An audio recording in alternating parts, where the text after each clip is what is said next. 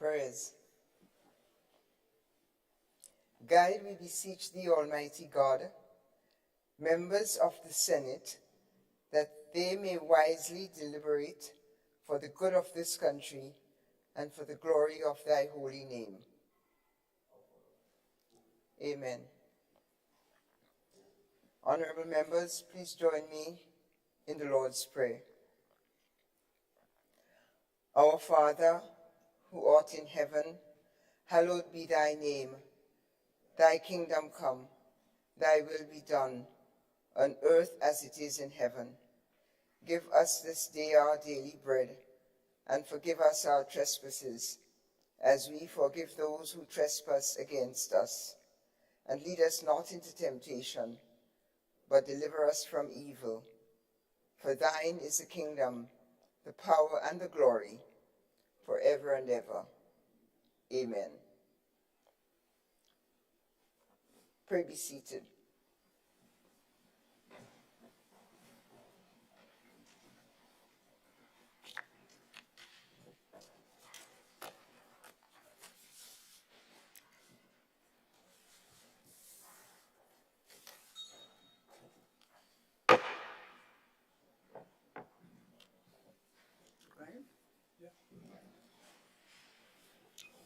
Item 3, oath of allegiance or affirmation of a new senator.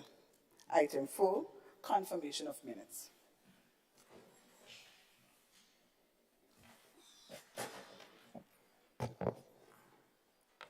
Honorable Senators, the minutes of the proceedings of a sitting of the Senate held at the Parliament Chamber in Mount Weldale here in St. George's on the Thursday, the 6th of April, 2023 at 9 a.m. for you.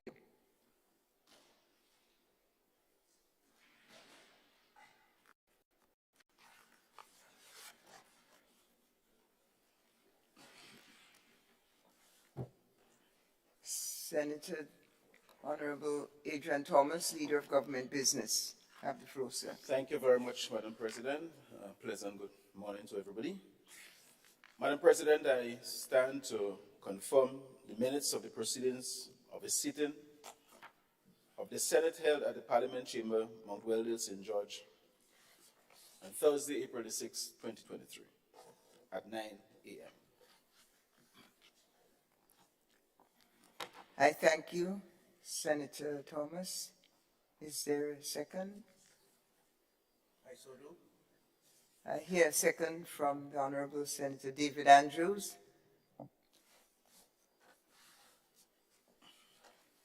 All those in favor of accepting the minutes as nominated and seconded, please so indicate.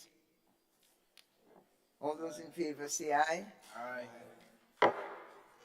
All those opposed? The ayes have it.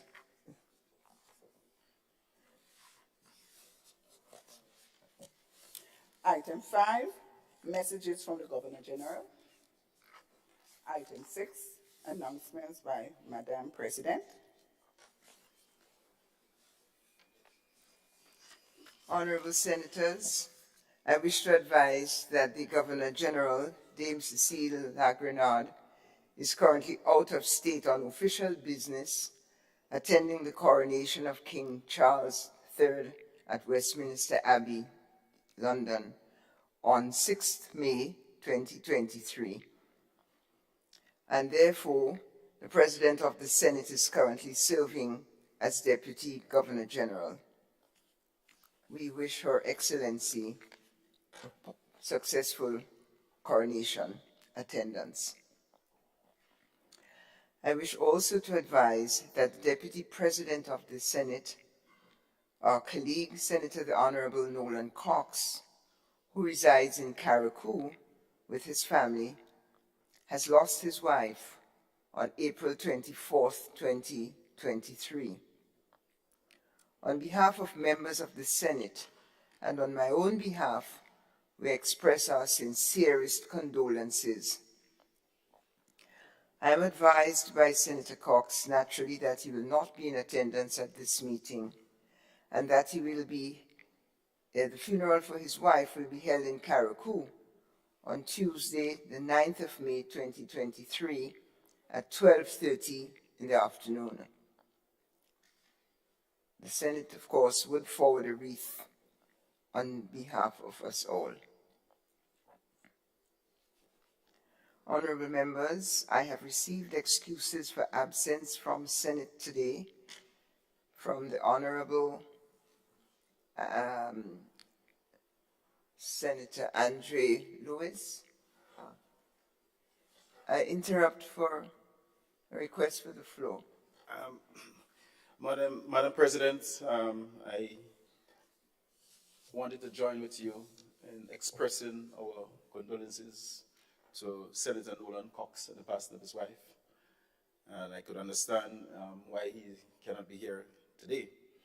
I empathize with his family, the people of Carriacou, not only to himself and his family, but also the people of Carriacou and Petite Martinique. And I of grief, and I call on the people in his surrounding, his immediate family, extended family, his brothers and sisters in Carriacou and Petite Martinique to really join with him and support him.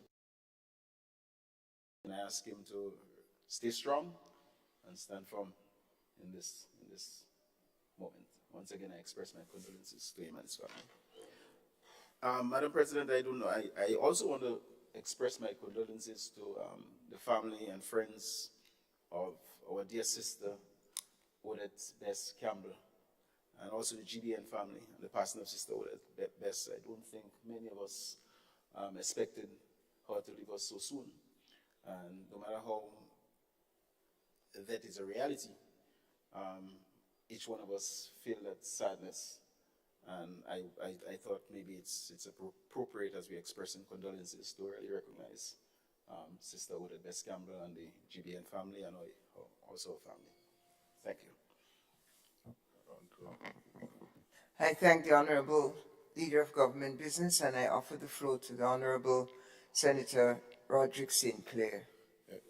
Thank you so much, Madam President, and morning to yourself and, of course, the rest of the colleagues of the chamber and, of course, the listening public.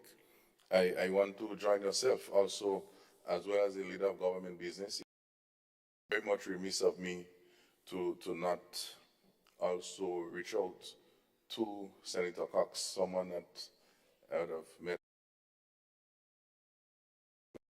and of course, and the loss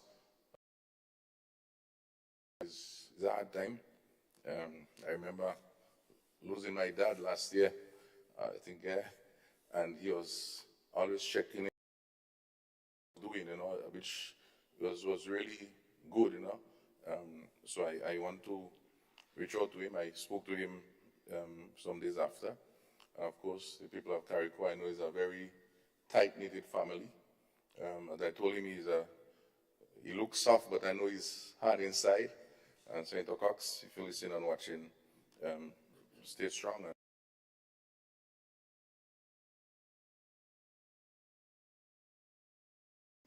The matter of our dear sister, Odette Campbell, I want to join the Leader of Government Business again, because in some previous lives of mine, I served as the second vice president of the Media Workers Association for 3 consecutive terms.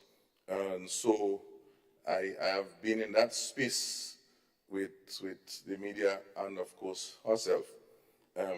Plus having hosted several programs in the Top Song Agriculture program during that space.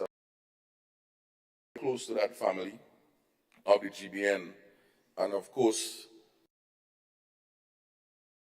only last week or so she would send me messages if beyond the headlines or to the point, and I would message. This message, of course, was very shocking to tell you sometime when you see you get messages, someone call you and you don't know, to always be praying for good health and wellness.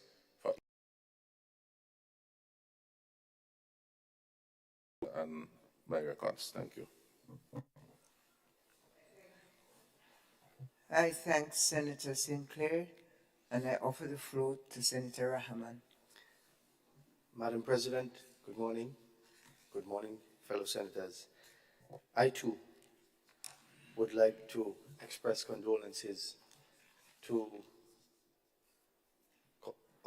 my colleague and our colleague, Senator Cox, and his family on the passing of his dear wife. I've been married for quite some time, about 20 years. And when you lose a partner, it is not easy because your lives are intertwined.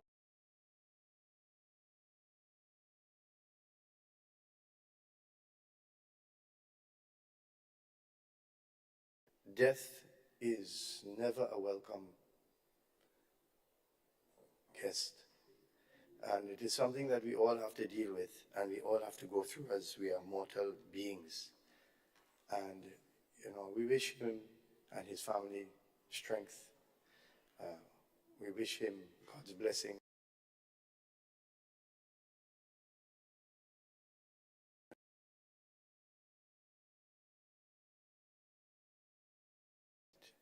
You know, we are one people, and we care for him and we love him, and that we are supportive of him in the same way that we are.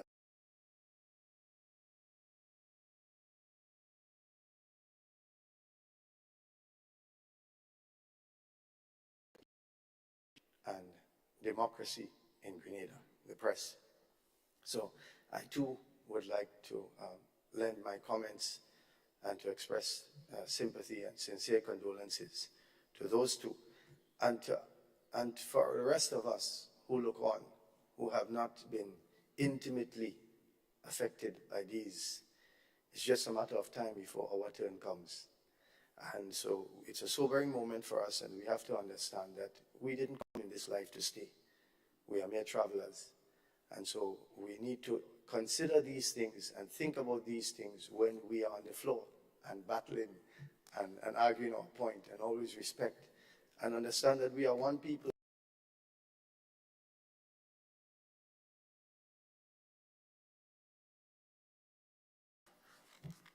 I thank Senator Rahman for his kind words and all the senators who spoke prior to him. To extend my remarks a bit, to say that I too have spoken with Senator Cox, and it will be followed up with a letter on behalf of the Senate. I ought to have said that when we send the wreath. He is a dearly loved member of our Senate family here, and his loss, as has been said, is our loss. I note also that with the loss of Senator Cox's wife and the loss of Odette Campbell, we are losing women, and strong young women in the prime of their lives. Our nation is poorer. Senator Mrs. Odette Campbell was not only a responsible journalist, but a joyful one. I think her warmth and exuberance which she brought every day to her duties, whether on or off the screen, was infectious and very positive for us. We will miss her, and we will continue. Her profession and others I know will continue to honor her. Any other senator wishes to take the floor? Thank you. Continuing with our announcements, I have received excuses for absence from Senator the Honorable Andrew Lewis, who is out of state on trade union business, and Senator Honorable Katisha Douglas, who is on continuing medical leave.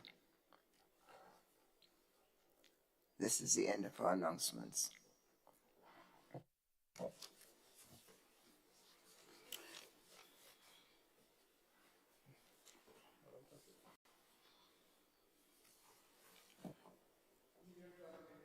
Leader of Government Business, you have the floor, sir.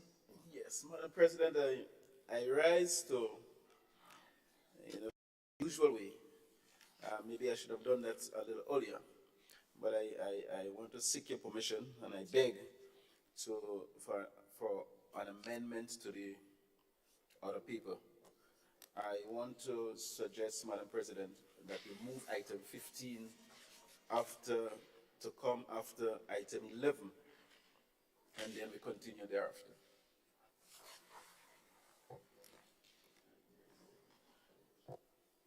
Thank you, Senator Adrian Thomas. Is there any opposition to the proposal that we move item 15, bills, to become the new item 12 and proceed as such? Hearing no objection, this is accepted.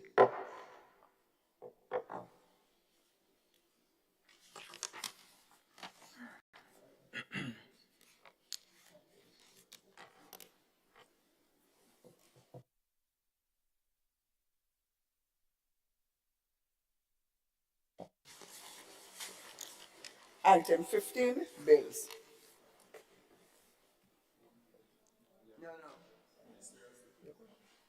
We're not there yet. Oh, sorry, I apologize. Item 7, ministerial statements. Item 8, Yes.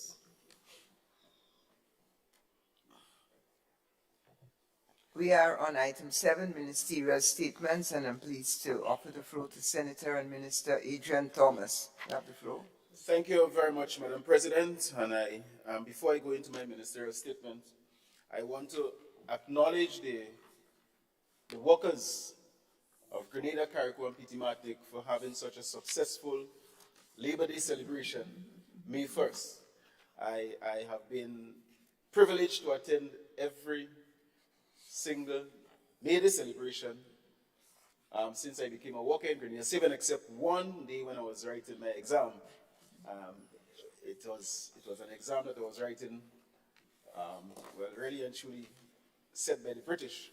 So I had no chance more than to sit and write the exam and then proceed later on. But I must say that I always feel comfortable being around the workers, and I want to commend them for the militancy. I think the understanding, but prior to that, the to work with this new administration and their readiness to be part and parcel of the transformational agenda. I think this was clearly reflected in the May Day celebration. We had the privilege to take in the official part, the official ceremony, and also to visit the workers among themselves with the various unions. The Prime Minister was also there celebrating with them, and I think as an administration we were well represented to support our Senator Claudette Joseph and her maiden speech, and I think it was well accepted. And also we had the, I think, top the table, not the right table out. And I think what she outlined there, she has set the agenda in terms of where we want to go with labor. So all in all, I think it was a real good celebration, and I want to commend. Senator Andrew Lewis is not there. I think he's the president of the trade. So I want to commend he and his team for staging such a successful Labor Day celebration. Madam President, I just want to highlight one or two items that of important things that have been taking place in the Ministry of Agriculture. It's one of the most important institution, a pillar of this new economy that we are thinking about. And I stand here to highlight two issues.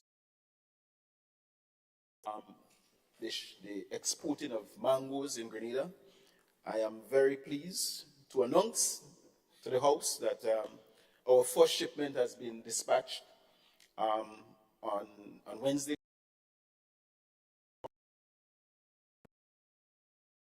to stand here and morning that after 20 years, when the exportation of mangoes was suspended by the United States,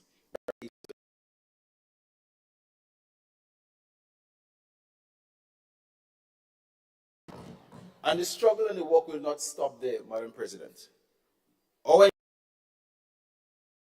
reach a stage where mangoes can continue to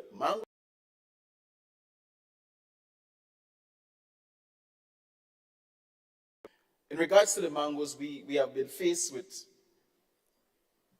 two serious pests that infested our fruits in the mid-90s. And I can speak on them because I had the opportunity to be part and parcel of when I was an officer in the pest management unit. The mango seed weevil and the fruit fly. Those two pests are serious internal feeders. And therefore, when you are exporting to foreign countries, many foreign countries do not want foreign pests to enter the country. And therefore, that is the kind of restriction they will impose. We have been able to work together with the USDA, Animal and Health Plant Inspection Service, APHIS, to see how we can collaborate and come up with some mechanism that will be safe for the fruits leaving Grenada to enter the United States and do not cause any serious agricultural problems or economic problems to the farmers in the United States.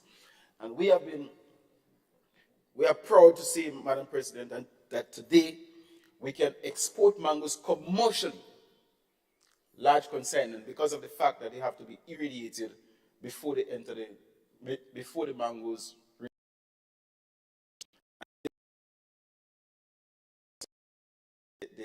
The value of Julie mangoes and Ceylon and peach and mango Calivini, the sweetness of these mangoes, I guess the citizens in the United States resisted. So we are very happy to start the exportation one more time. And I want to commend this Mr.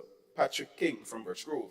I think he's one of the guys that mobilized mangoes, because as you know, mangoes is pulse.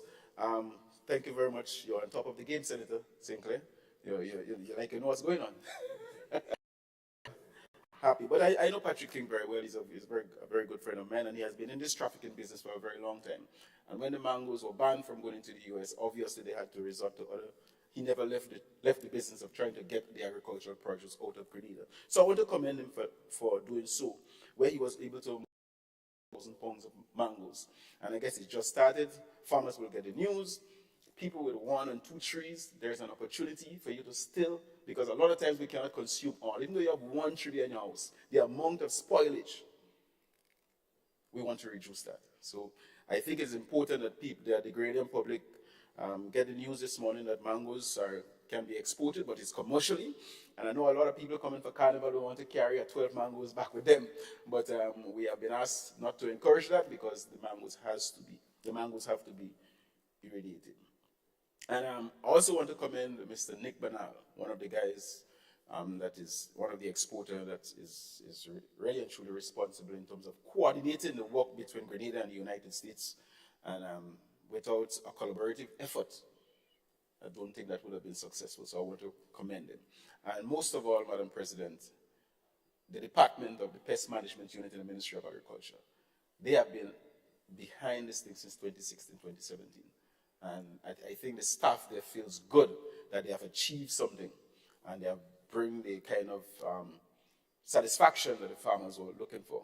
And as a Ministry of Agriculture, I really and truly feel happy and proud that we are moving in that direction. And as I said to this House on many occasions, we are taking our time, we are planning well, and we will get to our destination. Madam President, another issue I want to bring up in my statement is the question of the legislation in the Ministry of Agriculture. We have examined many of them. We have looked at many of them. Some of them are outdated. Some of them do not cater for the new transformational agenda that we really want to encourage. And therefore, we believe that we'll have to spend some time and some resources in terms of addressing those issues, modernizing our laws, making it appropriate, bringing it in line.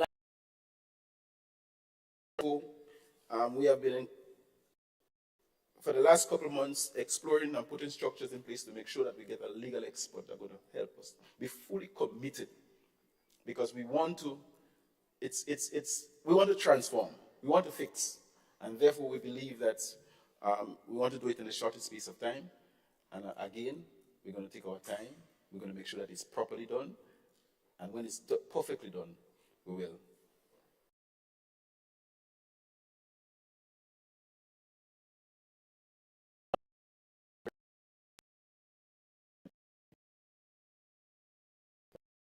Two sectors so important, but they do not have they cannot generate the kind of capital that we need to fuel it. And therefore, the Ministry of Agriculture is putting everything in place to make sure that those guys are well taken care of. So I thank you very much. Thank you,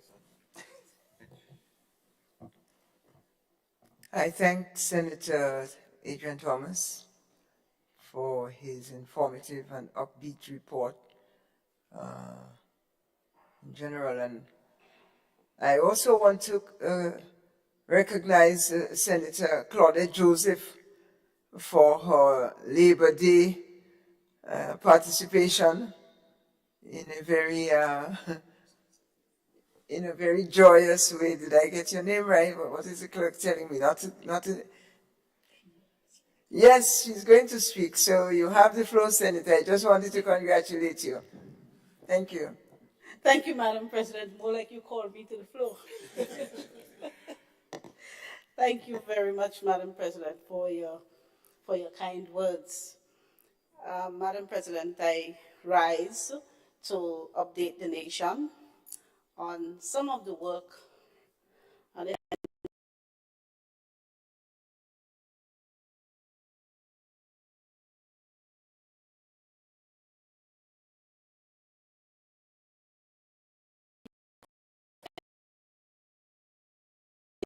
affairs.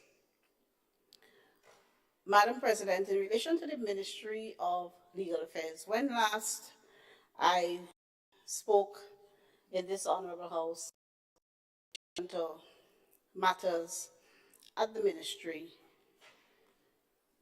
I indicated that we were in the process of making accommodatory space for the staff at the Ministry of Legal Affairs. With some of these things, Madam President, it's not always entirely up to who want to make it happen.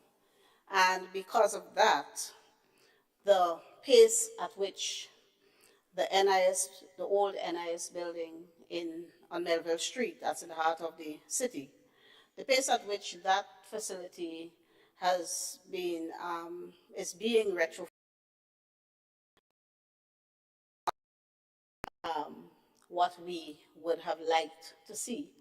But I'm happy to report to the nation that good progress is being made, and in very short order, the staff at the Ministry of Legal Affairs and the Attorney General's office will be adequately accommodated at that. And I take this opportunity as well to publicly thank my colleagues for, over the several months, accommodating all of the staff, including the lawyers and support staff at the various ministries. We've at the ministries of agriculture, sports, labor, infrastructure. I don't know.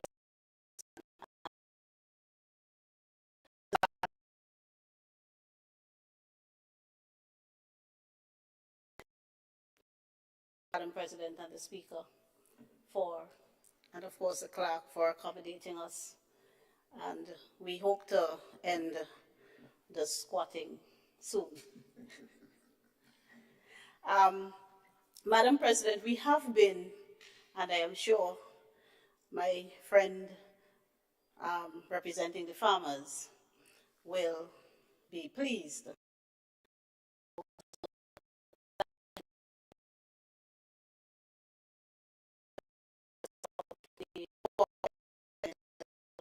property, Kaipo.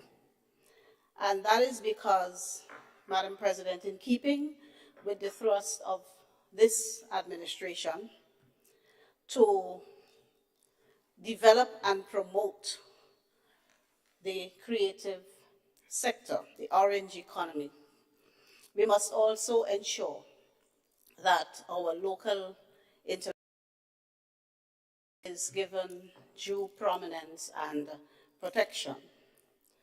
So we have been putting some resources with the support of the World Intellectual Property Organization and the Caribbean counterpart, CARIPI, to enhance the operation.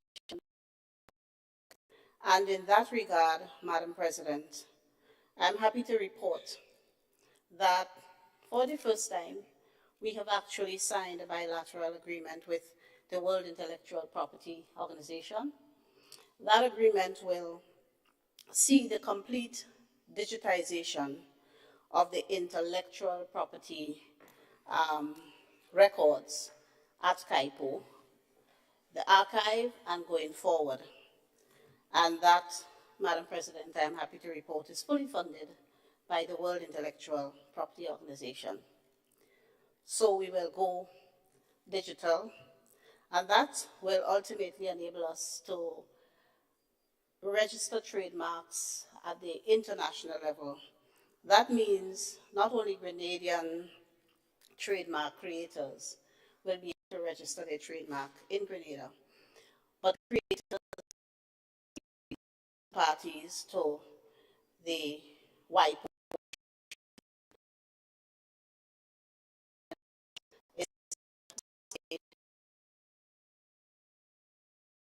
in a country with the relevant international registration laws.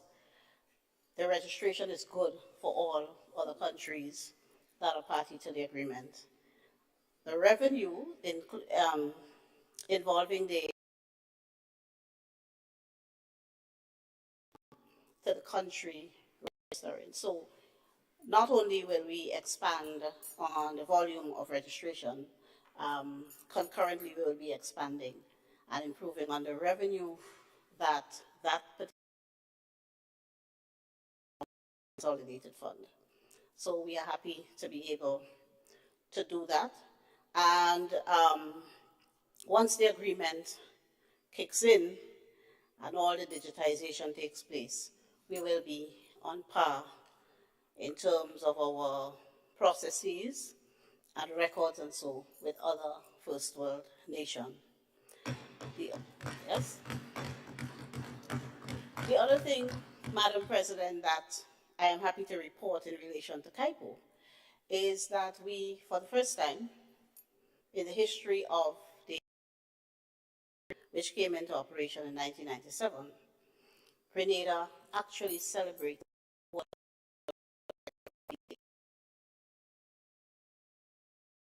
on April 26th, but has never been commemorated here in Grenada before.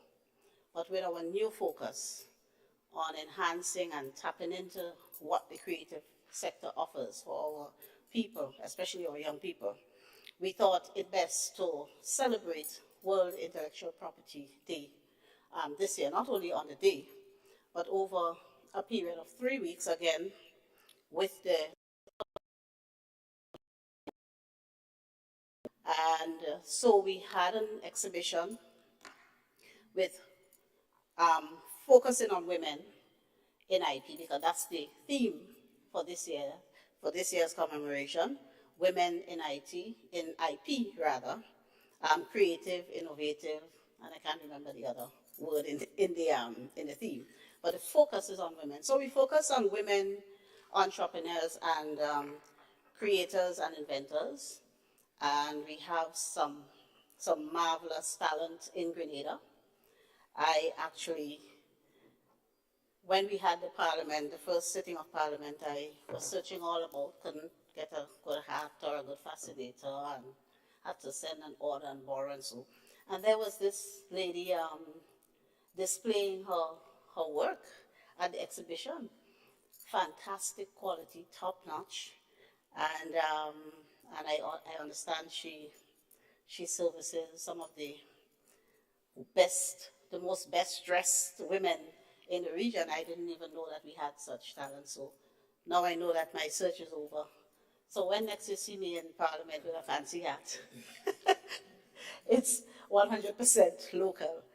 And so we were very pleased to be able to promote our women creators and inventors and to encourage those who have not yet registered their very unique trademarks to do so. And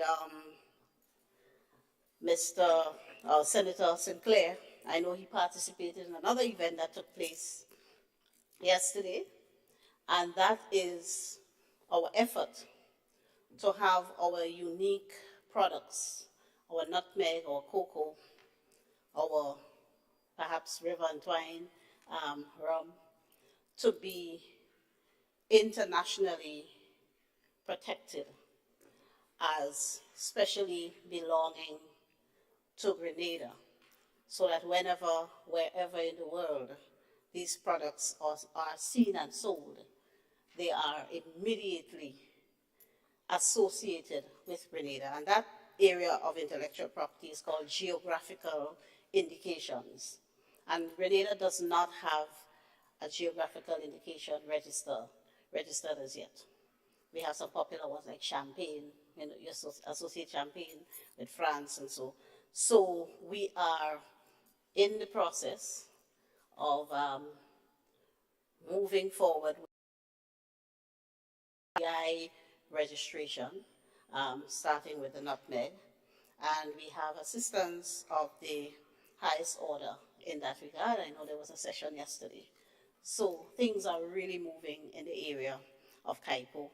We have partnered with the University of the West Indies to host the Carrot Bristol Memorial Lecture Series this year, focusing again on intellectual property, women in intellectual property. That lecture will be delivered next Wednesday, the 10th, at the Grenada Trade Center at 6 p.m.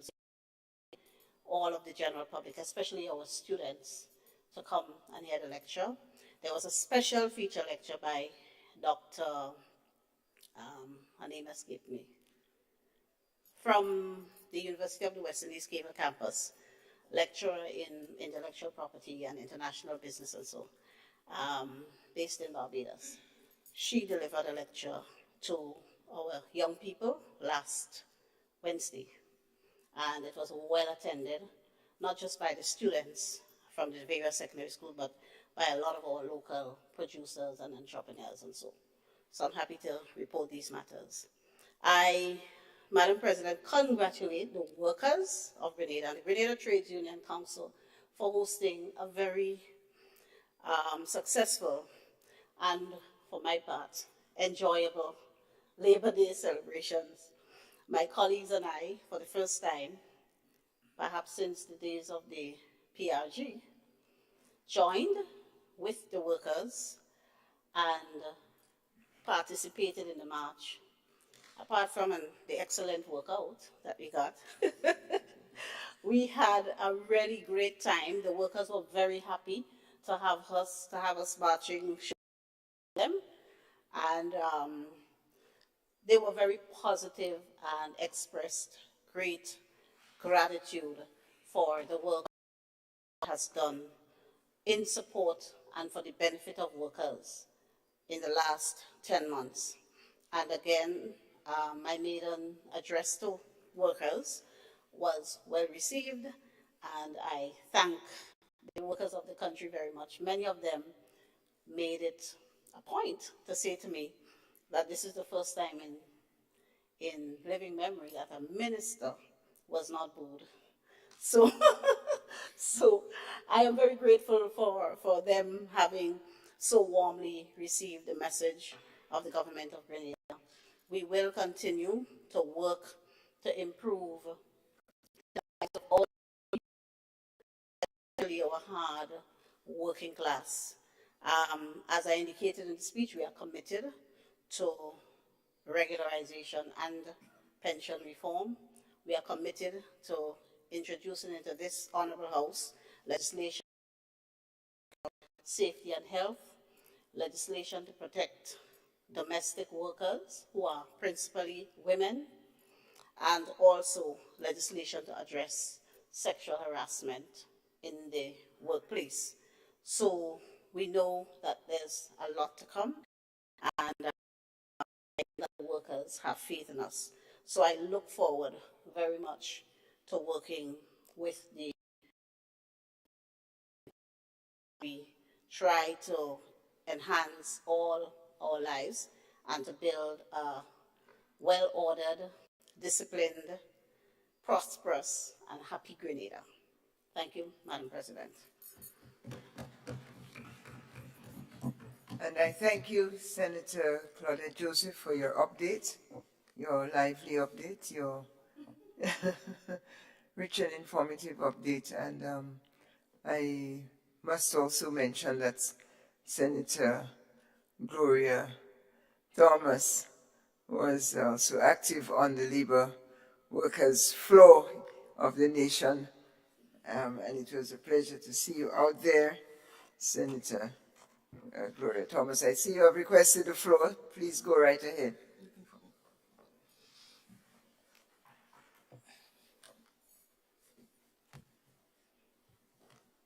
Thank you, Madam President.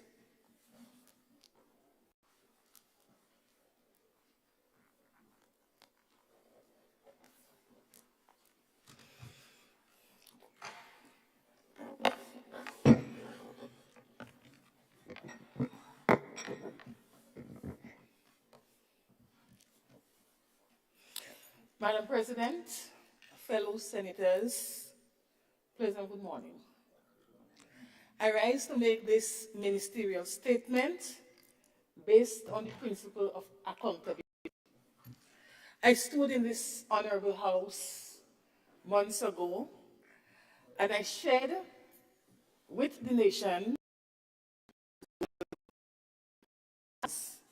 we will pursue and community development, housing and gender affairs in our efforts to provide quality service to the people of this nation. And so I will report on some of the areas of achievement. Juvenile justice.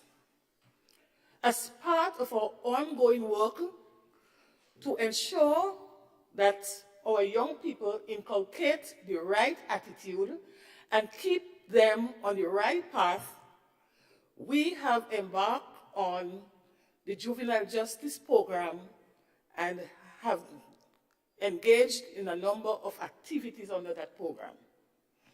The Ministry of Social Development and Gender Affairs has successfully launched the Opportunity to Support and Advance Youth for Success project.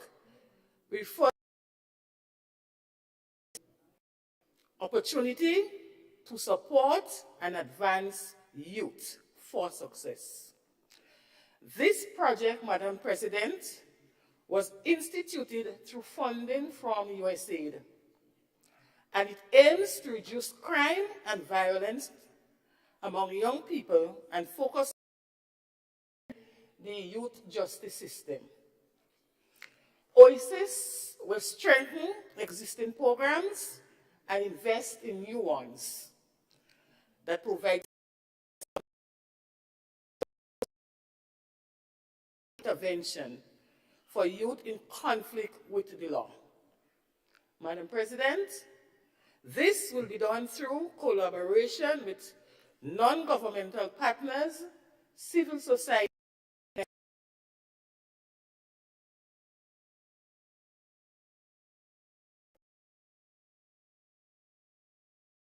system to monitor young offenders from the initial through to successful.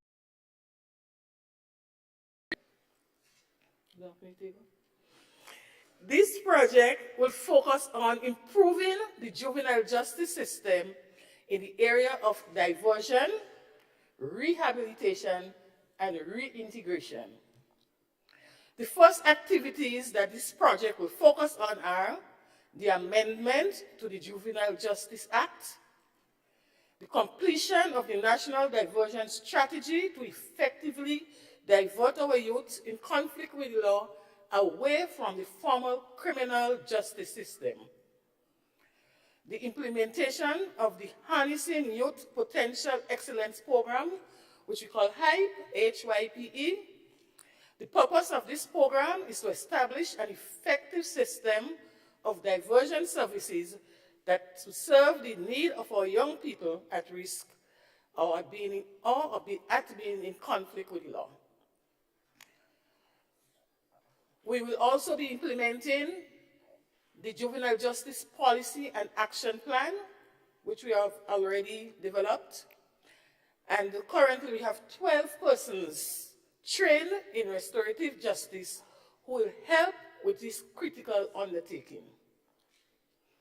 Madam President, since taking the chair as the Minister of State with responsibility for social development and gender affairs, steady effort has been made to address the plight of workers employed at various institutions under the Ministry of Social Development and Gender Affairs.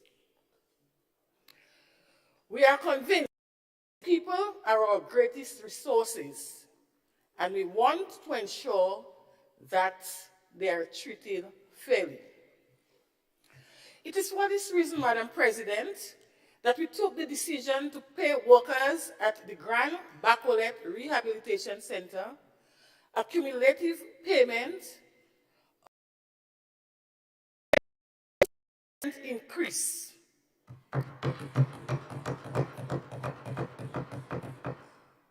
as from 2017 to 2022. I know, but we did not hear that on the news, we didn't hear that in the radio, we didn't hear that on the media. That went as a secret. 22% increase for workers at Bacolet. At $1,703. And this was the first time workers at this center received an increase in salary. Since the center opened, this was the first time that these workers received an increase. An increase in subvention was given to the Cedars shelter in the sum of $280,000. This was to cover increase in operational costs and an increase in salary again. This was the first time again that workers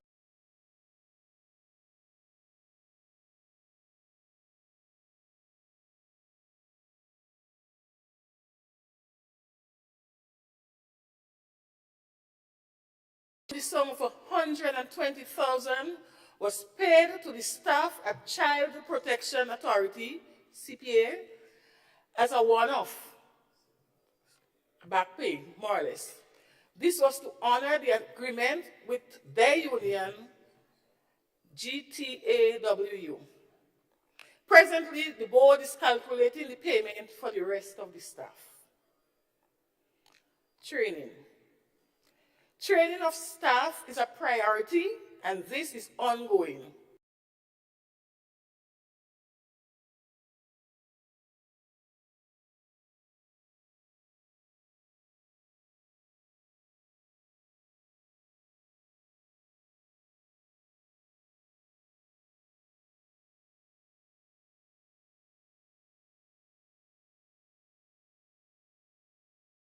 That many of our caregivers were not fully equipped to administer first aid to the children in their care.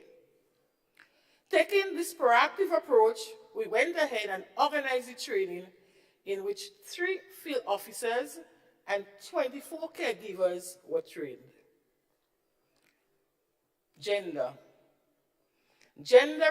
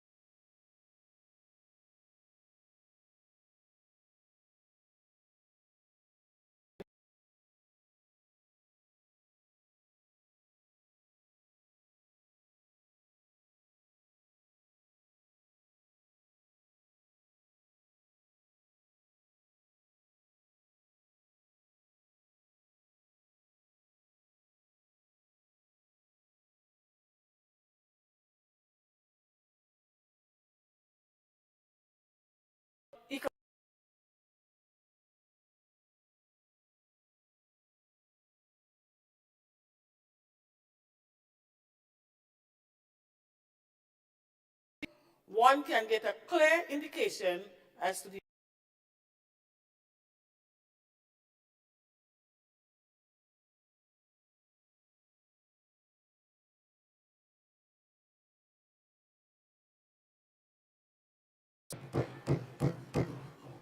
I thank and congratulate the Minister for her reports, the Senator for her reports and updates on the scope of work for juveniles for various centers and for the broad theme of gender equality in the country. Thank you. Are there other requests for the floor? I see Senator David Andrews, and I'm happy to offer you the floor, Senator. Thank you very much, Madam President. Let me say a hearty good morning to all my colleagues in this honorable House. It is indeed a pleasure and a privilege to be able to speak with you, to speak to you, both members on the other side of this House, my colleagues here, and even all the parliamentary staff, and citizens listening at home and following virtually. It's a pleasure to be able to speak with you. I want to join with my colleagues who've gone before, and of course, Madam President, yourself, in extending sincerest condolences to the family, to Senator Nolan Cox and his family. I pray that he'd be granted God's grace and God's strength and God's peace that passes all human understanding in what will obviously be a tough and a difficult time for him as he mourns and grieves the loss of his wife. I also want to join in extending similar sentiments to the family of our departed sister, Odette Campbell. She too has served our nation well and with distinction and enthusiasm. And so we wish her family God's grace and strength. I can't help, Madam President, but speak a bit more loss. Last evening I came home to the news that one of my neighbors passed. I'm rushing home, it's night, probably after 8, and I'm hearing one of my neighbors just went to the beach and didn't make it back home.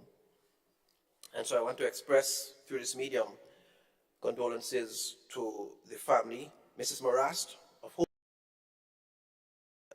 her husband, Mr. Adrian Marast, passed yesterday, and we pray too that God grants the family strength.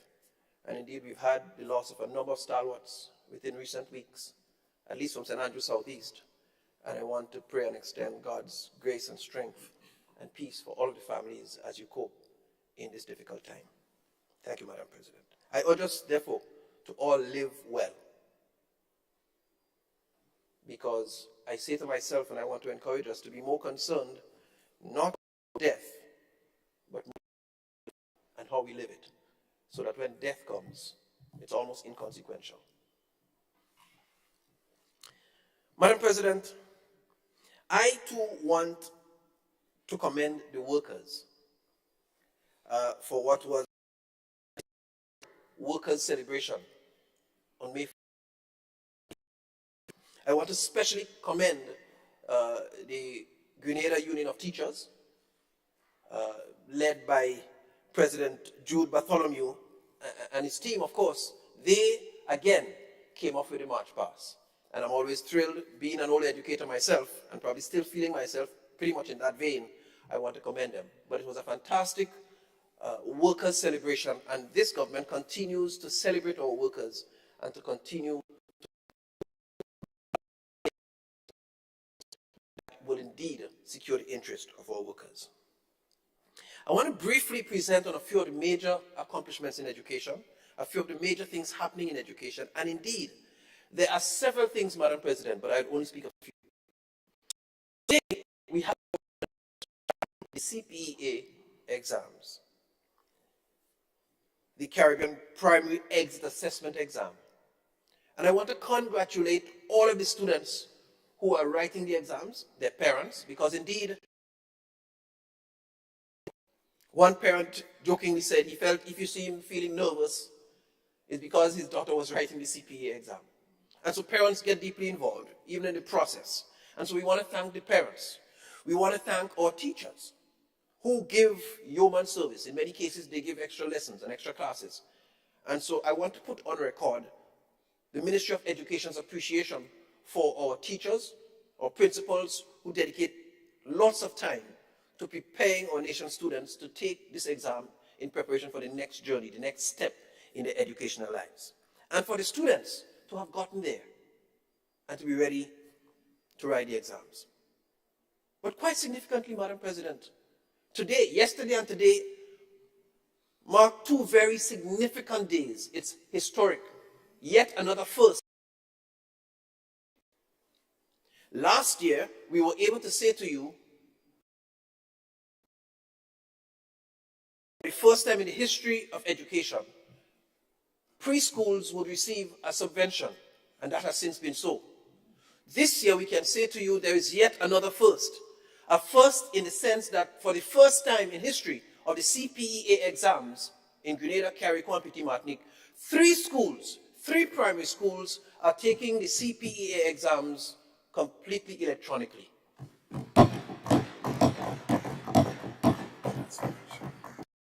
It's a declaration of intent as to where we are heading. We talk technology, we talk digitization, we talk transformation, but this administration is not prepared just to talk. We are prepared to do the walk as well. And so 3 primary schools are off in that direction. We tried not to make much noise about it, Madam President, because we didn't want to attract too much media attention before they finish the exam in the next hour and some. But the media making them a little more nervous than they needed to be made with all the cameras getting there. How was your first day testing? So there's 1 school in Carriacou and 2 on the mainland. They were piloted, let me assure you. There was a pre-test prior, and then there was serious layers of consultation with parents, education, teachers, the students themselves. And there were about 5 schools that initially did the pre-test. And after the consultations, a couple of those schools felt they were not quite ready yet. There were some pockets of objection. We said, all right, well, go right ahead and do it in the traditional way. But those students, their teachers, their parents, the school community felt comfortable that they were able to go the exam and do it electronically. And so we celebrate with them. And this Ministry of Education looks forward to further roll out next year, God's willing, for electronic testing. Let me say to you, we do have electronic testing that started since 2017 at the secondary level for the paper 1s, the multiple choice, in several of the areas, but never before has it been done for the primary schools. And so this is very, very historic, and I want to commend my staff at the Ministry of Education, the examinations department. They work tirelessly. During this period, they get no rest till CSEC examination is done. They are down at the ministry probably well before 5 a.m. in the morning to deliver the scripts, and they're there till late in the afternoon to make sure every bit comes back in. And so I want to put on record my profound thanks and appreciation to them while we have created such an historic moment for education in Grenada, Carriacou, and Petite Martinique. Madam President, I want to talk about another significant transformative occurrence. At the cabinet level, we have passed 2 very important documents. The TVET strategy, National TVET Policy rather, and the TVET strategy, which is a mapping for how we are going to implement skills across Grenada. Now, this was done after serious, the TVET strategy, the TVET policy, funded by UNESCO, World Bank, and long been prepared after several rounds of consultation, Madam President, with key stakeholders, the National Training Agency, GNAP, Workers' Federation, CC, NULO. They identified the gaps in our skills operation with a view to addressing those gaps and to making skills education more sustainable and applicable to our needs. And so the second document is our rendering of a strategy, a mapping to implement and to fill those gaps and implement skills across the nation, both for students in school and for persons outside of school. And so a comprehensive 30-something page document was presented to the cabinet, which has received preliminary approval for implementation across Grenada. And it includes several key transforming elements, one of which is the reintroduction of skills in all primary schools.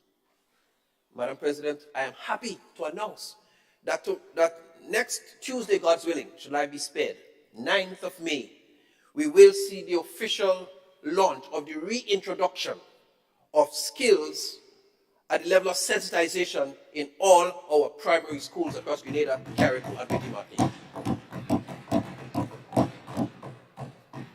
We have had the consultations with all of the schools, the teachers, the persons in the technical areas, and we are quite happy to have it reintroduced.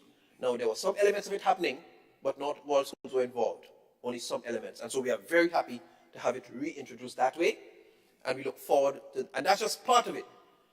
That skills mapping, the elements that will be implemented incrementally over the next several years. So in that plan, I can tell you, there are plans to upgrade some of our secondary schools that have strong grounding in skills, to upgrade them to be school-based centers of excellence in particular areas. So there might be 6 or so of those schools earmarked for that.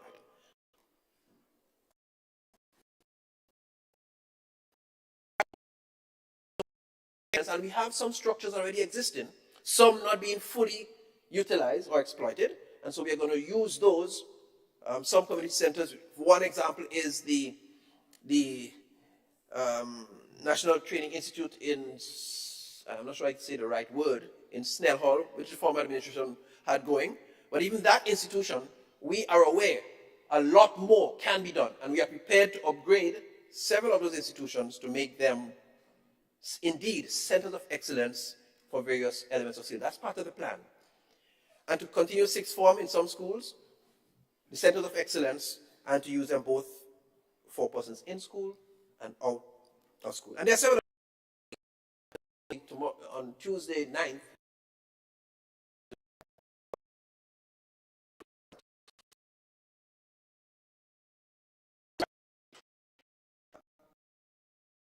make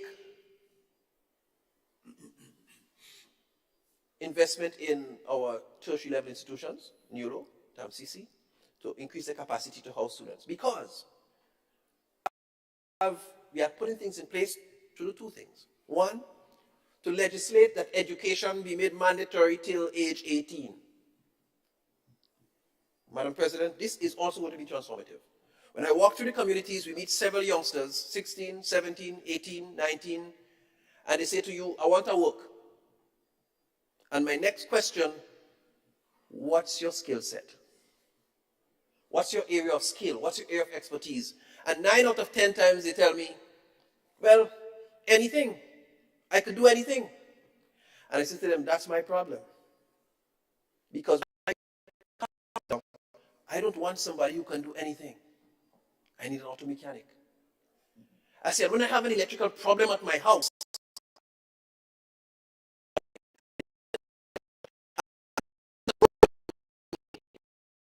I see water running through my home or somewhere. I don't need somebody who can do anything. I need a plumber. And so we are determined to close that gap by providing an additional 2 years of opportunity for young persons to get skilled.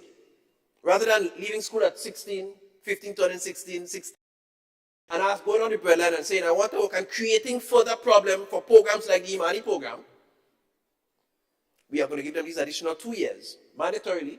That's currently being looked into, to give them that opportunity to get further skill to address many of the skills gaps. That's in the skills strategy that we have too. And to make that easier, we are already doing the preparatory work to make sure that TAMCC tuition fees are no longer something that our students and their parents will have to find come September 2022.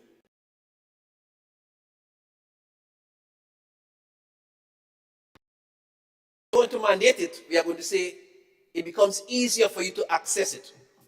SDG 4, ready access, free access to education. And we want to make sure that happens. So my staff, they're working currently to do all the behind the scene numerical figures and calculations with TAMCC, setting up a framework to ensure that who registers and who duly gets into coming out of secondary school, that we have a mechanism to do the transfer of payments and all that. I'm excited, Madam President, of the transformation that these transforming things are going to have on our education system. We are not just talking the talk, we are walking it through. Madam President, I want to give you a quick update. We've talked a bit about the introduction of history and teaching of civics in our school system. I want to report to this House that the material is being published and being prepared. We have gotten, I believe, the clearance to hire an additional history curriculum officer, because we have one officer now serving both geography and history. But because of the emphasis we want to put specifically on history, we've gotten that clearance to specifically focus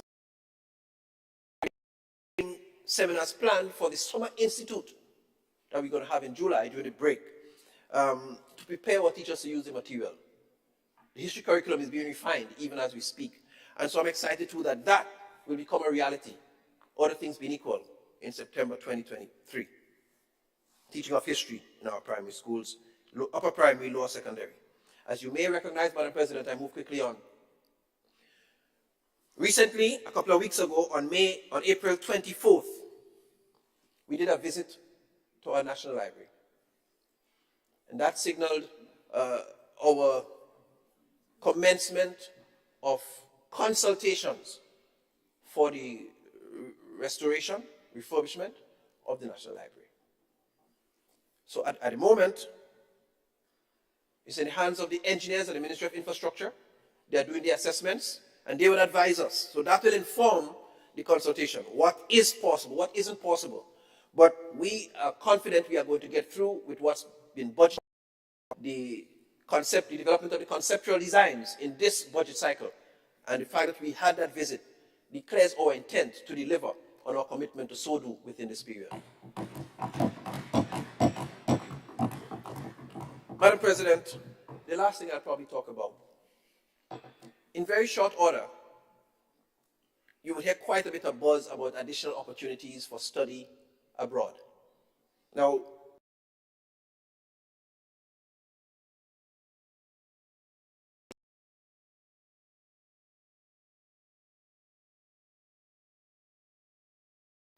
by association,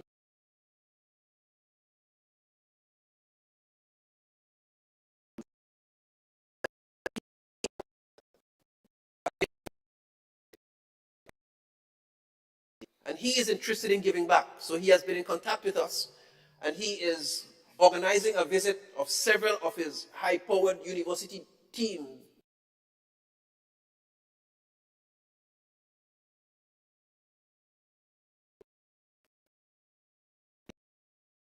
to scout and to share all the opportunities and to discuss potential collaborations with about 6 or 7 universities in the United States and Canada, with whom we can have collaborations to deliver various areas of study and programs. And I'm very excited about the possibilities and the potential that exists there, and we are certainly going to engage meaningfully to see all of the possible benefits that young persons can get from these kind of collaborations as we aim to continue putting education right up front and out front in our transformation agenda. I thank you very much, Madam President. I rest. I thank you, and again congratulate you, Senator Andrew, for all your initiatives and accomplishments in the field of education as its leader.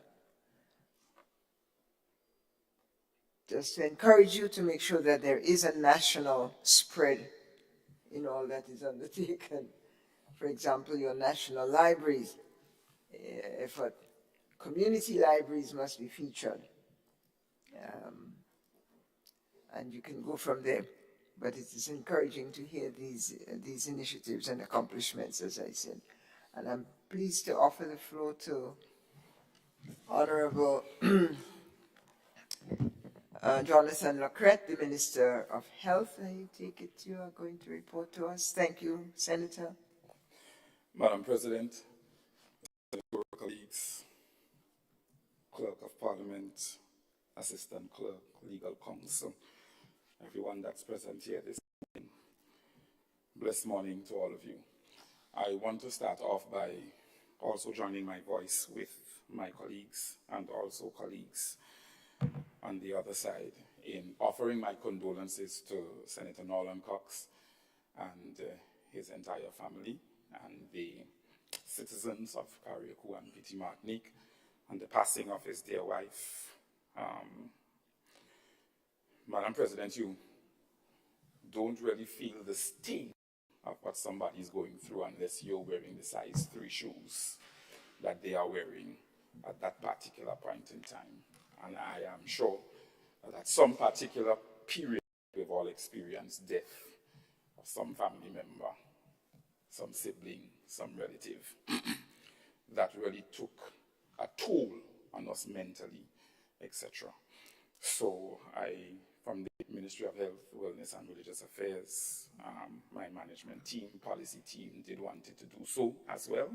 So I offer condolences to Senator Cox and his family, and I pray that the peace of God that passes all understanding will strengthen his heart and his mind in due time and due season. I also want to offer condolences to the family of Mrs. Odette Bess Campbell. Odette and I had a very good relationship over the years, very close relationship over 15 years ago. And I can't imagine what these families are going through at this particular point in time. Having the absence of a physical body to hug and to hold and to talk to and to hear a response reciprocated to you. It's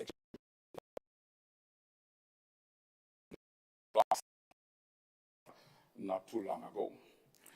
I also want to counsel on a very well structured, very well displayed, played out May Day. I think that it augurs well for relationship between government and the Trade Union Council as it relates to the partnership that we now have in ensuring that we are a worker-centered administration. Yes. I also want to offer condolences to the St. Paul family of Brizan on the passing of their father, Tony. Tony and I had an excellent working relationship when I was the principal at Happy Hill Secondary School. We used his services ever so often to ensure that things are transported to and from various areas that we want them to be transported from. And also to the Emmons family of Happy Hill on the passing of their daughter, sister, aunt, Jaylene, who is going to be buried today. I trust that I can make the funeral in time. I may not be able to. I did express that to them this morning, so I may have to send a representative, but after the fact, I really want to be present.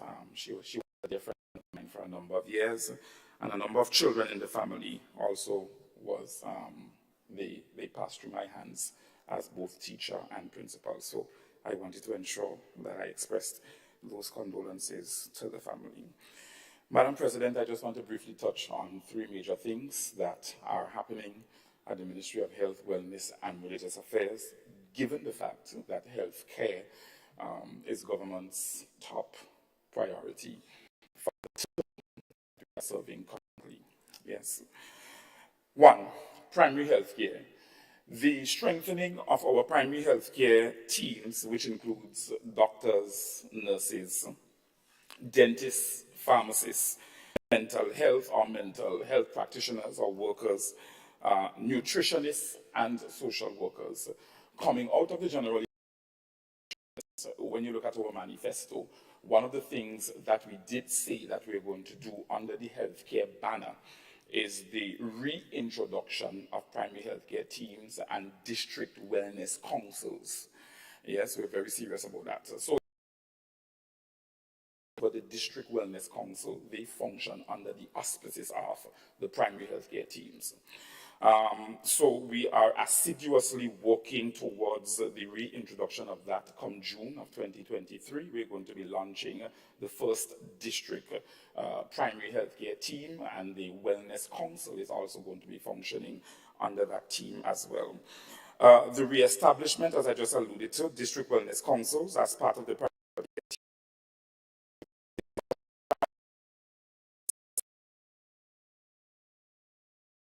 etc.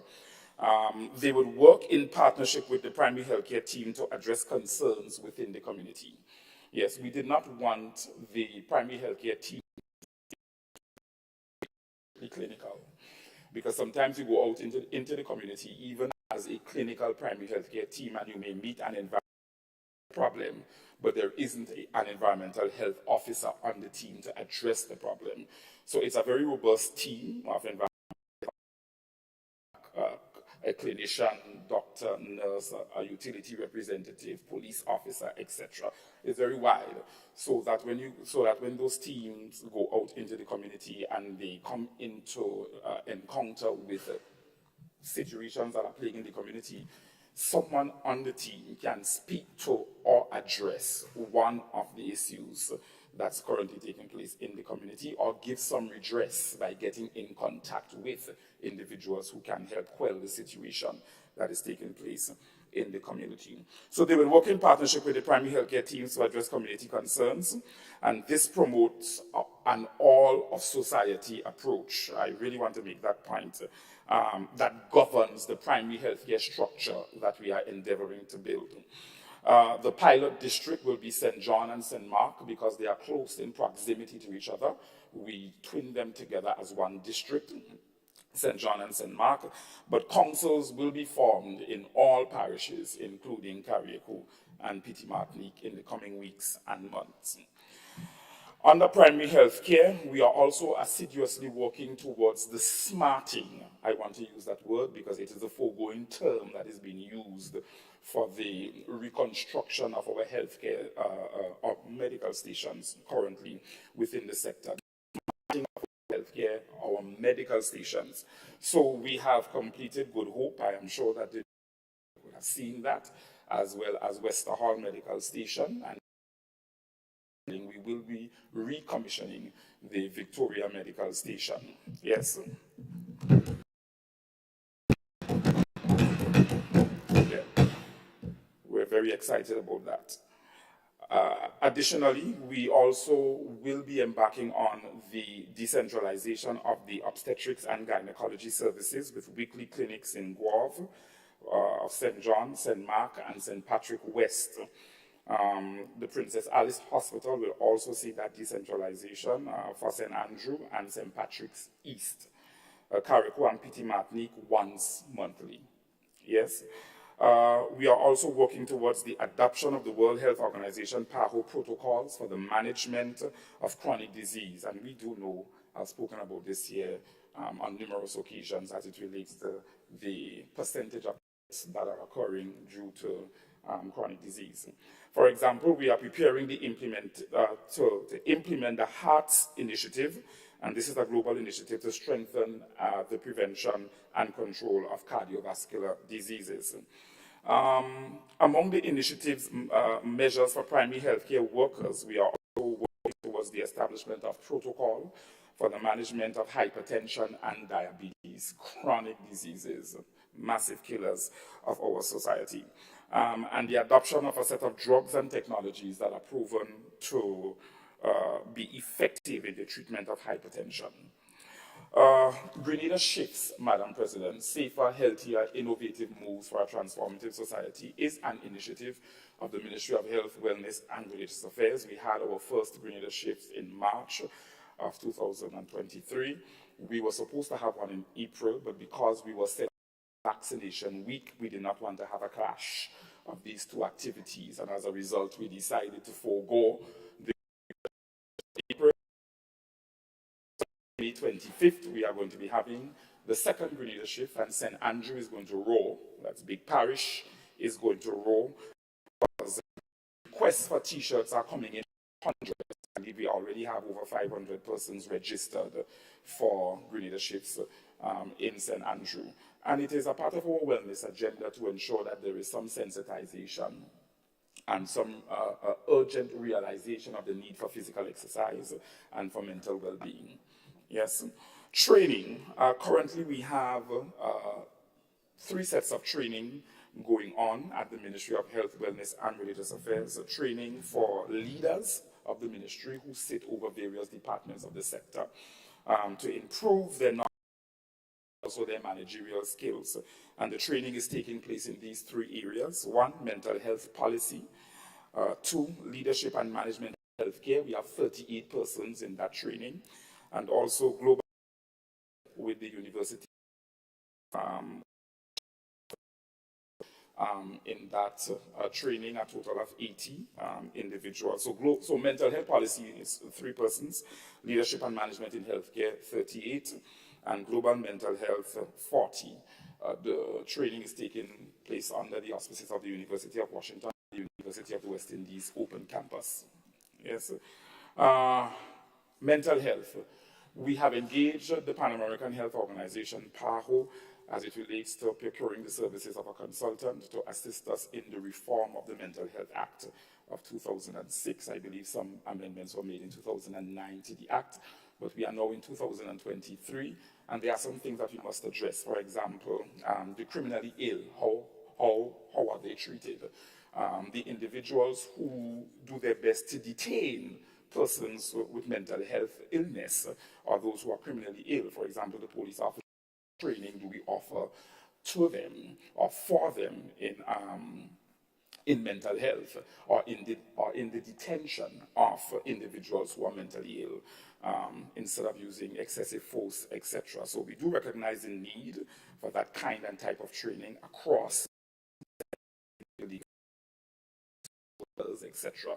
And as a result of that, we have engaged PAHO to assist us in the reform of the legislation, and they have done so. So we want to thank them heartfully for that, for affording us the opportunity to work with a well-renowned psychiatrist, a global global health specialist, and also public health specialist. So we got 3 for the price of 1. So we have already begun the consultations, and we are going very well where the consultations are concerned with the PAHO representatives that was sent to us. The national consultations on mental health will commence in May. Actually, next week, God's willing, we are going to have our first consultation. And I've asked the team under the leadership of P.S. Andal, to ensure that the first consultation is not really a town hall style consultation per se, but at least we have a breaking the ice sort of dialogue, simply because we've recognized that there are a lot of things that are taboo still to Grenadians. We don't talk about it unless water, mud, and flour, so to speak, in our local parlance. So as a result of that, we want to be able to have a panel of individuals who have had challenges with mental health, whether you're a permanent secretary or whether you're a first-time mother or a father who is recovering from alcohol, from alcoholism, etc. Persons that have had challenge with mental health issues, not illness, but mental health issues, to actually sit and speak about how they've overcome. Individuals who may have been institutionalized where mental health is concerned, they were rehabilitated and they're now out, working, doing well, and is now interacting with society. Those testimonies and stories can speak well to breaking the ice for persons who really desire the opportunity to talk about their own mental health challenges. So the first mental health national consultation will just be a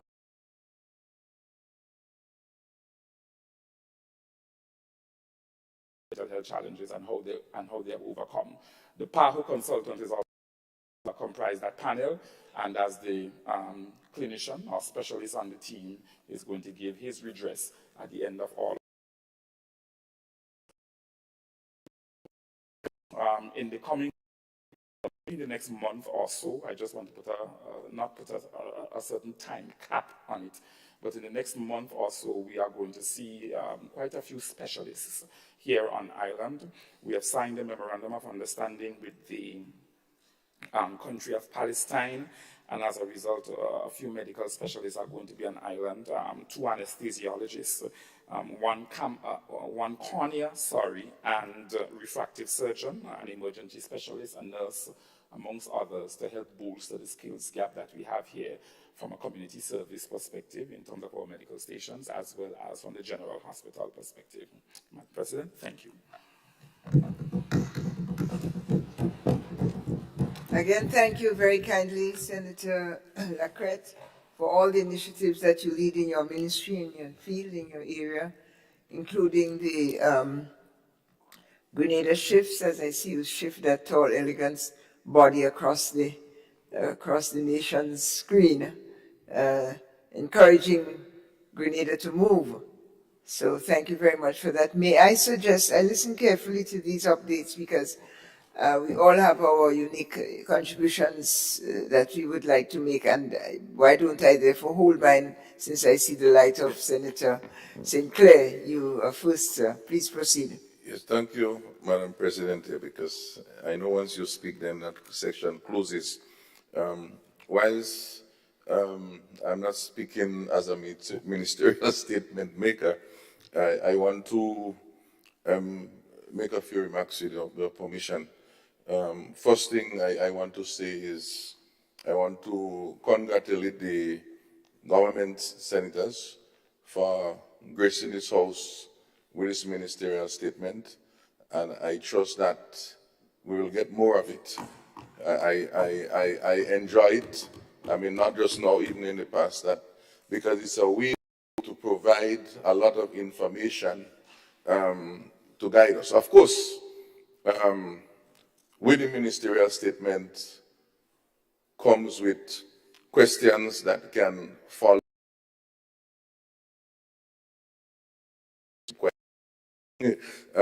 on those. But I didn't really have any questions either, but we need to get it. But I want to make three comments actually. One, in terms of the leader of government business and the information provided on the exportation of mangoes, fresh mangoes. This, of course, from the farming community, we definitely applaud and have been following very closely. Of course, we want to see the efforts continue to maximize on those opportunities. So that's one. The other point I want to also refer to is to our sister colleague, Claudia Joseph, Senator, on the issues regarding intellectual property, which, you know, I've speak on many times, and I know we are forming good friends in this area as my presence starts rolling over. With the initiatives taken by WIPO, and of course, I'm very familiar with the day-to-day developments pertaining to that. Only yesterday, we were in our session looking at the issue with nutmeg and so on. So I want to commend her on her team, and of course, she knows as well as her staff that as an individual and as a nutmeg association in this particular case, which we are leading, we are right there with her on that, so she don't have to worry about no daunting challenges. We are there to support because it's for our farmers, the country, and of course the issues with the registration, bringing more monies into the country is good. And then the last point I want to refer to is this again, our dear sister Thomas, on the remarks she make, in particular the issue on the justice reform, particularly regarding the youth, and we see what is happening right now in this country in terms of the challenges with the law.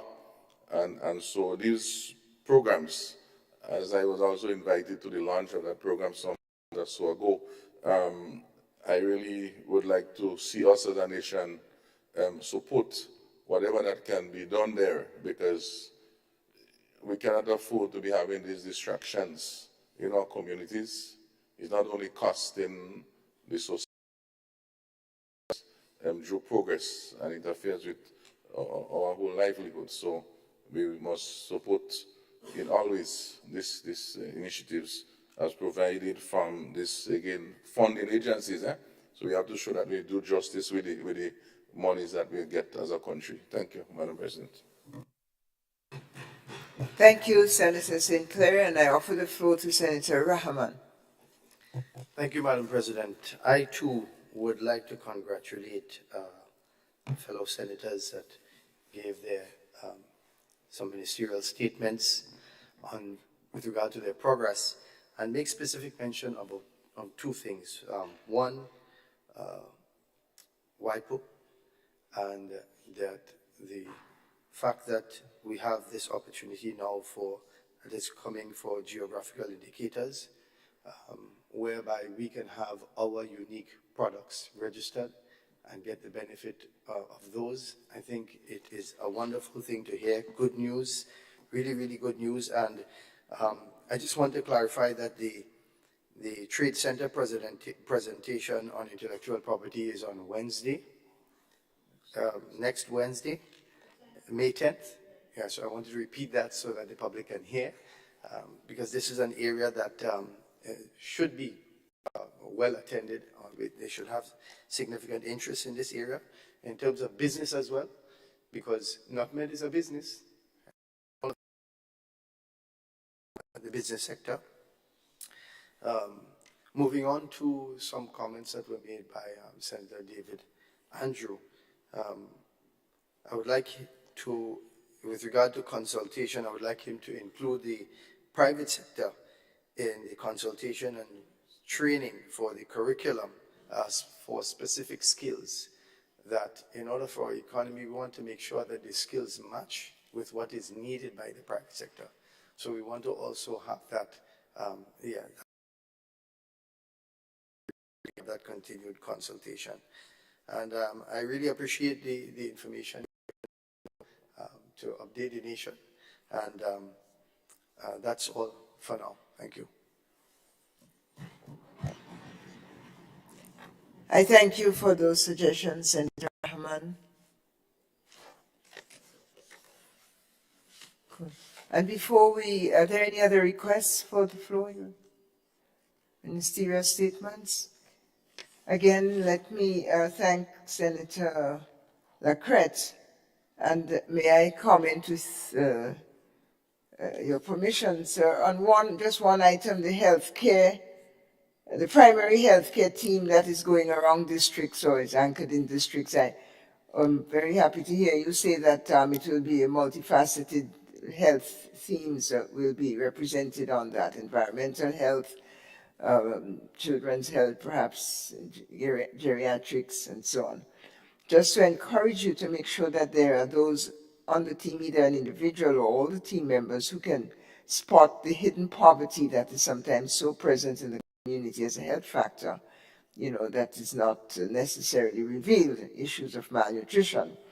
And the other concern I have is the gender violence that might be compromising people's health, that may or may not be at first noticeable, if we're looking for, other matters. So that the training of your team to be sensitive to that, particularly the gender violence, children, as well as adults, mostly women, and even elderly abuse, and so on. So I'm glad that the team is multifaceted, and I simply encourage you, see you sitting next to your colleague, Senator Gloria Thomas, who is an expert in social well-being.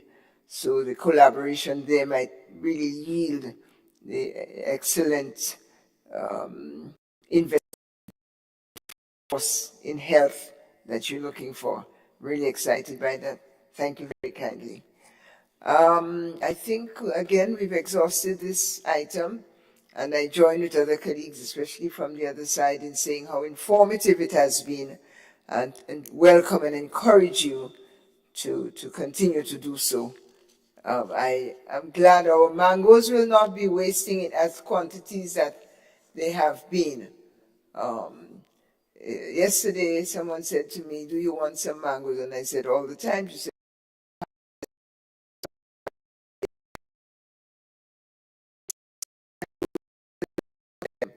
a neighbor of mine in St. Andrews. And I will tell her about this initiative and hope that the gentlemen get to her. There's so many. We can't have our natural resource spoiling while our people are in need. And so congratulations to the Ministry of Health and Ministry of Agriculture. And thank you all for the great leadership you're providing on these matters. Thank you.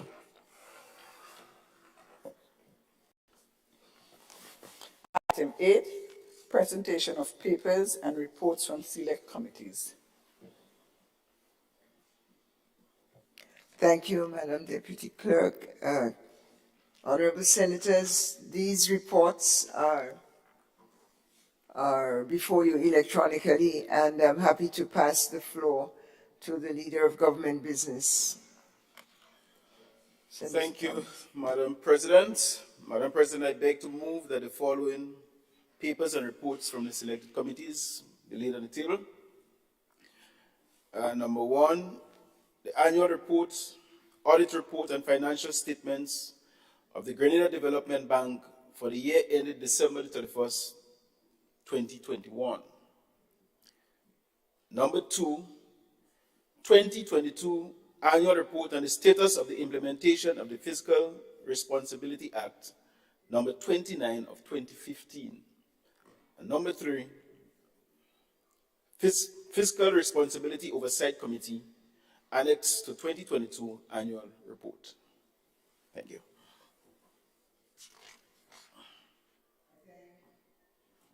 I thank Senator Thomas, Leader of Government Business, for the introduction of these 3 reports.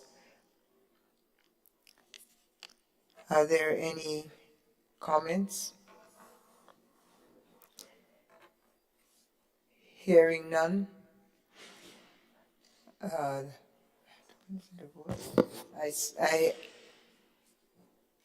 concur that these reports have been laid and received.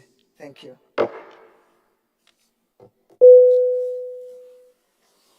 Item 9, petitions. Item 10, government notices. Item 11, unofficial notices. Item 12, bills.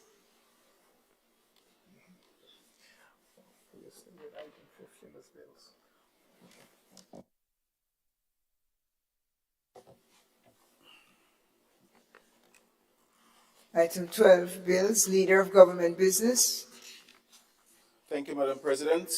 Madam President, I beg to introduce the first reading, a bill for an act shortly entitled Tax Administration Amendment Bill 2023.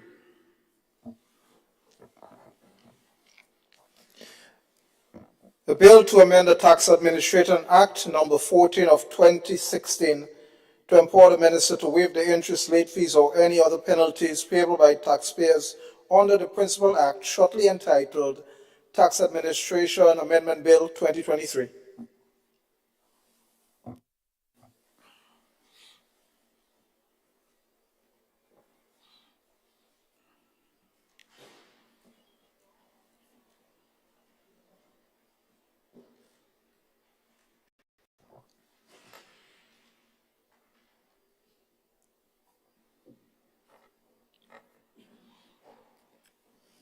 Honorable members, the question is that the relevant standing order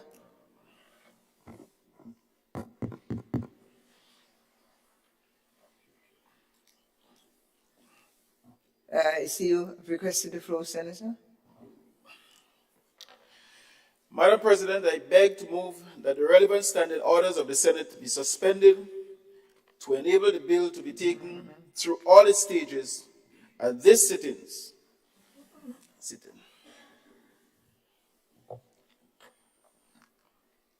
Thank you. Honorable members, the question is that the relevant standing orders of the Senate be suspended to enable the bill to be taken through all its stages at this sitting. All those who are of the opinion say aye. Aye. Those of the contrary opinion say no. I think the ayes have it. Minister Thomas. Madam President, I beg to move that for the second reading of the bill.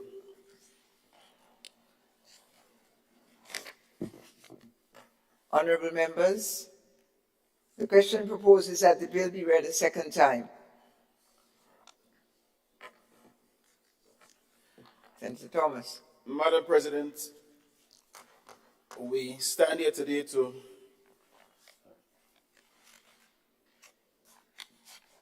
address a very important issue in our country. We had to come to conclusion and reality that $600 million is a lot of money, and heading for maybe $700 million outstanding fees and debts and penalties and interest rates and so on. Madam President, it will be irresponsible of this administration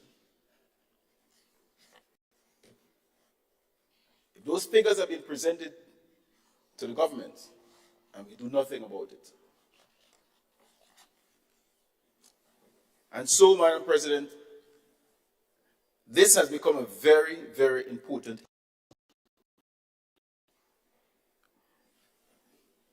Since some people have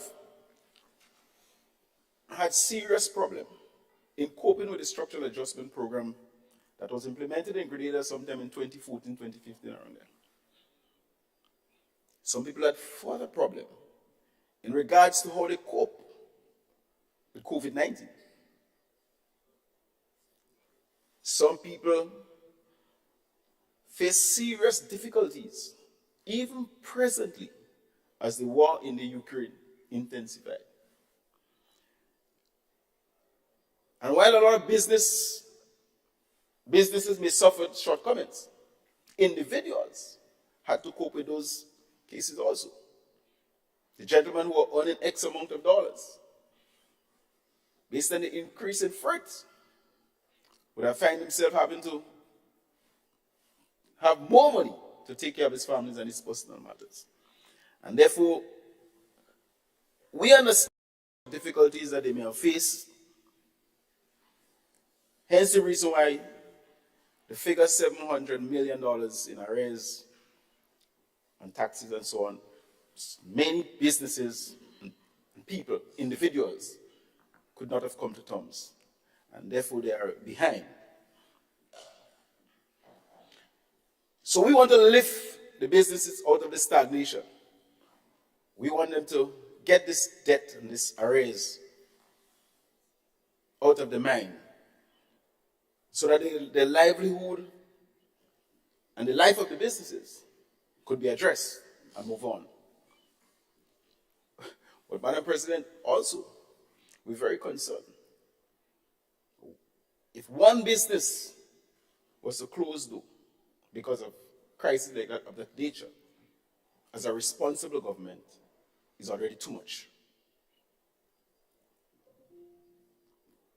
Because while we are fighting to employ people, we cannot afford for businesses to be closing. So it is our responsibility to do everything to make sure that those things don't happen. And therefore, Madam President, as we address this crisis, we thought it would have been wise to bring this amendment bill to the House in order to address those crises. And so we want to give the minister responsibility. We want to give him that authority to address this crisis. And in addressing this crisis, Madam President, we bring before the House Tax Administration Amendment Bill 2023. And the objective of this bill, Madam President, we are seeking to amend the Principal Act, Act number 14 of 2016, whereby this act, this amendment, will empower the minister to waive the interest, late fees, and other penalties payable by taxpayers under the Principal Act. Madam President, in this amendment, there are two important clauses that we want to address. Clause number 1, it seeks to provide the short title of the Act, and it also seeks to provide a retroactive commencement of the Act, the Principal Act. The second clause, Madam President, will be inserting a new section, Section 58A, to the Principal Act, which will empower the minister to waive any interest, late fees, or penalties payable by any taxpayers. Pause it for a moment, because the word any taxpayers is very important, not only to businesses, but to all citizens throughout Grenada, Caribbean, and Martinique. And we believe in what good for the goose, good for the gander. We believe in nation building. We do not want to create any law that gives people the right to pick and choose who they like. So we want to make sure that there's fairness in our justice system.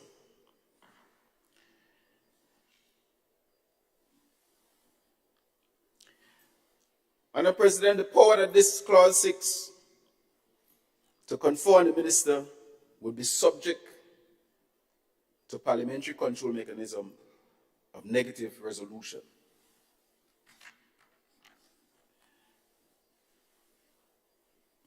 So, in a nutshell, Madam President, all taxpayers who are in arrears have a whole year to address that matter.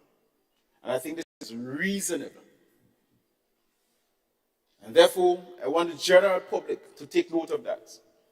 If you don't owe the government and you're not in arrears, you may know of somebody who have been having difficulties in continuing the business, who may have difficulties in meeting the individual responsibilities. Encourage them to get on board. Encourage them to talk to the government. Encourage them to come to the Ministry of Finance and have a discussion, work out a plan, and let us get your life and your livelihood back in order. This is a golden opportunity for a lot of people in Grenada to fix themselves and fix their businesses. And therefore, this administration understands what it is to have difficulties in life. Many of us have stumbling blocks, and we get up, dust ourselves, and move on again. And we are coming to the aid of the individuals and the business community who have those difficulties. We are putting a mechanism in place because in this day and age, this world is not free until everybody is free. And we will do everything it takes to make sure that every Grenadian, every business in Grenada operates in an environment where we can all prosper in the interests of Grenada, Carriacou, and Petite Martinique.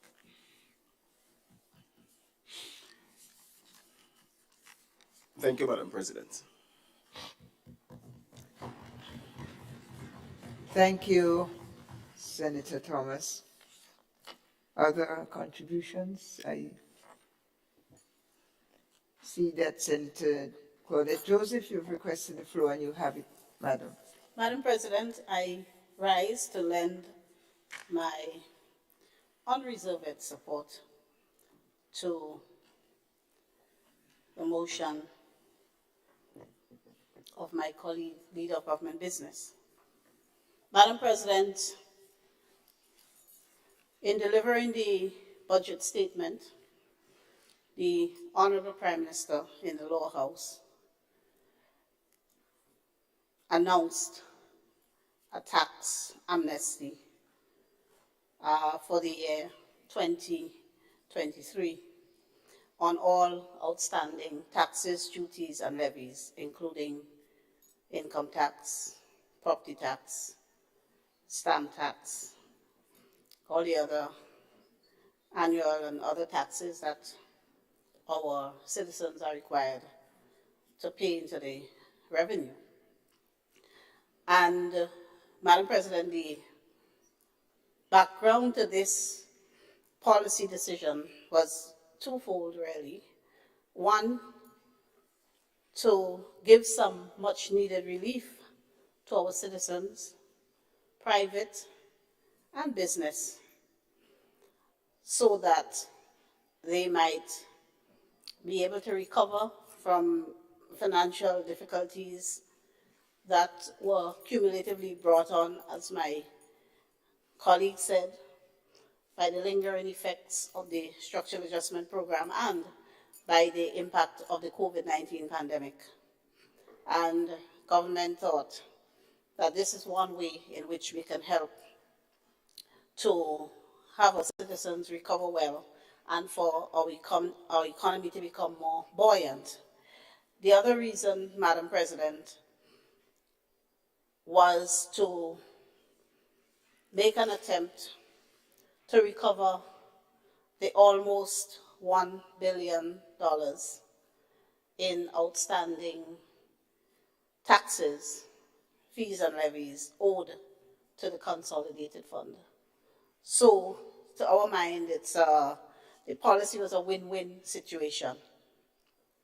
Madam President, the Tax Administration Act 2016, that is the overarching legislation under which all taxes payable into the Consolidated Fund are administered. While many of us are aware that it is and in the past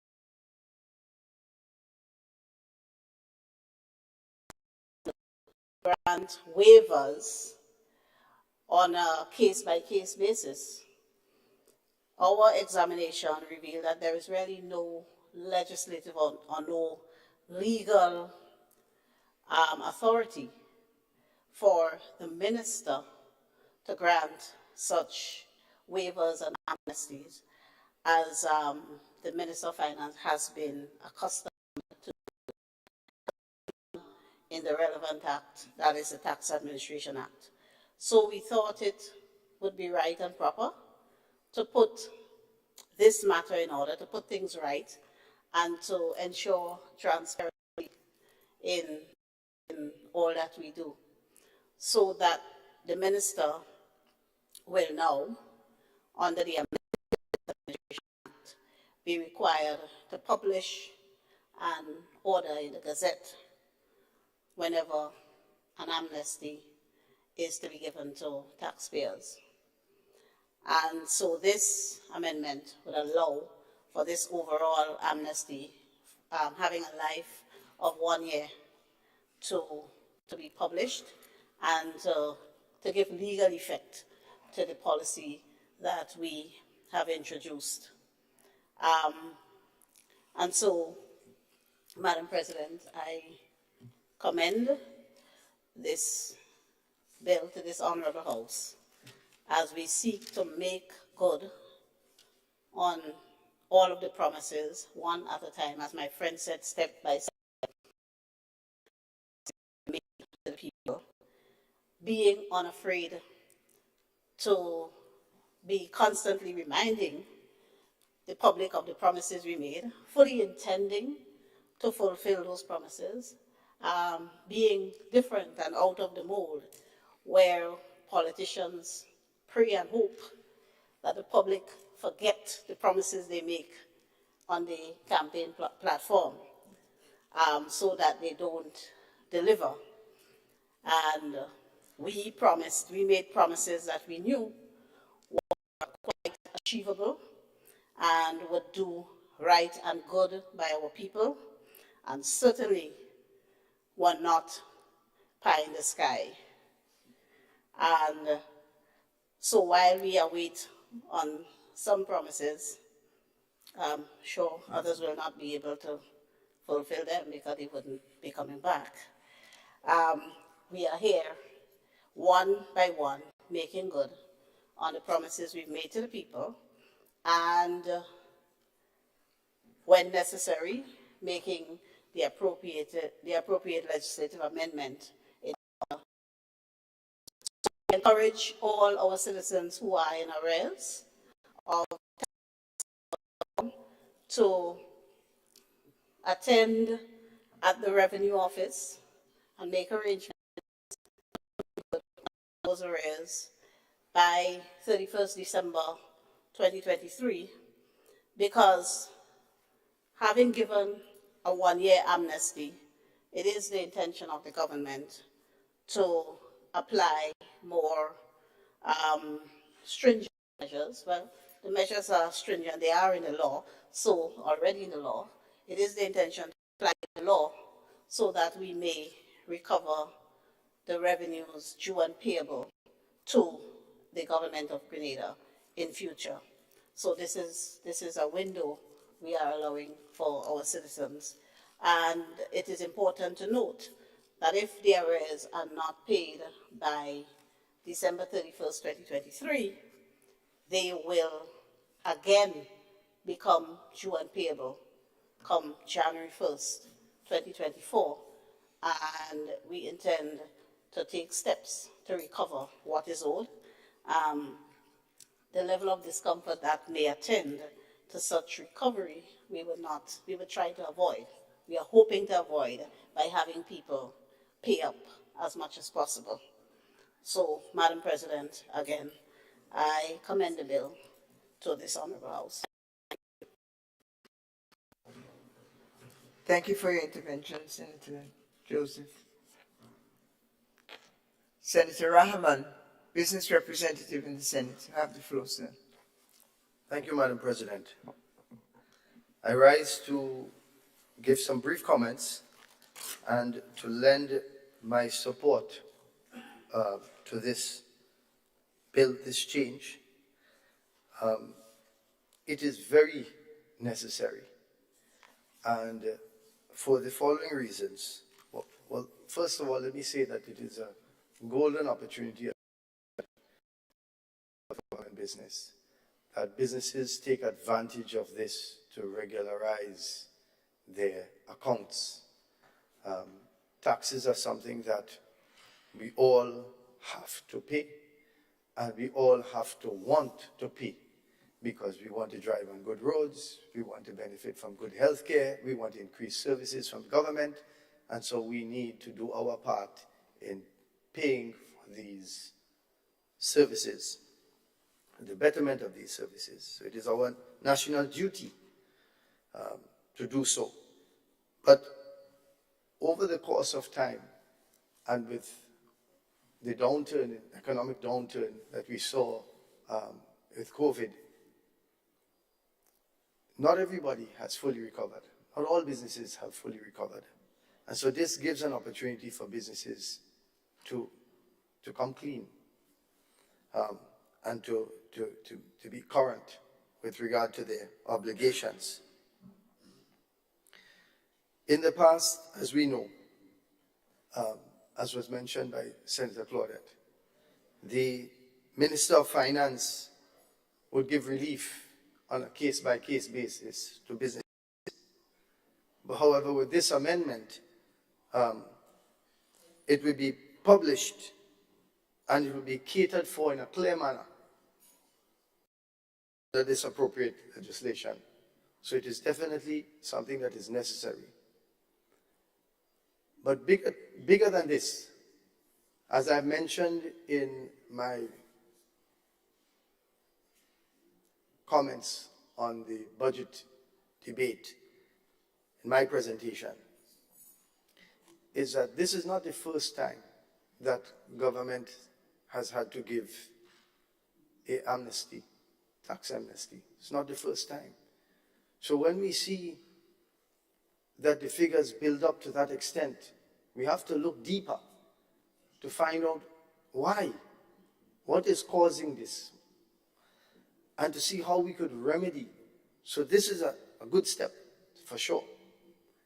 But looking deeper, as I've mentioned, when you have an individual has missed paying their taxes for whatever reason, maybe they had, as someone mentioned to me today, a death in the family, and they had to deal with funeral arrangements, and so they neglected or opted not to pay that because they had more pressing matters. So therefore, interest, and this is on a personal level, this is not a business, interest and penalties, the interest would accrue. The tax amount that is due is due. Whether it's a business or an individual, they have to pay it. The penalty, if somebody is speeding and they get a ticket, that's a penalty, you have to pay it. It's the penalty, it is due, along with the tax, because you paid late. But from my standpoint, the interest aspect is where the amount goes out of control. Compounding at the interest aspect is where it becomes difficult for the business owner and the individual to manage. So I'd like to recommend to government what is, if you look at it clearly, they would see that the root cause of these amounts, the doubling and the doubling and the doubling, is due to the interest component, and that it needs to be revised, and so that they don't have to do these types of adjustments like that in the future. But definitely it is a step in the right direction. I commend them for doing it.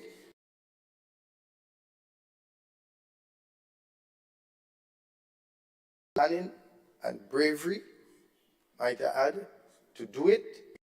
Oftentimes,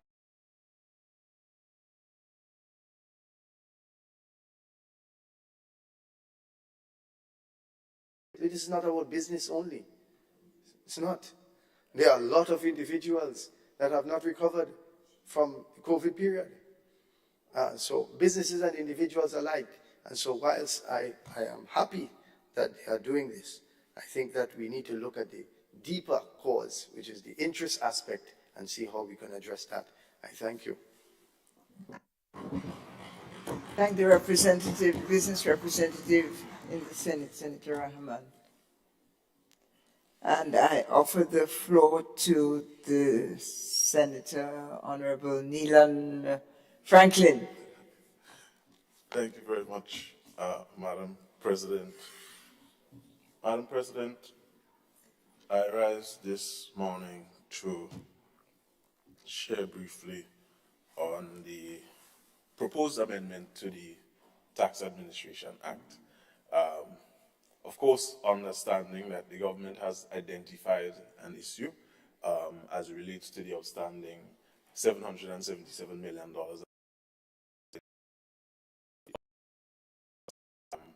And moving so to amend the principal legislation where the penalty and the interest lies, it makes sense to bring forward this particular piece of amendment.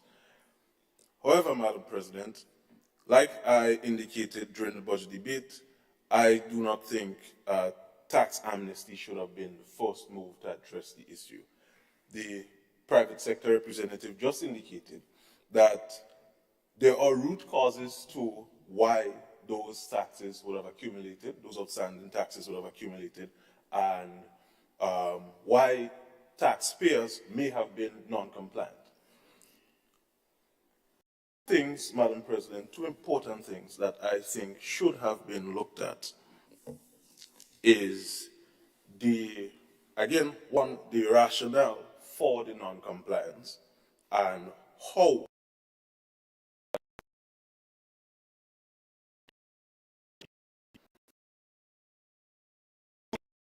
country report that the IMF had done on Grenada after the tax amnesty was implemented by the then administration. They made recommendations against the implementation of a tax amnesty upon realizing that the government would have moved forward to implement the tax amnesty anyways. they made further recommendation that would complement the implementation of the tax amnesty.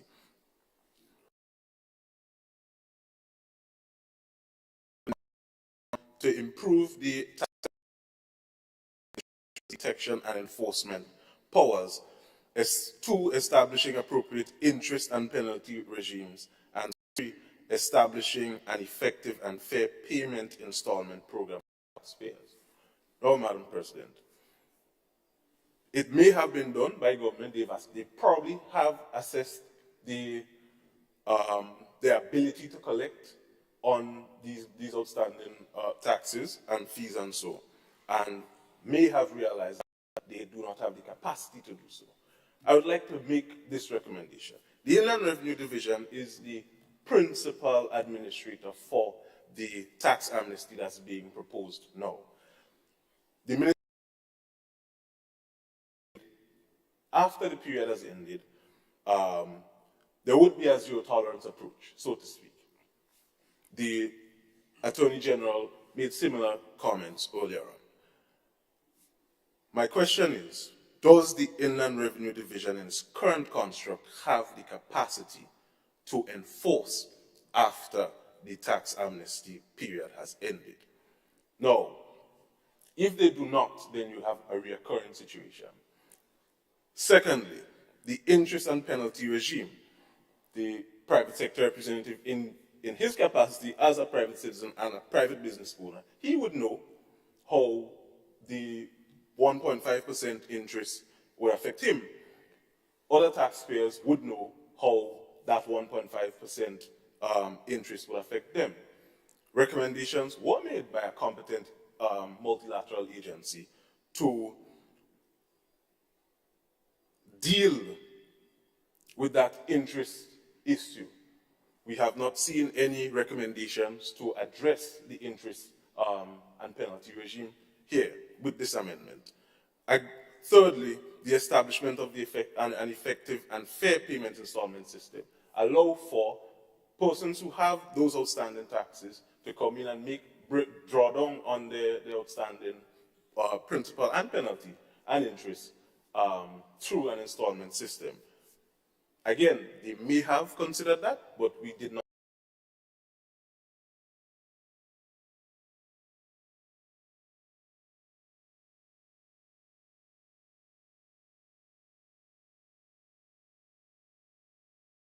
$777 million issue. Madam President,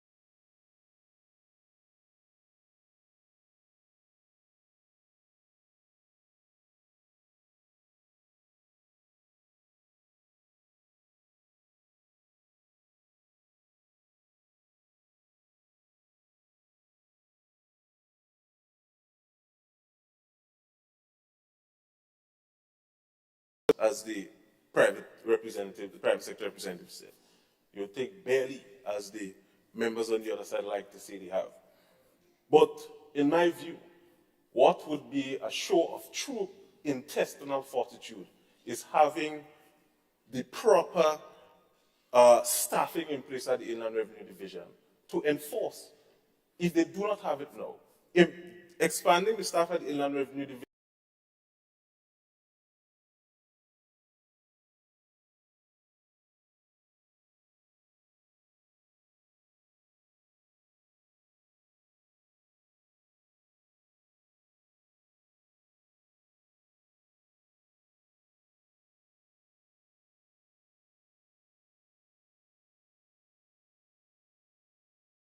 that we look at the future. How do we prevent something like this from happening again? And I make these recommendations not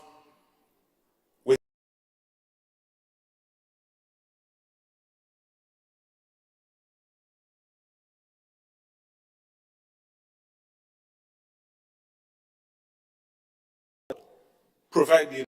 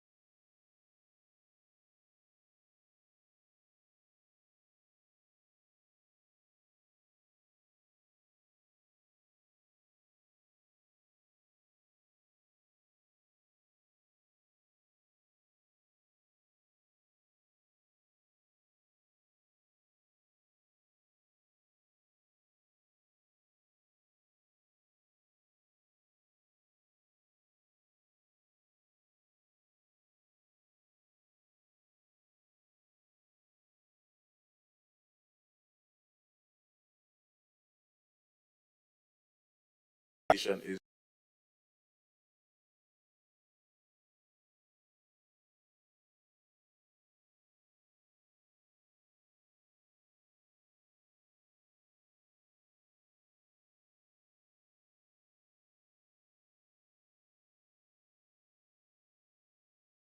Senator Neelan Franklin for his contribution, and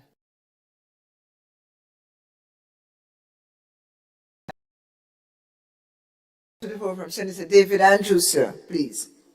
Thank you, Madam President. I give my full support to this tax amendment bill as proposed by the leader of government business in the Senate.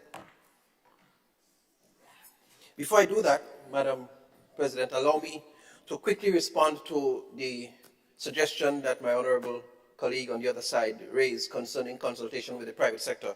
I want to assure you that a number of stakeholders were engaged in the consultation, among them the Chamber of Industry and Commerce, the private sector, 20-something of them. I just wanted to highlight those two. So your concerns have already been taken in, and we will continue to engage the stakeholders that have been a part of that process. Now, Madam President, coming to the issue of the bill before us, there are several constituents that I have engaged, that I am associated with. Many of them sense that they are products of our education system. They've come through well, they've gotten distinctions, and they seem to have good jobs, good professions. And I want us to understand that several of them, coming out of that period after the structural adjustment, when there was the reintroduction of income tax, the doubling of some taxes, tripling and quadrupling of some taxes, some persons who found themselves with probably a recently done or taken mortgage, probably a teacher, some professional, who just maxed out their debt servicing ratio with a commercial bank, with the doubling and tripling of these things, a couple of those people found themselves in situations where to barely survive after the former administration came into power and had, by their economic assessment, introduced the structural adjustment program with the increase in taxes in 2013, several persons were not able to treat with issues of taxation as an urgency. They had to survive. If they had to pay one thing, they'd probably say, let me pay my vehicle, I want to get charged further on the road. So they paid that. And as such, several of the property taxes that increased significantly, the land taxes, or the idle land tax and all of those things, rather than incentivizing, we became punitive. Several of those things became introduced and made life a lot more difficult for people. And so, I mean, Senator Neelan Franklin was asking, where did this come from? You alluded to where. For many of those people, their liquidity was sent into shock, and they were not able to treat with matters like tax payment. And so they continued for years, for the last decade, presided over by the former administration. Neil and Franklin is associated. And so they continued.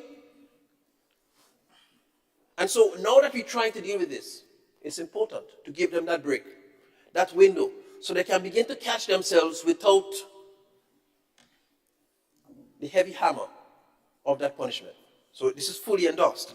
Now, Senator Franklin referenced the previous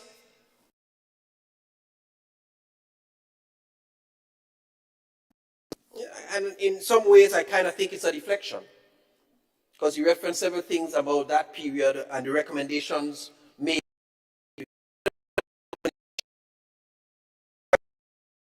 But I want to point out, for the last decade, those very recommendations that he is making now, they were not made, or they were not heeded by the former administration, who had the golden opportunity to respond and to implement those recommendations to make sure that a decade later, the people of Grenada, Carriacou, Petit Martinique, the taxpayers, were not going to be in this very position.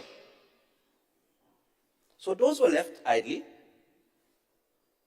And today, when this administration is attempting to break the shackles of the people and the taxpayers of Grenada, Carriacou, and Petit Martinique, we bring those recommendations on 10 years, 12 years, too late. Why? Is it because there's an NDC government in power? So, while we acknowledge that there is need to strengthen the capacity of the public service, in fact, we quite acknowledge that. In most of our ministries, there is a woeful inadequacy of staffing resourcing. So, the Inland Revenue Department is not the only one, my brother. It's in education, it's in several areas. And so while I agree that there is a need to do this, that is part of the strategy. We are currently engaging the strengthening of resourcing and staffing across all our ministries. So yes, but should we wait for that to happen? Should we put that first before we ease the shackles of our taxpayers? I say no. And so we are prepared to continue strengthening our staffing resources across the public service, to strengthen the capacity of the Inland Revenue Department to be able to claim and collect taxes appropriately. But I think it's absolutely important to continue and to give the taxpayers that break necessary to be able to do that. Madam President, I again echo my full on 2020. Thank you very much. Thank you, Senator David Andrew. Senator Roderick St. Clair, sir. Thank you, Madam President. My contribution on this Tax Administration Amendment Bill 2023 to accommodate the amnesty as so announced by the Prime Minister, Minister of Finance then for the 2023 budget.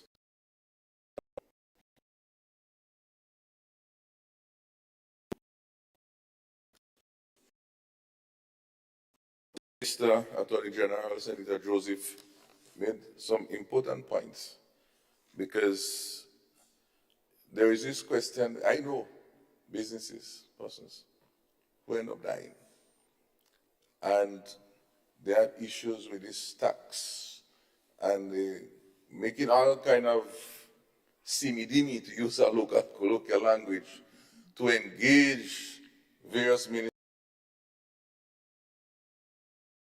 You would say technically, this bilaterals and negotiations trying to take place, because not all the time it took place, to see if they could get some break. And of course, it's whatever the reason is, there is no transparency in that approach. Some may get, some may not get. Some may get certain percent.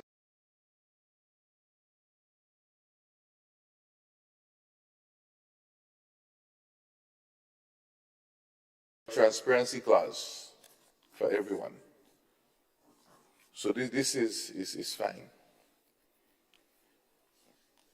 For any, okay, this is also fine. My concern here, notwithstanding of transparency, is the schedule.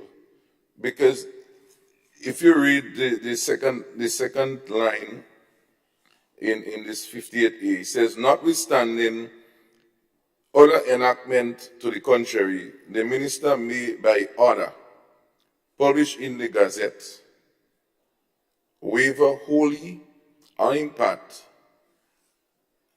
any interest, late fees, penalties, etc. So this is what I have underlined. So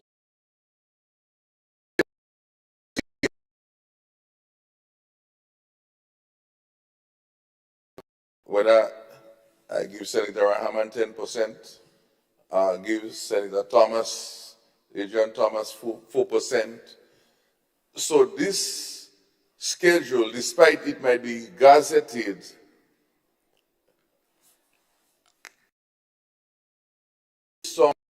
I'm not sure if it's a regulation or some rationale to say, okay, maybe if it is such and such period or such and such quantum, so there's a schedule. Despite, otherwise it could be just carte blanche.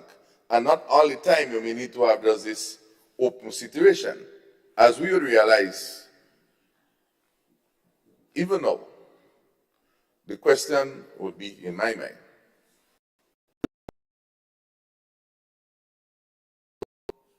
should it be a certain percentage?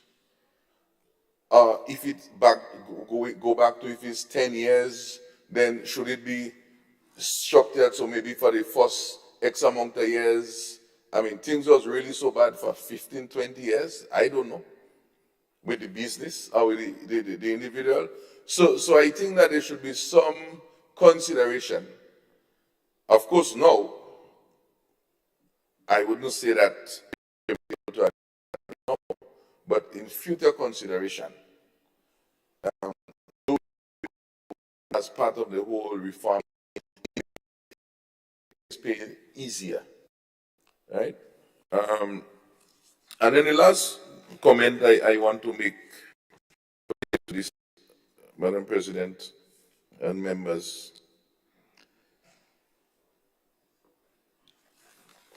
It's the whole issue of January, February, March, April, May. 4 months. And us having to come here to fix this.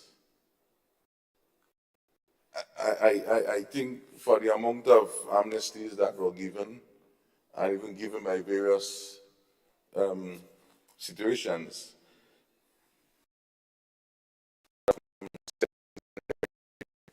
to us to make this amendment, I find it take too long to reach to us. And it's just a note, because we dealt with the tobacco and alcohol, I think sometime in January, February, and those others. Because in fact there was a delay in even implementing them, because they came in sometime in February. So folks should have started paying in since January, February, and maybe then realize through their legal counsel that, hey, something is not right here. So I just say this to say that whilst as a government, administration, you want to move fast, the check-in, as our dear member, honorable leader says, we're going hastening slowly. Needs some little recourse, because we're not sure the consequence of this. Because sometimes some persons, and not just for this loan, I mean this matter here, may go and do certain business strategies and then only realize, oops, you know, we didn't realize that. And so whatever commitment they would have made in their business or in their life pre this regulation, then that's a challenge. So these are some of the comments, but I'm good that this would be a transparent approach, not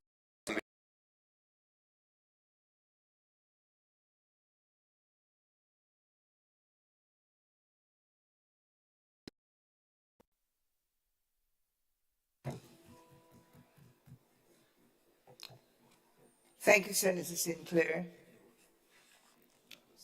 Senator Adrian Thomas, you've requested the floor and you have it. Thank you very much, Madam President, and I want to thank all my colleagues, both on this side and the other side, for their contribution to this bill, to this debate. And I also want to assure you that the recommendations that has been made on the other side is highly appreciated, and will obviously take them into consideration in the future. Madam President, I want to make one or two points as I wrap up on this bill. Number one, I really want us to understand that the amnesty is not on the principle. It is on the interest, basically on the arrest, but not on the principle. The principle has to be paid. And while some people may have fear in them that the government will be losing money, I don't have that fear. Because I don't believe that any government really and truly budgets on penalties.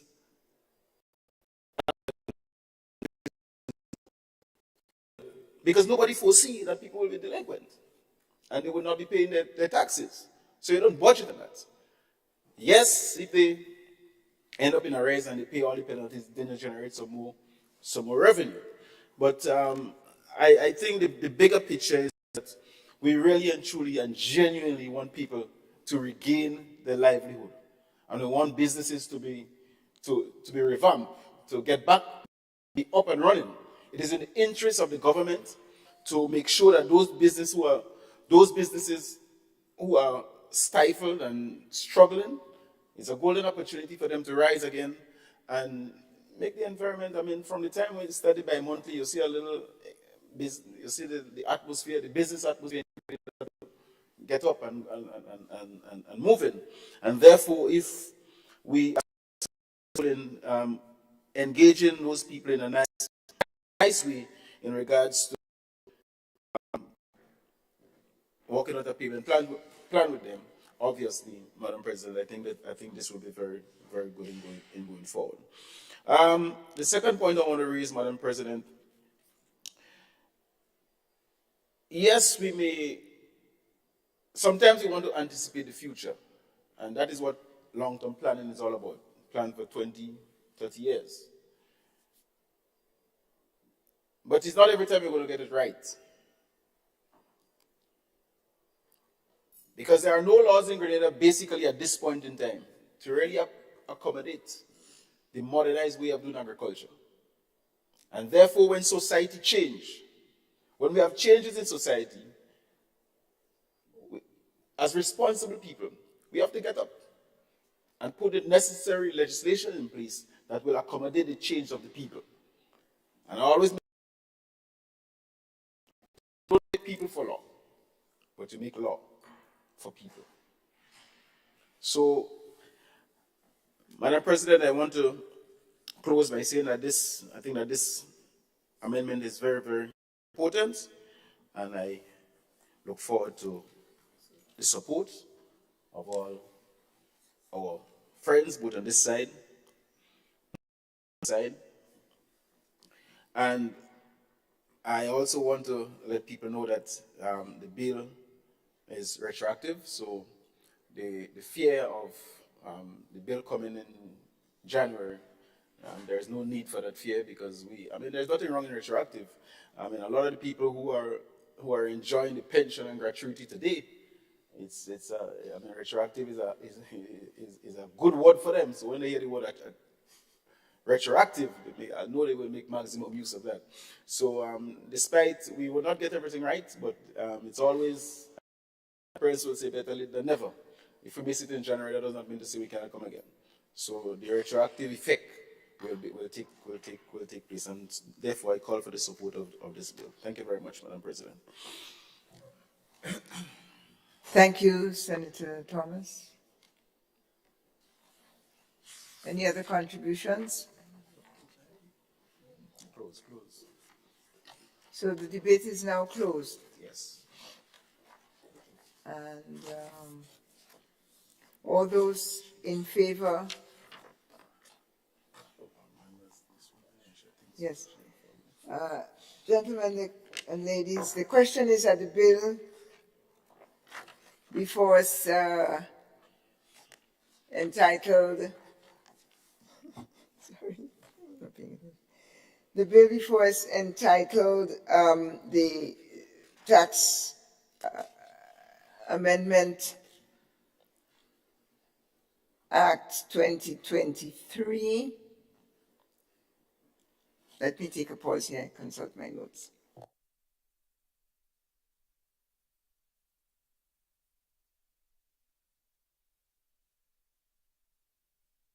Yes, the Tax Administration Amendment Bill 2023 be approved.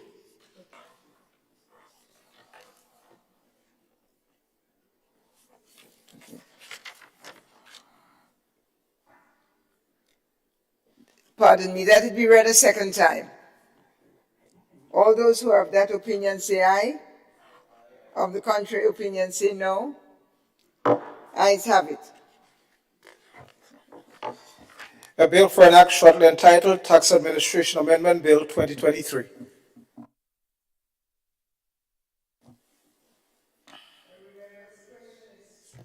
The question is that this Honorable House dissolve itself into a committee of the whole Senate to consider the bill clause by clause. All those who are of that opinion say aye. Of the contrary say no. Ayes have it.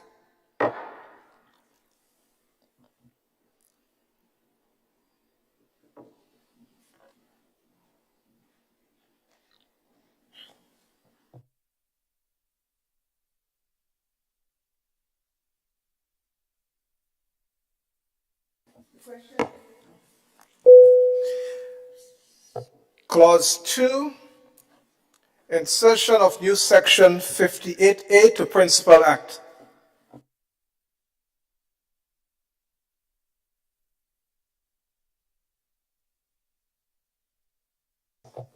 Honourable members, the question is that clause 58 form part of the bill. All those who are of that opinion say aye. Of the contrary opinion say no. Ayes have it. Clause 1, short title and commencement.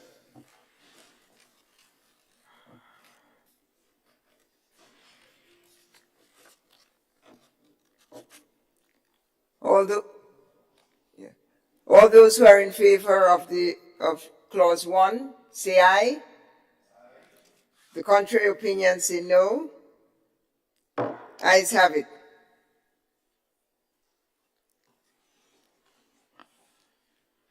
Honourable Leader of Government Business. Madam President, I beg to move that the Senate resumes and the chair of the committee reports progress on the bill.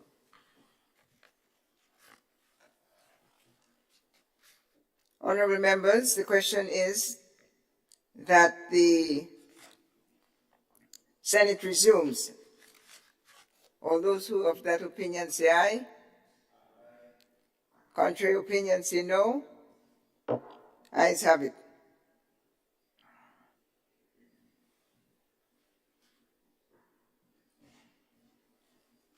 Thank you. I have the honor to report that the bill was considered by the Committee of the Whole Senate and passed without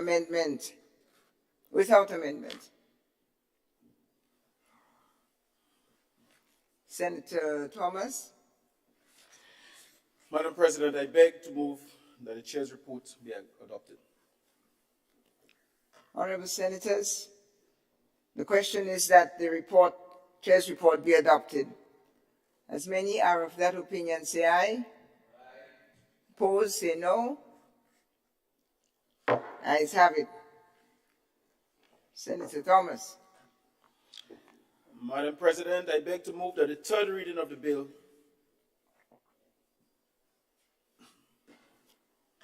Honourable members, the question is that the bill be read a third time.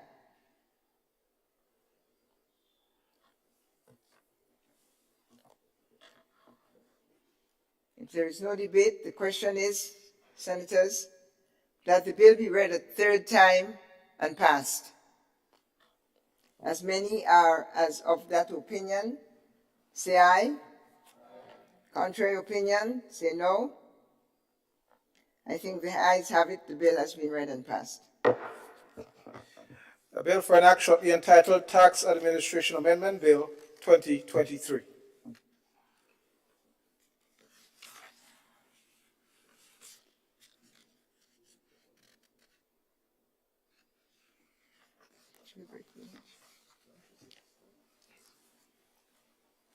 Honorable members, the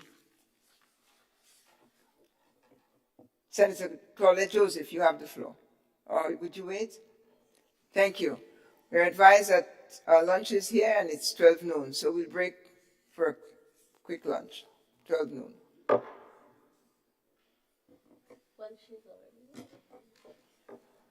Then you wish to have the floor. Yes, Madam President, I thought we were going to take the second bill before. We will take it after lunch. Much obliged.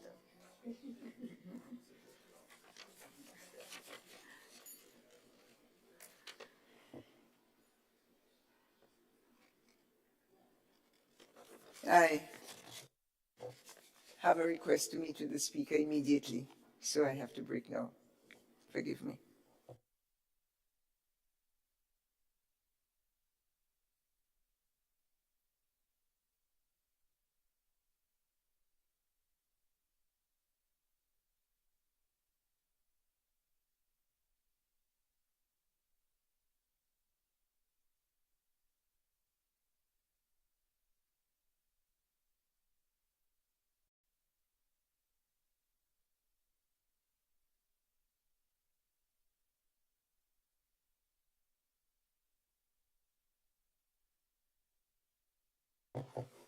Members of the Senate, is the Speaker here? Where is the Speaker? His Excellency, the Speaker of the Grenada House of Parliament, Senator Honorable Leo Kato, has just received a delegation from the Russian Republic. To your left, to my left, is the Deputy Speaker of the Russian Duma, Mr. Leonid Slutsky. And to my right is the Ambassador of the Russian Republic to Grenada, based Alexander Kurmas. Outside Grenada. I think he's based in Guatemala, Panama. And their delegation, please welcome them. Thank you. We will have a short break and visit with them in our chambers. Thank you very much. You're all invited. Please join us.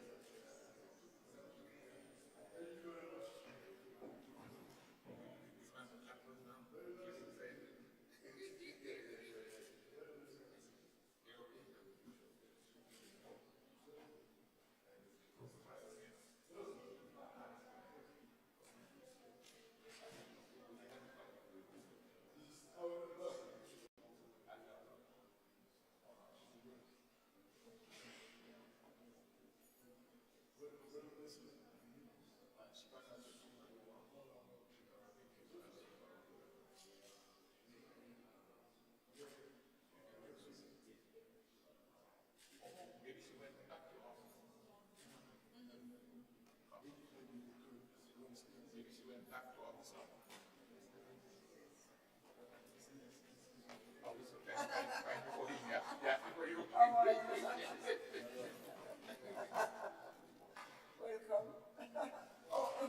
This one we have one on the camera.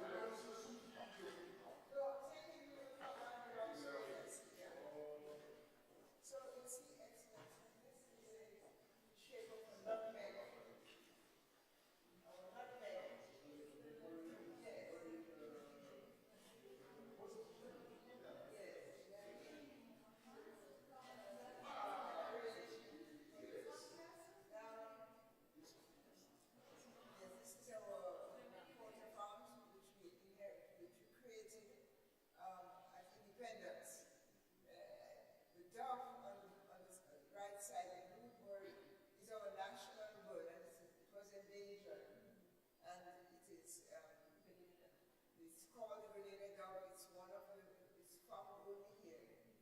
Yes. And the animal on the left is something from the forest. Yeah, we call it tattoo or Amarillo. Yeah, Amarillo. And our motto, ever conscious of God, we aspire, live, and advance as one people. And we are a very religious nation. For example, we open all our meetings in the Parliament houses with prayers. Yes, and school prayers. And on the radio, Very contemporary. And this is one boat. yes, it's based on the boat building from Caribbean House. Yeah, really?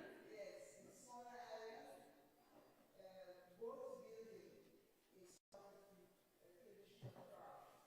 And the architect has connections to that island, so he kept the memory of boat building.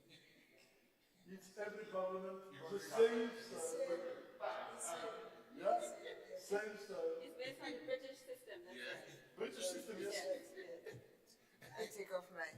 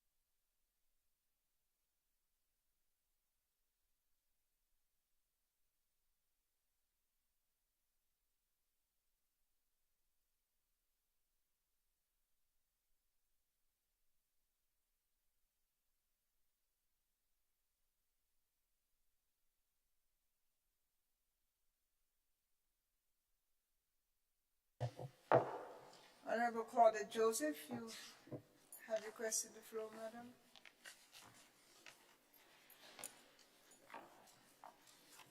Thank you, Madam President. Madam President, I beg to introduce for first reading a bill for an act shortly entitled the Public Finance Management Amendment Bill 2023.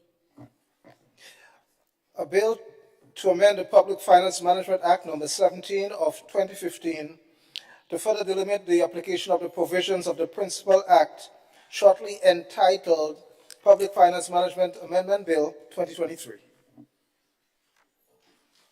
Minister, Senator. Madam President, I beg to move that the relevant standing orders of the Senate be suspended so as to allow for the bill to be taken through all its stages at this sitting.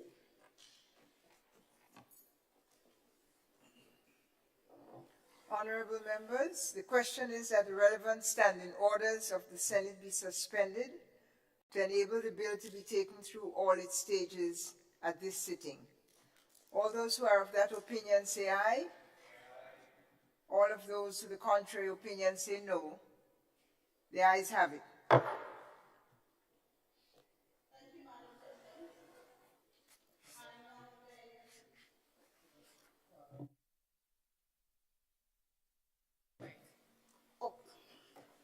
Oh, my mic is, sorry.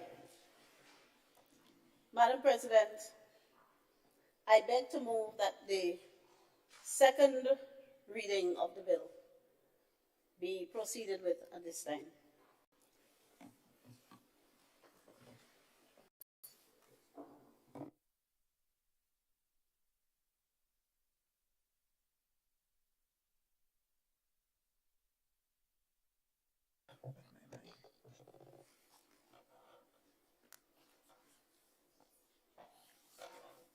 Senator Joseph. Madam President, this bill, the Public Finance Management Amendment Bill 2023, seeks to amend the Public Finance Management Act number 17 of 2015, which, Madam President, I will hereafter refer to as the Principal Act. The object of the proposed amendment, Madam President, is to allow for the delimitation of the application of the provisions of the Act, that is the Principal Act, as it pertains to statutory bodies and owned enterprises. In particular, the proposed amendment seeks to resolve existing conflicts, as I would explain further, between the provisions of the Principal Act and the National Insurance Act. Madam President, this Honorable House will observe that we have been doing quite some work revamping and enhancement of the National Insurance Act and the attendant regulations. And so, in part, this amendment will also address existing conflict between the Principal Act and the NIS Act. And ultimately, we hope, Madam President, to strengthen the entities concerned, that is the state-owned enterprises, including the National Insurance Scheme, by allowing them to build portfolio resilience and to manage their expenditure in a manner that is consistent with their respective strategic portfolios and mandates. Madam President, the Principal Act requires statutory bodies to in conducting their affairs use prudence and similar processes and procedures as obtained in the government service. And Madam President, one of the measures we introduce in this bill is to allow for these bodies to be able to invest in government securities which are currently prohibited by Section 78.5 of the Principle. President, this bill contains the critical clause being clause 2, as just is the introductory clause that speaks to the short title of the bill. So, Madam President, I will address clause 2 of the proposed amendment, and it seeks to amend Section 78 of the Principal Act to allow for the following. A, that statutory bodies and state-owned enterprises to include local, regional, and international government securities in their options for investing excess funds that they might generate in the course of doing business. 2, to exclude the National Insurance Scheme from the application of subsection 7. I will speak to subsection 7 shortly, and why it is prudent that the National Insurance Scheme be excluded from the application of that section. And C, Madam President, is to limit the application of subsection 7 to statutory state-owned enterprises that receive government subventions and guarantees. And D, to empower the minister to prescribe an expenditure ceiling in respect of a statutory body when no such ceiling is prescribed within the act establishing the particular statutory body. So Section 78 of the Act is amended as follows. Well, before I speak to the amendment itself, Madam President, I think it will be appropriate just to remind this Honorable House of the provisions of Section 78 of the Principal Act. So Section 78 provides that a statutory body shall adopt at minimum the same financial management principles as are applicable to government. I mentioned that earlier.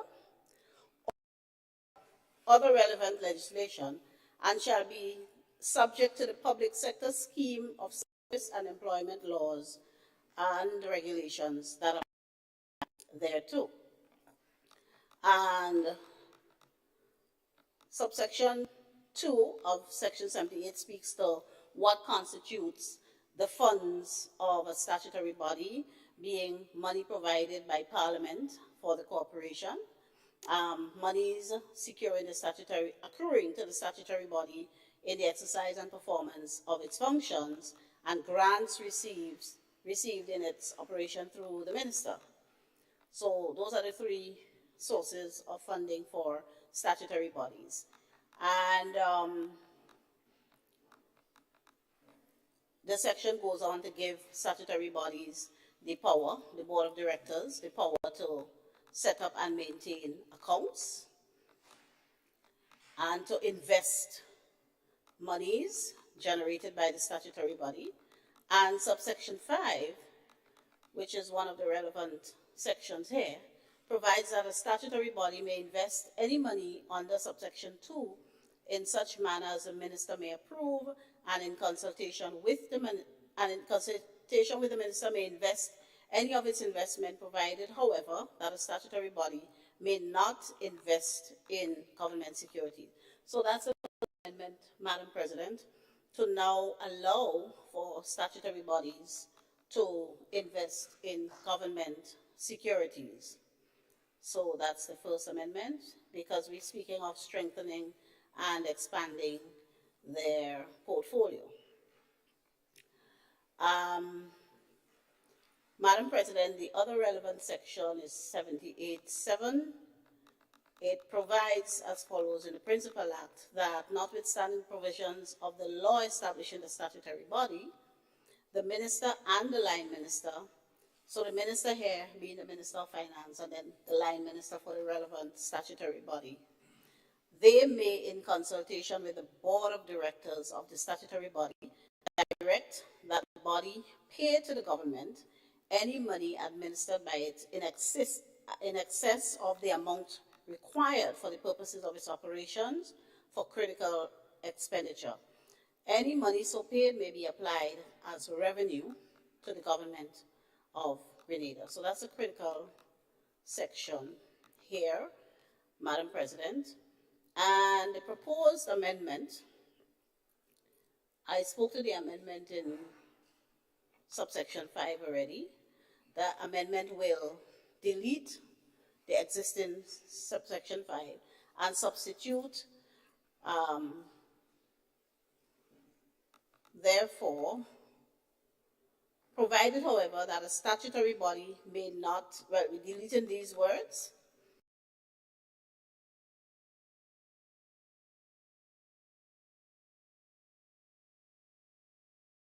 That will say section 7, subsection 7, shall not apply to the National Insurance Scheme. So the NIS will not be required now to remit excess funds to the government of Grenada, but strengthen the scheme and to build portfolio. I must say, government has ever, I don't think any government has ever required of the NIS to remit excess funds. But as the law currently stands, into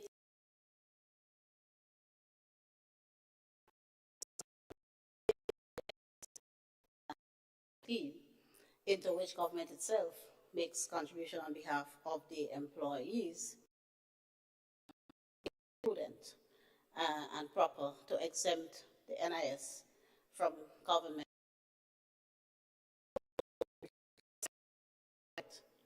to transfer its profits.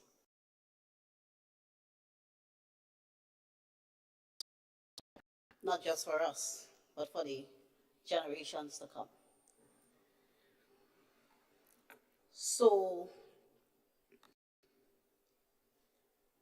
and it goes on to say, and shall only apply to state-owned enterprises or bodies that receive any kind from the national budget, including subventions or guarantees for any year in the 5-year period immediately preceding the fiscal year. So again, this will apply to those entities that get funding from government, which for 3 consecutive quarters in the quarterly reporting requirements established by the minister, or whose, sorry, let me go back a bit, or whose audited balance sheet has recorded a negative equity position as at the end of one of the preceding 3 financial years. So, Madam President, what we are also trying to do is to tighten the oversight by some of these statutory bodies. We know what occurred with the Marketing and National Importing Board, for example. In the past, entities such as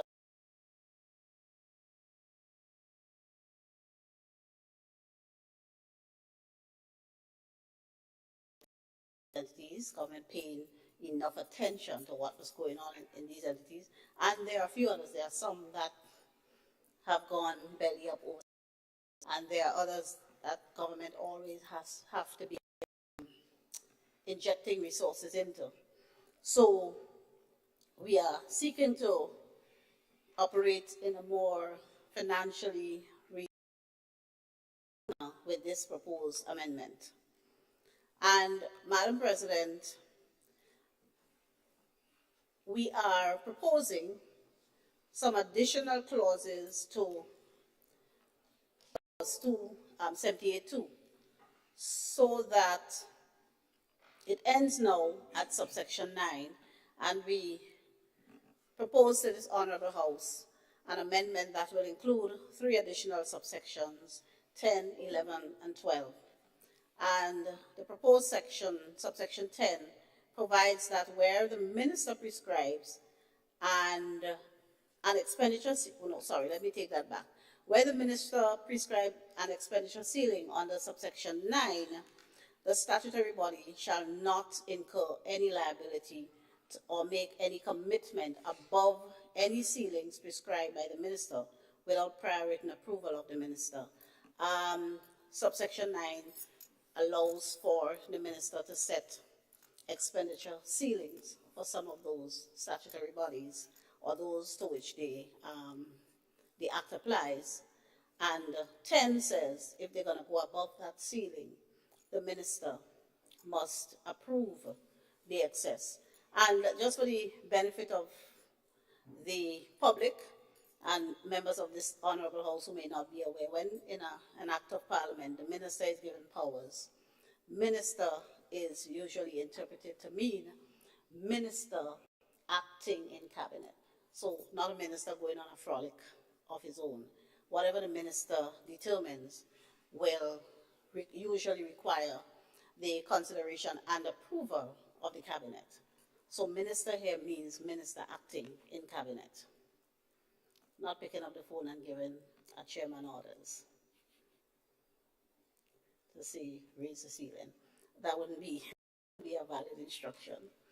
And the new section 11, subsection 11 to section 78, we are proposing that where a statutory body incurs any liability or makes any commitment above the expenditure ceiling prescribed by subsection 9, the minister shall have the power to any financial decision or commitment made by the statutory body. This is very important, and it now demands the boards of these statutory bodies to act with great care and to be in constant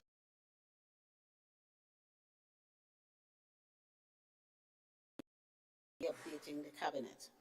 And the new subsection 10, subsection 12, 78.12 now. For the purposes of this section, National Insurance Scheme means the National Insurance Scheme established under the NIS Act.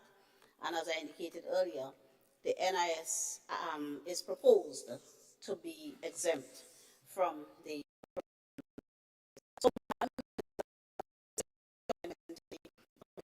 Management Act is geared to ensure for greater efficiency in the overall operation of government, including how state-owned enterprises are operated, to make for greater profitability of those enterprises, and of course, transparency in operations.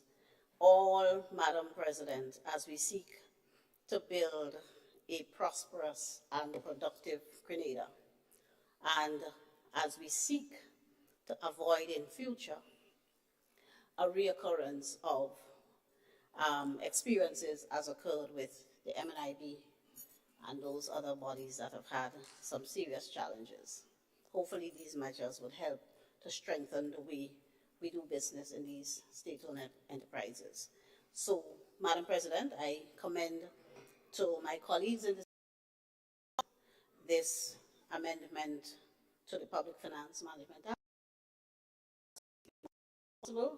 in dealing with the business. Thank you, Madam President. I thank the Honourable Senator Claudette Joseph for her presentation of the bill.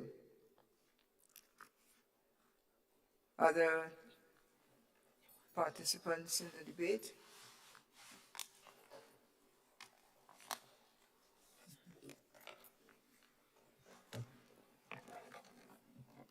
Senator Rahman? Thank you for the opportunity. Good afternoon. I rise to support this amendment. And we want to make sure that statutory bodies are looked at closer, so that just as the Honorable Senator mentioned and used the example of among others, that we don't have repeat scenarios of these things. In businesses, we know that all too well, we practice in prudent accounting. We have regular meetings.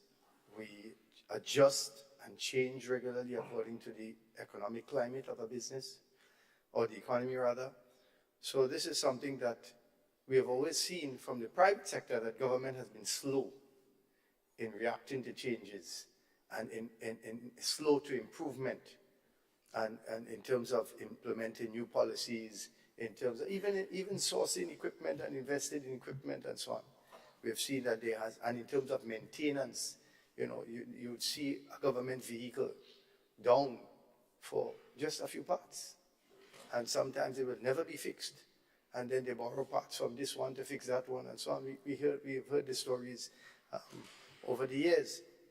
So this is something whereby the statutory bodies that are profitable or do have surpluses, that they can actually help the same entity that helps them to function, which is the government. They can then give back to the government. I think this is a wonderful piece of a wonderful amendment, and I support it. Thank you. Thank you, Senator Rahman.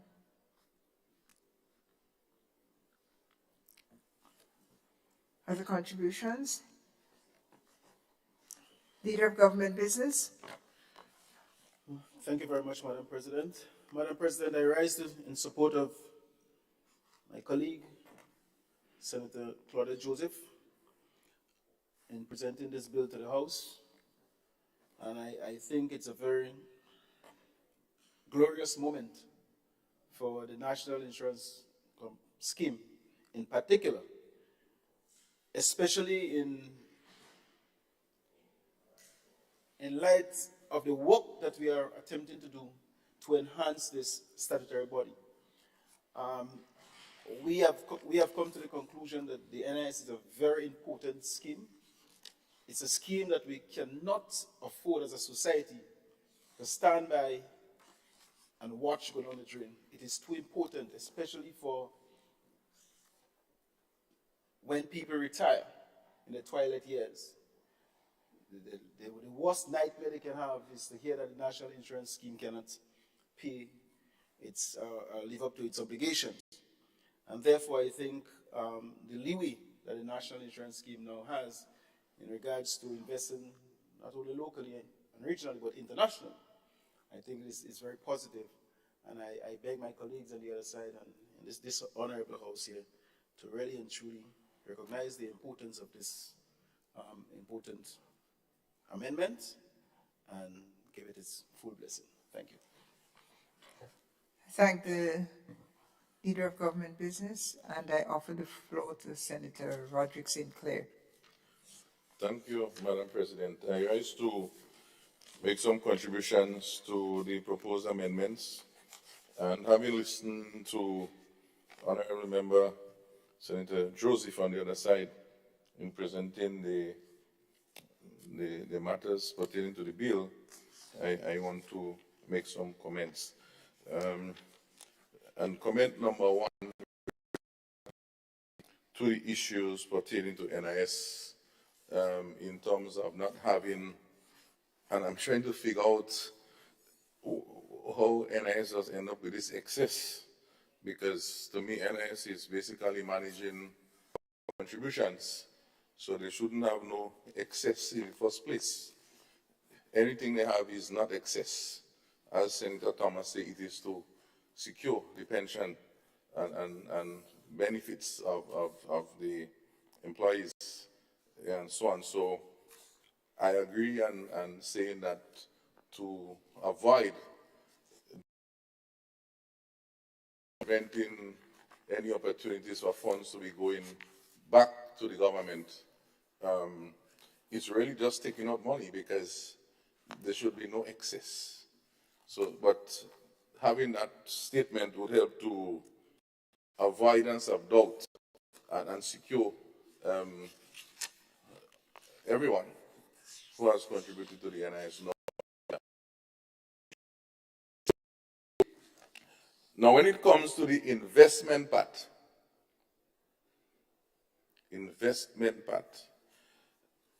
and it's very clear that it can invest in government securities. Now, it doesn't necessarily mean, Madam President, that because it's a government security instrument, that is a safe investment.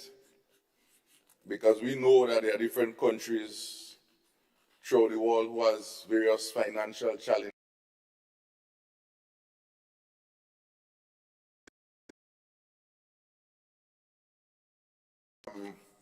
To run their country's business, but were they able to pay back our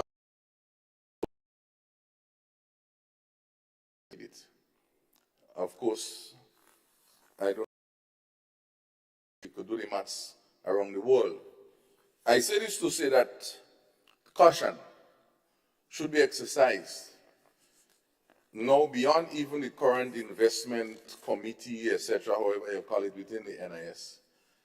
And that maybe it's done, and so our dear friend on the other side would advise us that the engagement with renowned, I don't want to say international, but renowned and well-reputable financial investment companies, and I don't want to call any names here, but we know some of them, to assist in this guidance. Let us suppose there is a good opportunity, maybe some company, I don't want to call some country name, but in some far place, issuing some bonds. What is the groundwork? We could say, well, we go on the internet, we check World Bank, we check IMF, but we know for ourselves that the details on the ground sometimes is much different. It means you're investing in something, and you need to understand the books and the finances of these places. We know most times, governments in particular, they are sometimes 5 years behind. So you could be investing today into something with a hope, but not knowing that there was an undercurrent in that country that could even create more jeopardy for us. So I say this as a caution. So not because we could invest, which I agree with, is done widely. I say this also, Madam President, that we also don't end up with incest.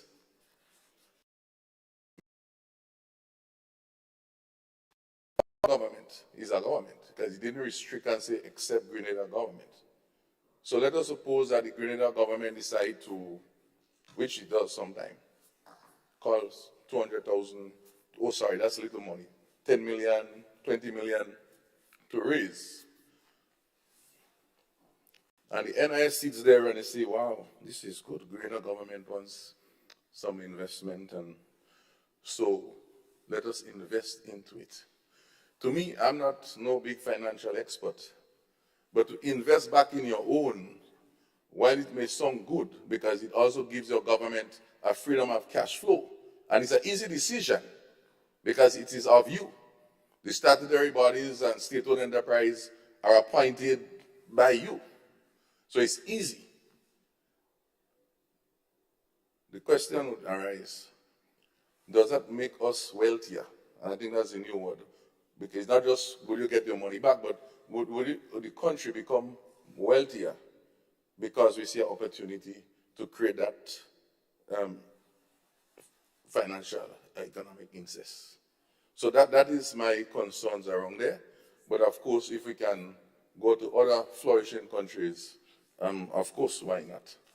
Now, on the other matter pertaining to allowing other financial institutions, other statutory bodies to go ahead and make such investments, this is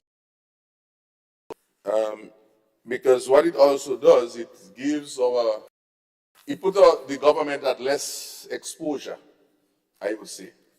Meaning that instead of having to maybe go to a financial institution for a loan or mortgage, or even to get funds to operate, you can other sort of instruments that might be more in 90-day bonds, or then 30-day bonds, etc. So this again would involve competence, because these statutory bodies, boards, if you look around, do they have the capacity to analyze all of those things?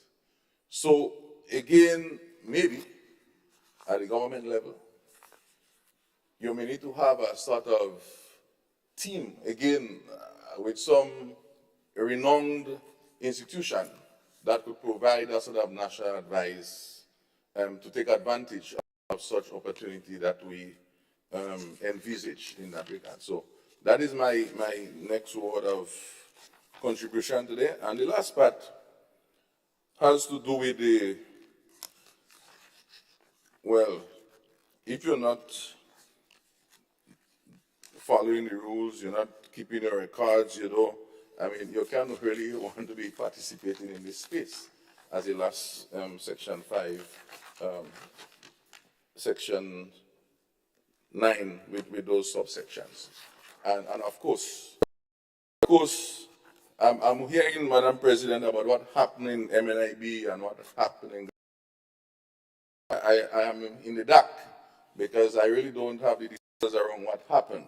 So I think such clarification might more convince me pertaining to those examples. I'm not saying the purpose here.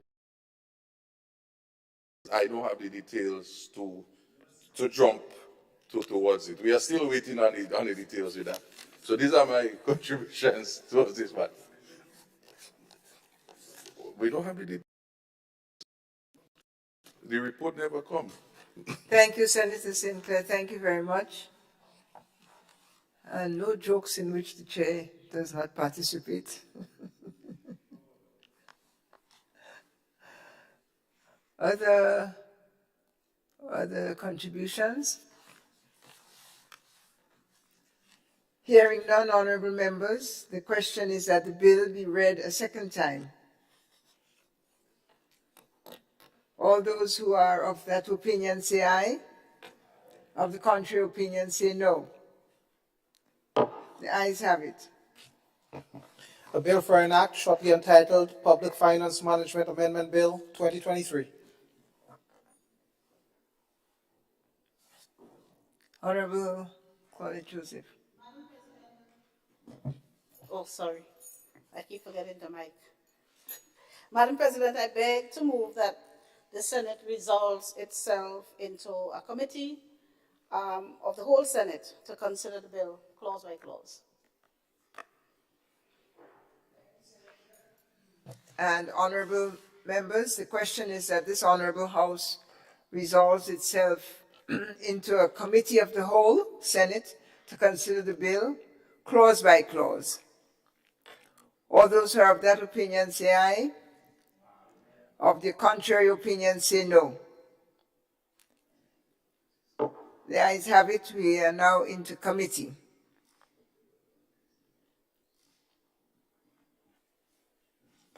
Clause 2, amendment of Section 78 of Principal Act. Honorable members, the question is that Clause 78 should form part of the bill. All those who are of that opinion say aye. Of the contrary opinion say no. Ayes have it. Clause 1, short title.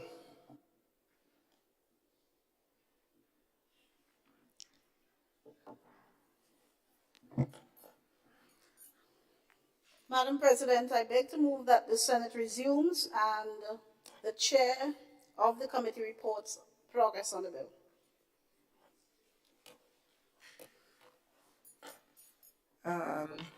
Honorable members, the question is that the Senate resume and the chair of the committee reports the progress on the bill. All those who are of that opinion say aye.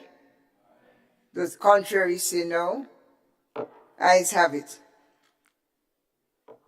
Honorable Senate resumes.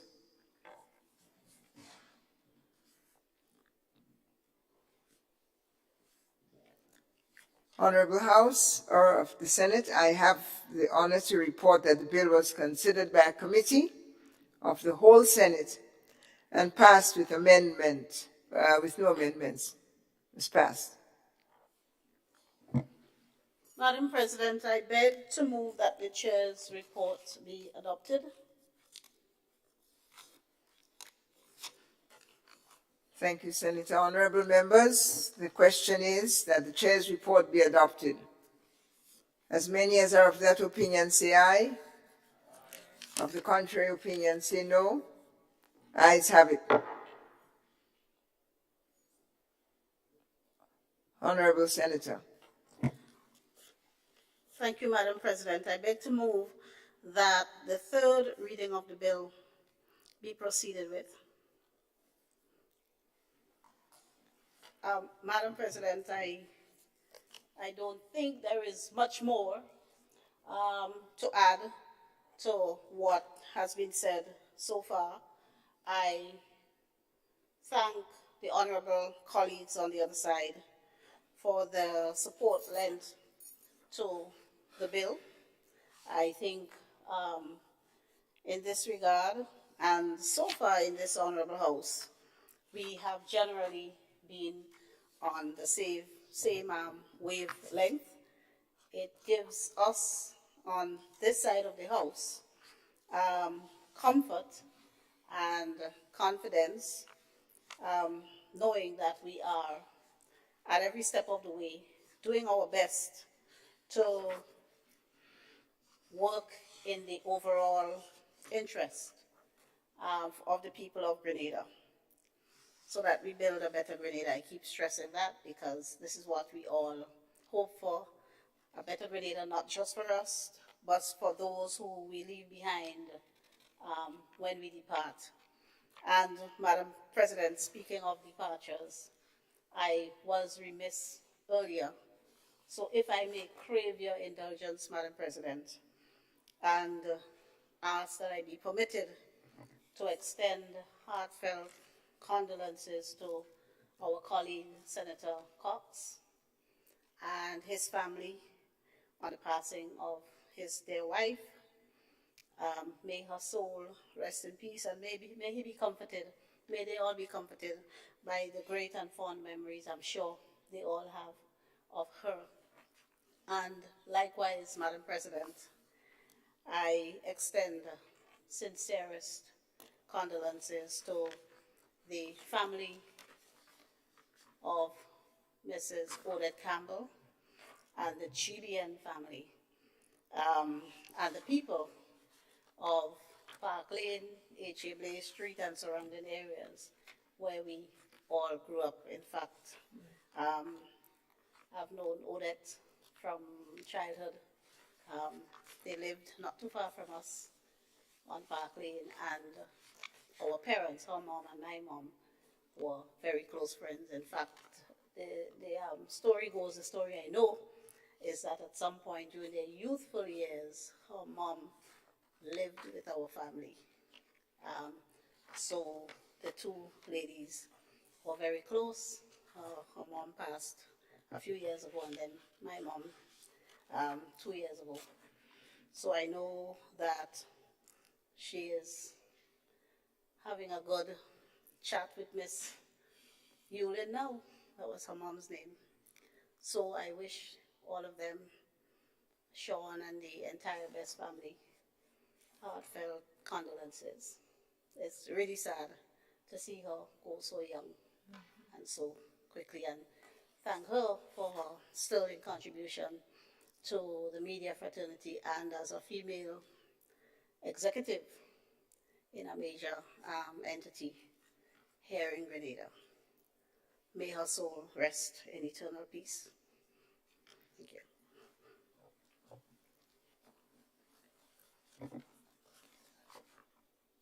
Thank you for both of your contributions, Senator Joseph, and we extend condolences to you also, because in the nature of our communities, good friends in community live like family, and you must therefore consider yourself part of the family, part of the loss. Colleagues, the question is that the bill be read a third time.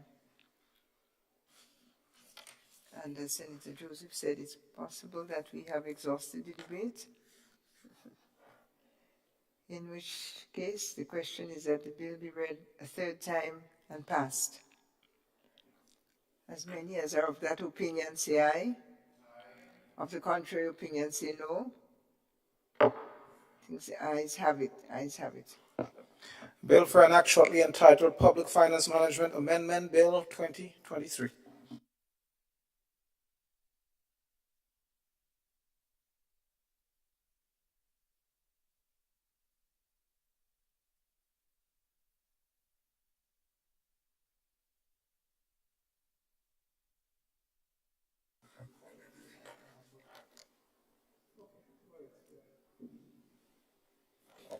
Item 13, questions.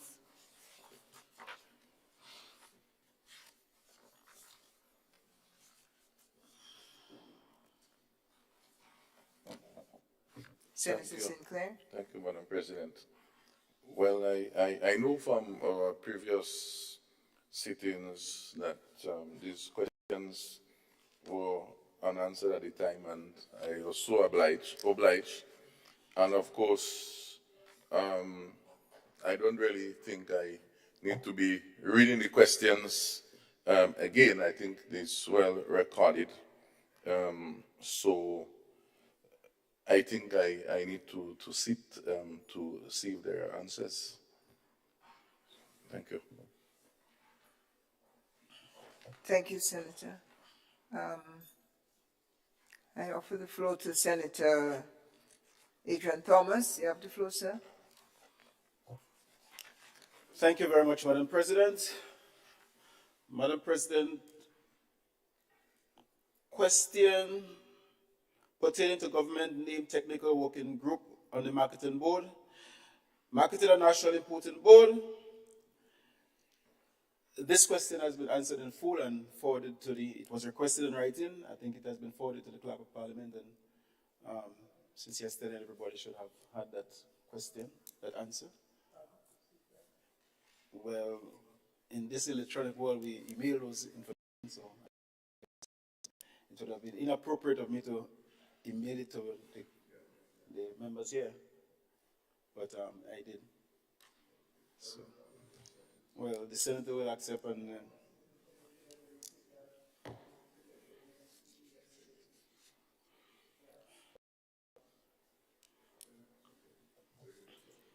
Senator Thomas, I'm informed that the clerk advises his office has not received the correspondence.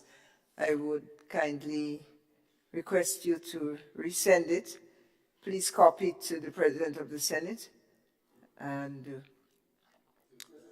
yes, please copy it to me when you forward it to the clerk. And we will together ensure that it is promptly circulated. so, Madam President, I ask me to do it forthwith, or? No, at the conclusion of our meeting. Thank you. Question number 2, question pertaining to Grenada regaining market access to the U.S. for fresh mangoes and requiring a verbal answer. I don't know if I need to regurgitate what was said this morning on the having access to the United States market. I don't know if the Senator is quite satisfied with what the information that was given this morning, which will surely. I would say that the key question is we observe and we note the export and all of those things. The question is, what are the plans? How, because exporting now is one, 4,000 pounds is good, but we know that many of our fields have been dilapidated through the years because of the same issues. So the question would be, which is asked, what is the government plans to able to support the farmers to get the fields back up and running such that come the next mango crop, we can really reap a bounty. I think that is the real question. Has government embarked on a plan of action, strategies, resources to support the farmers? So that is the crux of the question. Thank you, Senator. You're speaking to the sustainability of that initiative, and I offer the floor to Senator Adrian Thomas to respond. Thank you. Thank you, Madam President. Madam President, sometimes I'm baffled I really don't know sometimes what this honorable senator really wants from the government, because every single issue is we must put on the table our plans. And I mean, this is agriculture. We have been exporting mangoes for a very long time. We have been growing mangoes in Grenada. This administration attempts to make create the enabling environment, not only in agriculture, but in all the business sector. And I announced this morning that we have started the process. We have had the first shipment of mangoes out of Grenada. It means that we are growing mangoes, we are harvesting mangoes, we are packaging mangoes, and we are shipping mangoes. And the question still comes, what are your plans? Well, we will continue to encourage farmers to produce mangoes, and we will continue to create the environment whereby the farmers can be happy. We have been giving farmers incentives not only for mangoes production, but for the agricultural sector. We have been giving them assistance in the areas of fertilizer. We have been giving them assistance in the areas of pesticides. We have been helping them with propagation material where we produce one single plant in Maribo for over $30, and the farmers can purchase it for $2. These are the kind of plans we have for the agricultural sector. And we continue doing that. 100% concession on all four-wheel vehicles for farmers. Those are the plans that we have, and we are giving it to the farmers. So for this question to come, Madam President, sometimes I wonder if the senator is living in Grenada. We have resumed the exportation. We didn't start it. It has been resumed. And therefore, the structure that was there before, as a government, we will continue to enhance it. Thank you very much. Thank you, Senator Thomas. Senator Sinclair, question 3. Yeah. Question number 3.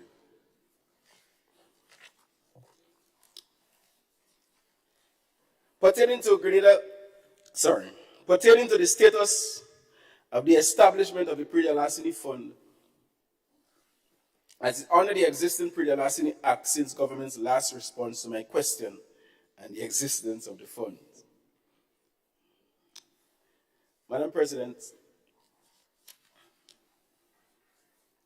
I would not prolong the debate on this matter anymore, but only to say that we have received information from the Accountant General in the Ministry of Finance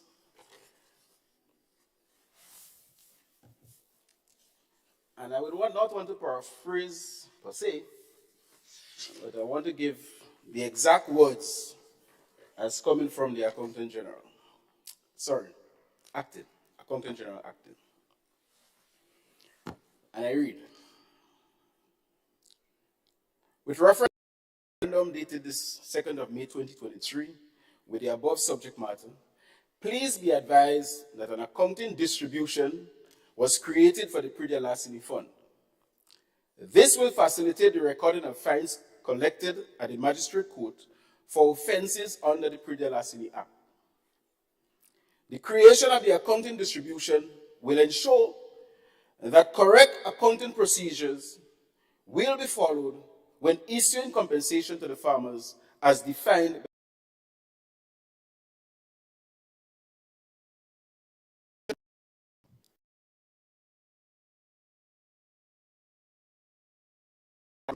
by (5122900000).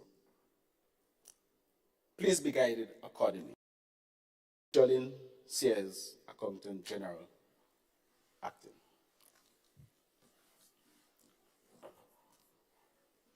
Thank you, Madam President.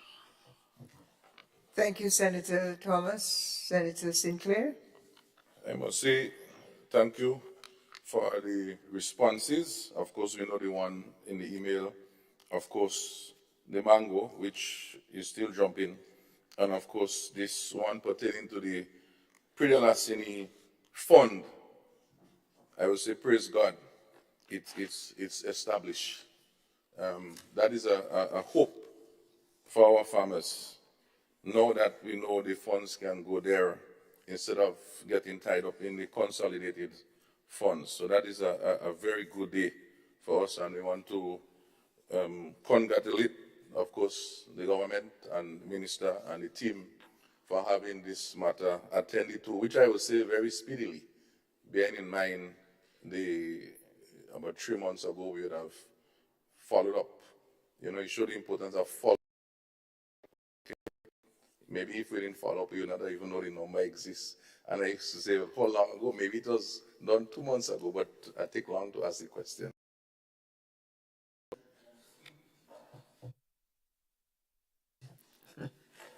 The fund exists, bottom line.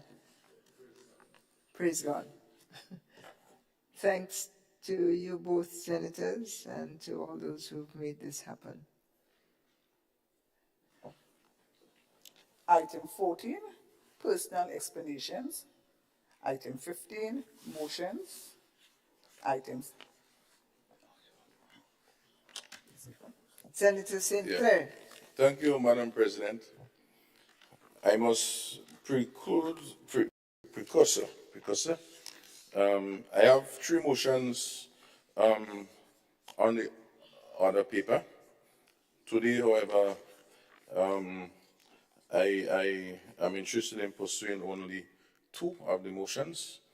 And so the first motion I want to present to this Honorable House and our colleagues at this Senate pertains to the issue of the driver's license, the D-class license for young farmers and fisher folks are children, siblings within the family of farming and fishing. So it reads, a motion requesting government to lift the restrictions for young registered farmers and fisher folks under 25 years to obtain a D-class driver's license. And it reads, whereas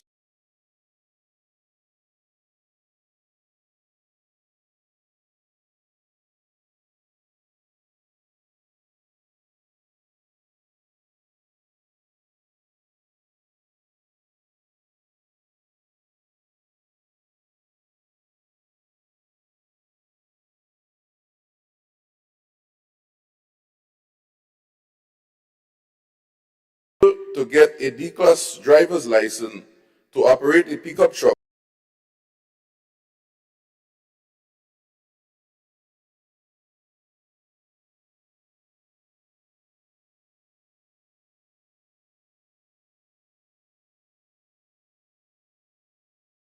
(35) has recommended to lift the age restriction as an incentive for young registered farmers and fisher folks under the age of 25 and who would have been driving on a B-class license for at least 2 years.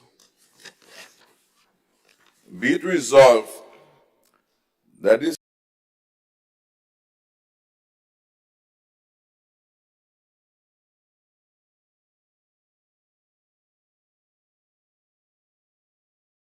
appropriately implement the recommendations of the Grenada National Sustainable Development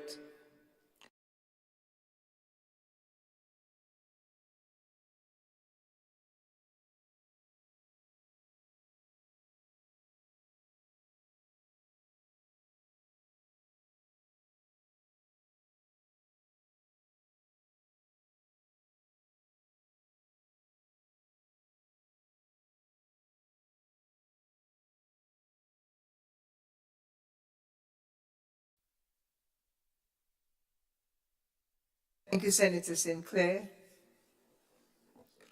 On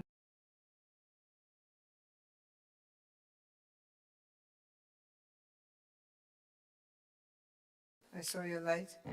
Madam President, I would like to second the motion. Thank you. Motion is seconded by Senator Franklin. Senator Sinclair. Thank you, Madam President. Madam President, the root of this request is, I wouldn't say it's a simple request. I wouldn't say the root is simple. What I would say is almost borrowing on some of the paraphrasing words from our good leader of government business this morning, that the world is changing, things are changing. We need to retool the way that we operate. We are speaking of having young persons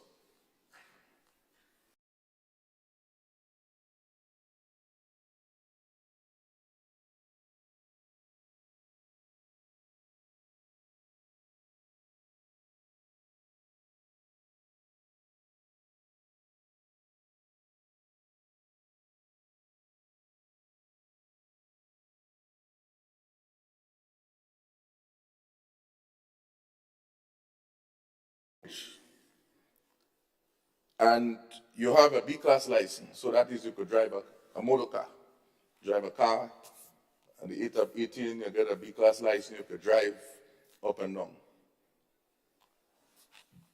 If you're 18,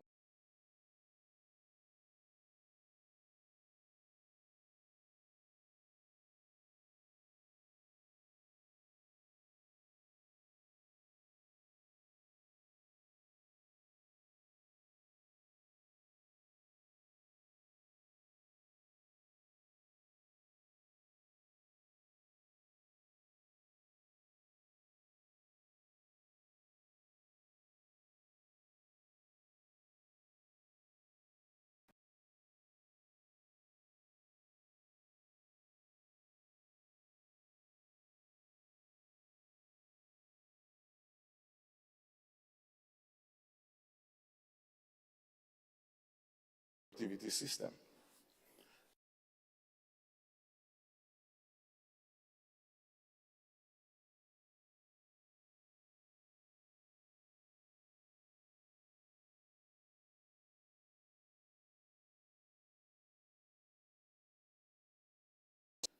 The recommendation by the consultation that took place said, look, if you have 2 years driving with a B-class license, so at least, and you are 25 years, rather than 1 year. So it means that at least at 23 years,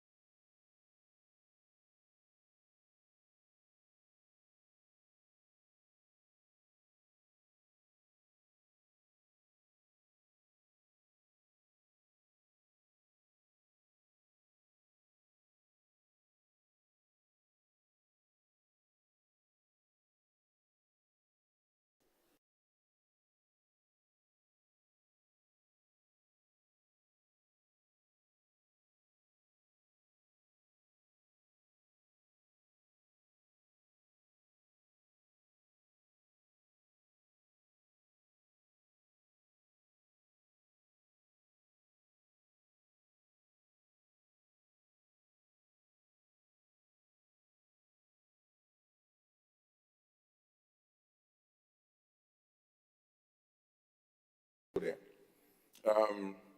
So they could be able to move inputs in, move their products out very efficiently. But there is another part to this, Madam President. We speak about the farmers are aging, but they may have this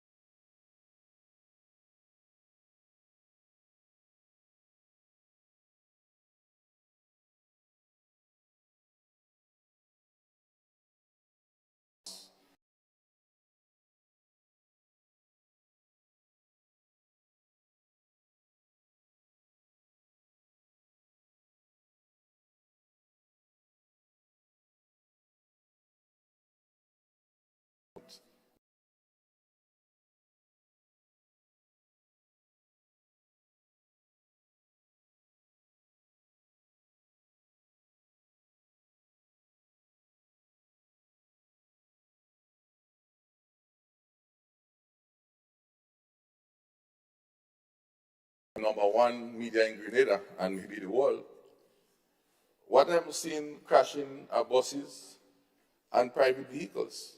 I don't know when last I saw a pickup. Right? So the point is, I'm saying that if the issue of responsibility is a concern, the stats is not showing me that. Further to that, Madam President and members,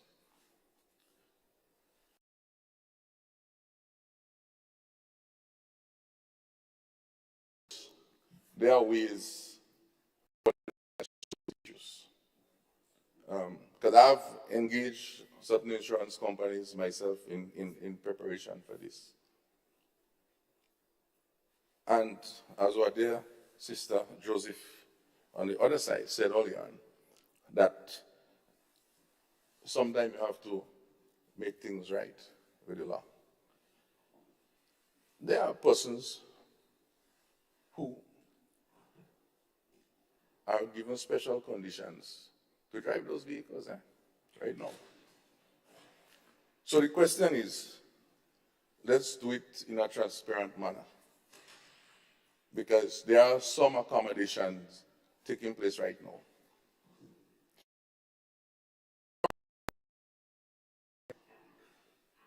The consideration is fully understood. So the question is to us, do we want to restrict that opportunity, that technology, to improve production and get our youth to stay closer to our agriculture and fishing sector?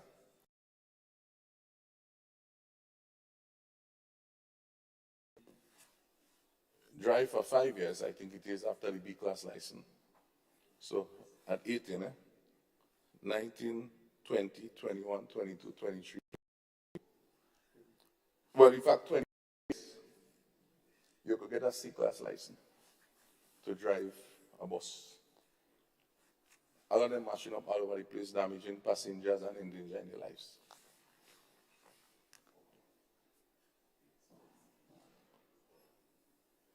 So, if you look at it naturally, as an individual trying to find your way in life, you might find it easier to go to the bank, and it's easy to get loans for buses because they take the bill of sale. And at 23 years, I could be driving bus all over the place. But to get to my farm, I have to hire thing and no access to this tool, for which there is concession, and it's rightfully to help our own food security. So sometimes we ask ourselves, because these little things, which we need to enable, both for the youth and the elderly, for our own food security, and this is the call. In fact, if I may close this segment, is that there are persons who come into this country right now with, I would say, quote unquote, some D-class classification from away, really, wherever it is. And the class of license they have is a car, but it's less than a truck, but it's kind of a pickup. And so the RGPF folks are catching the nenen, as we would say, in figuring out how to administer this, bearing in mind this loophole, because their classification caters for the sort of pickup size based on what they would have if it's 3,500 kgs vehicle, but they will get an easier B-class, but that pickup part. And so I don't know if some of them get injured, I don't know. The police know, they're figuring out that. So I think this would also help us to have a total review for a more transparent approach and an enabling approach that would incentivize a lot of things in this country. So this is my opening remarks on this matter. Thank you, Senator Roderick Sinclair, for presenting the motion. And I offer the floor to the Leader of Government Business. Thank you very much, Madam President. Madam President, I want to begin by responding to this motion.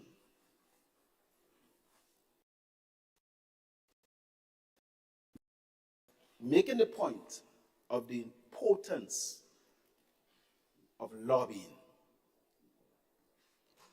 Making the point of the importance of considering other stakeholders.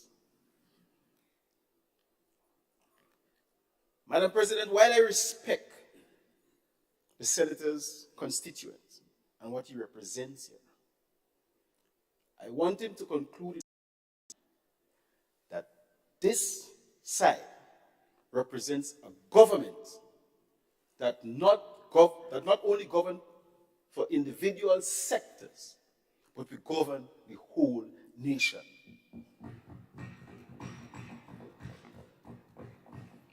I repeat, this administration governs. And therefore I want to advise. But before I advise, let me make the point that in this day and age, I myself believe that we have to reconsider the 25 years. We have to. But we can't. Every morning, we deal with the farmers. Next sitting, we deal with the construction workers. The other sitting, we deal with the busmen. The other sitting, we deal with the people around the country.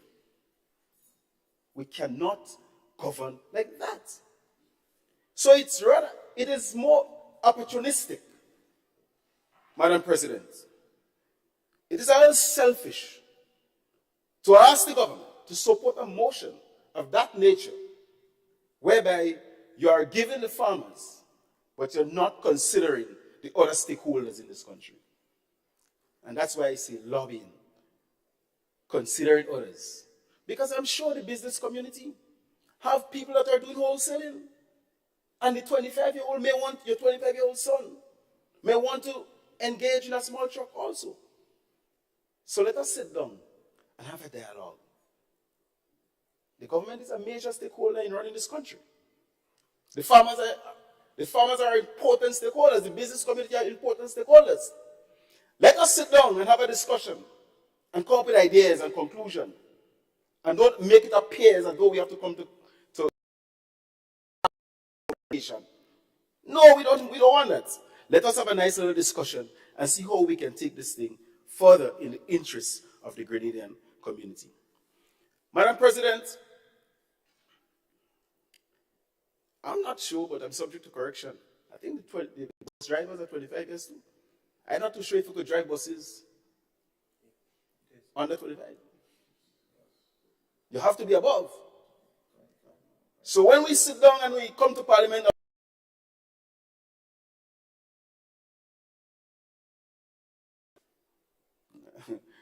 I'll be looking outside there to see all the buses packed up outside there with placards. We don't want that in the country. So we have to sit down and fix and do this thing properly. And that's why I always make the point. We must not rush the brush. We have to take our time. And don't try to appease our constituent. That making them feel and making people feel that I'm here to seek your interests. No. We are here to seek the interests of the country, Carriacou and Petit-Matic. Madam President, I came across a young gentleman. And you know, I saw him took his father's vehicle from in front of the shop and bring it down to the yard. Not in traffic. I didn't want to report him to the police because he was under 25. His father is a farmer. His father is almost 60 years and the father cannot drive. The son is a driver, has a license. That farmer did not take the risk to give his son the vehicle. He abides by the law. What he did, he bought a vehicle for his son to drive. And he hired a driver. That, I believe, is a thing in our farmers.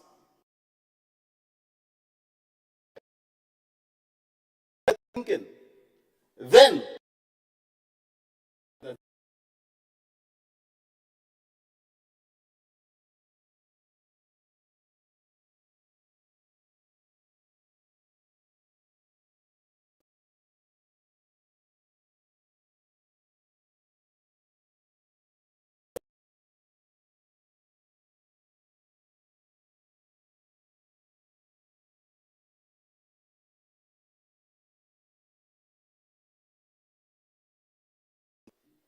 but I want to remind this honorable house, and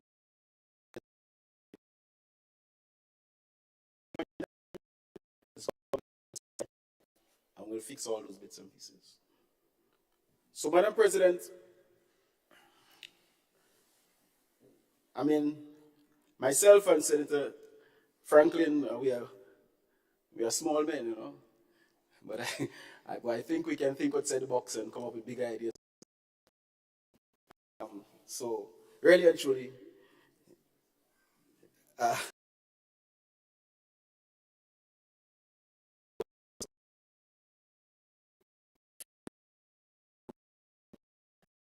govern not one or two sectors. We don't govern for yellow, nor NDCite, or NMPite. We govern for the entire nation of Grenada, Carriacou, and PT Martinique. Thank you. I thank the Senator, Leader of Government Business. Senator Rahman, you have the floor, sir. Thank you, Madam President. I've just made some notes here. Basically,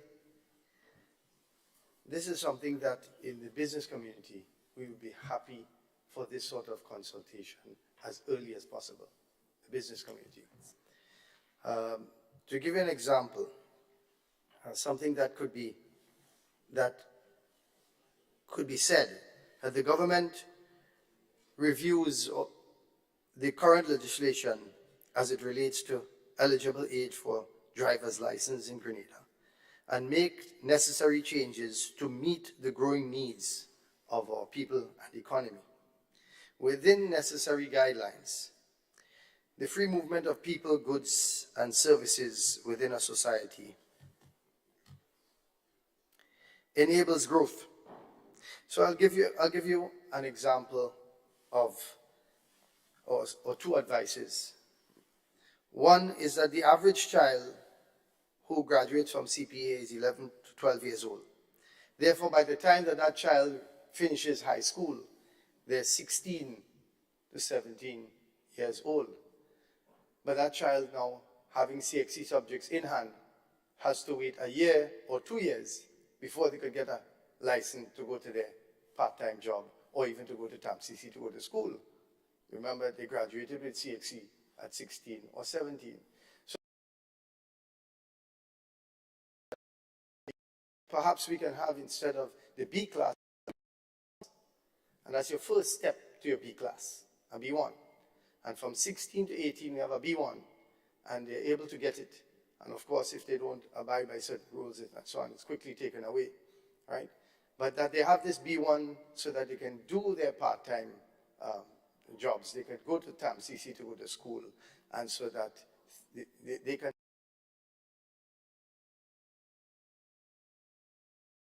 businesses and move around and do their sales and so on at that age.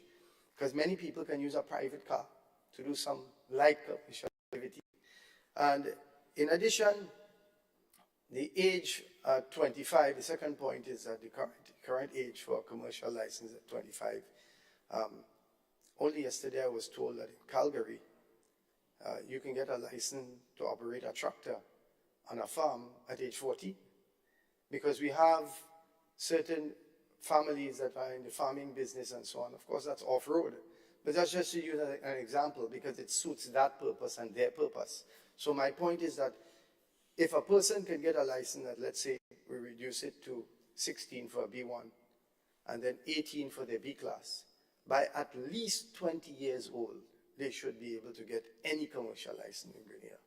So for example, for a backhoe, an excavator, a bobcat, you know, we don't have the young people's lives on hold while they want to become an operator. If we're going to grow this economy, we need more excavator operators, we need more bobcat operators, and so on.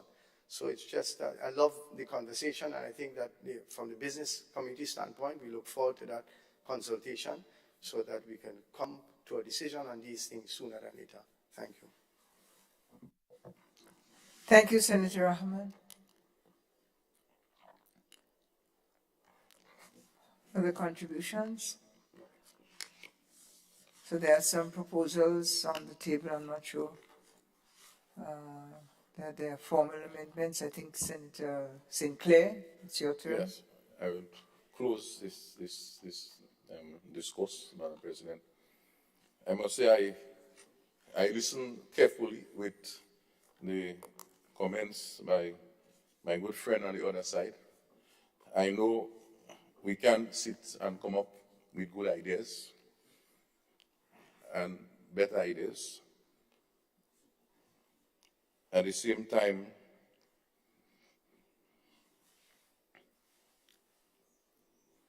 this idea of this license issue wasn't thought about in a room, under a house, on the beach, or even in a bar. It was referenced clearly, the National Sustainable Development Plan, 2020 to 2025. In fact, I commend this government highly for actually adopting the matrix and indicators of the 2020-2025 Sustainable Development Plan in framing of the just read budget back in December and so on. I commended that highly. In fact, without segueing, I also commented on the issue of the Marijuana Commission, which was spoken about in the 2025 plan. The only thing that is missing on the committee is a farmer, based on what was recommended. So I'm not too sure if some things have been adopted and some say, well, put that on hold, or we don't like what that one is. And so this,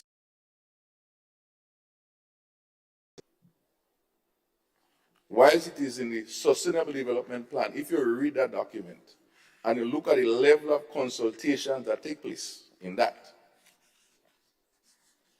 you don't need to consult really at whether or not there's something to be done. The question would be, as my dear senator say on this side here, for business, let the conversation start. This presentation here is a trigger. We want you to look at this from a farmer's perspective. Of course, I'm not an MP to represent constituency of diverse interests. My interest here is farmers and fishers, or they may fire me in the morning. So I need to make sure they didn't put any other business, meaning any other constituents. But of course, I agree. And my good friend Senator Rahman, we spoke about that earlier. He said, look, the business sector has interests, but there are other sectors. So what we are saying is that just like how you did many consultations on a lot of things, there could be a consultation that can generate out of, it may take us 6 months, it may take us 8 months to come up with the right mechanism. But what I'm left with here is the youth can't wait.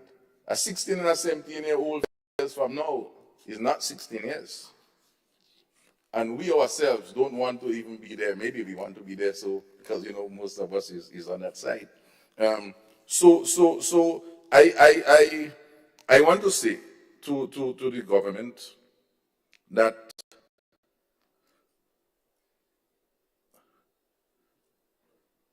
I understand you don't want to be pushed, but no one is pushing you, because we all met the 2022-2035 plan. We meet it. It didn't come on us. We all have it. And so I chose that, and I know that despite your statements, I know in the next 2 to 3 months we will see results. We have seen results as in intellectual property.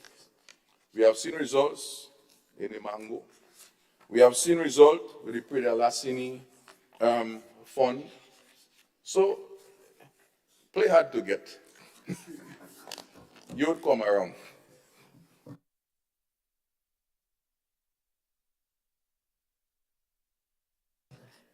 I thank the Senator Roderick Sinclair for his contribution without commenting on any sentences. And I'm not sure, but I suspect that the motion will be deferred. We already? Would you like a vote to vote on? All right. No. I'm not calling for a division of vote, Madam President. It's just whether the motion was accepted or rejected, because an amendment wasn't even proposed. So that makes it even more complex, and that time has passed. And thank you, Senator. My understanding is that both sides, yourself and the government representative, have proposed, and of course Senator Raman, have proposed future action. Let's sit down and have a discussion, let's do this, let's do that. And therefore, I think the sense of the House is let's do that rather than take a up or down vote. Let's just understand that it is not up for a vote unless you insist, which... Madam President, I'm not too sure if you are trying to head to who is us sitting down to discuss. If it's a formal joint committee, or if it's an informal discussion as to way to approach, and we report back to the House as to progress made, I am open to whatever direction that you may choose to assist us in at least doing something on behalf of the country. Thank you, Senator Sinclair, for your disposition of openness. Senator Thomas? Madam President, I rise because I'm not too sure if I was misinterpreted in any way, but I was only saying what ought to be done, and I was not making any proposal what should be done on this motion per se. We are not in a position to support this motion at this point in time. Thank you, and therefore I think it is advisable to propose, based on the suggestion, that the proponent of the motion and the relevant party who are not prepared to support at this time, that you start with an informal meeting and report to me, and we will then assess if it needs to go into a formal committee or if it's ready to come back to the floor. So you have 3 weeks for such a meeting, an informal meeting. Sit down between yourselves, the leader, the proponent of the resolution, please, the initiative is in your hand for such a meeting. And I expect a report in 3 weeks, at which time we will assess the next steps. I want to thank all of you who have spoken, and the matter is closed for today. Thank you. Next motion.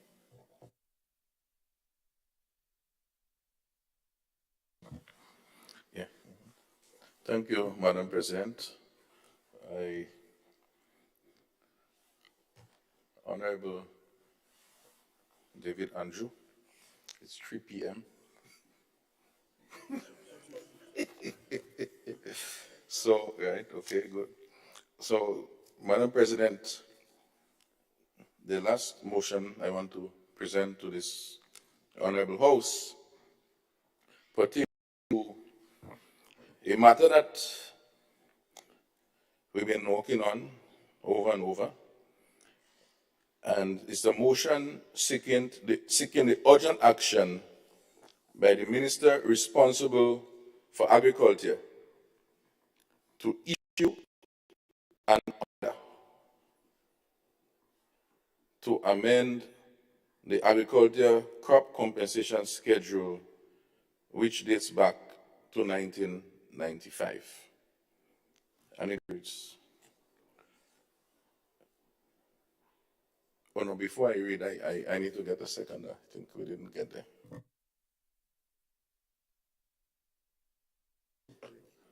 Oh yeah, oh, sorry. Yeah. Whereas crop compensation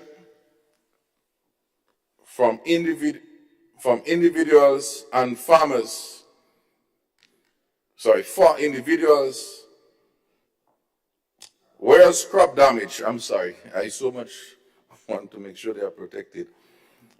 Whereas crop damage from individuals and animals is a constant challenge and loss incurred by farmers.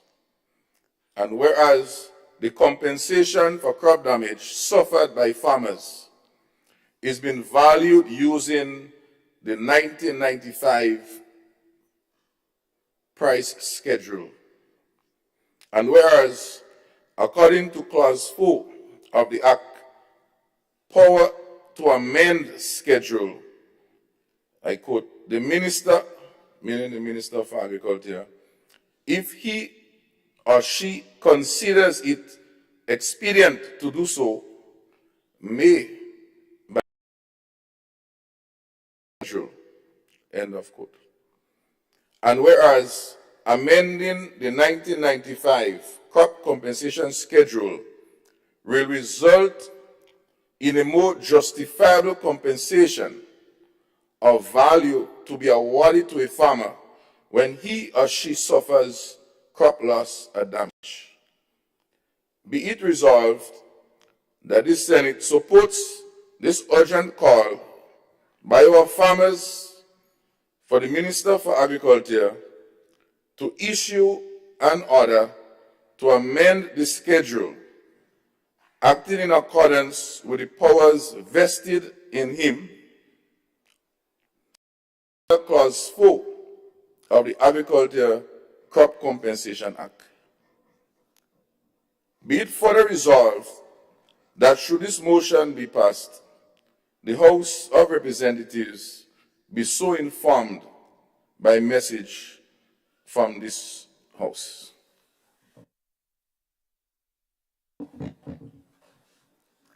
Thank you, Senator Sinclair. Senator Franklin, you have the floor. Madam President, I would like to second the motion as presented by the farmers' representative. Thank you for your seconding.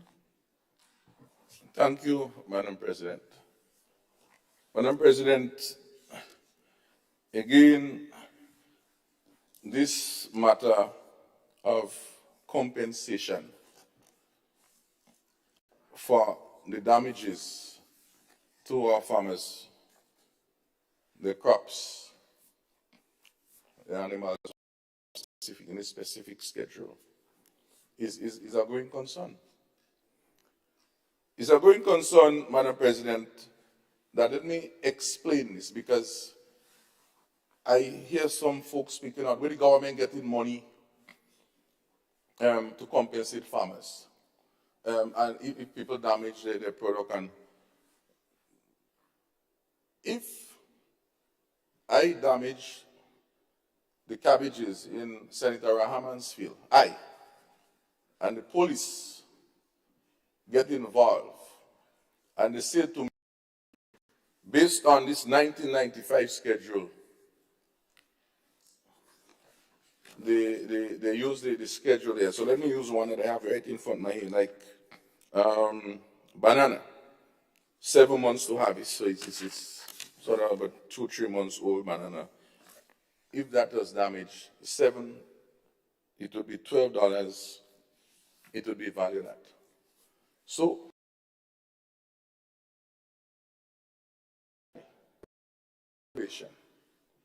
these monies Mr. Rahman would get. Of course, the police could also charge you for other things, trespass and entering and other type of charges, compensation for the damage. And what we are seeing is that the prices that have been used today are 1995 prices. Madam President, every day this situation weighs heavier. It weighs heavier. Prices of inputs, prices of labor, prices of transportation, packaging for the farmer. Madam President,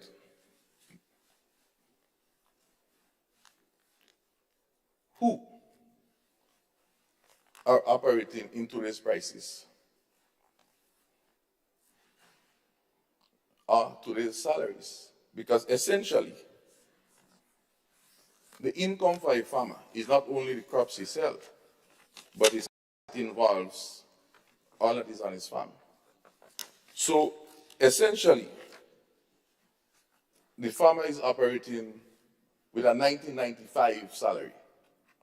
None of us who are working now, who was working then, may reflect on what that price or that salary was then and may even want to even remember what it was.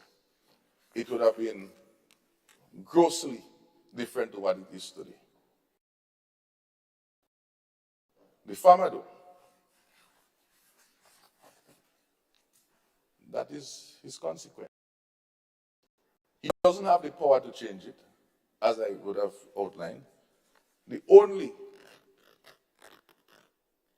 person who has the power to change it, as so in the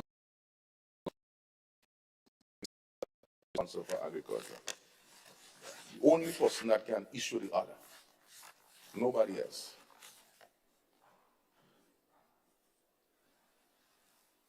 So, when you look at it,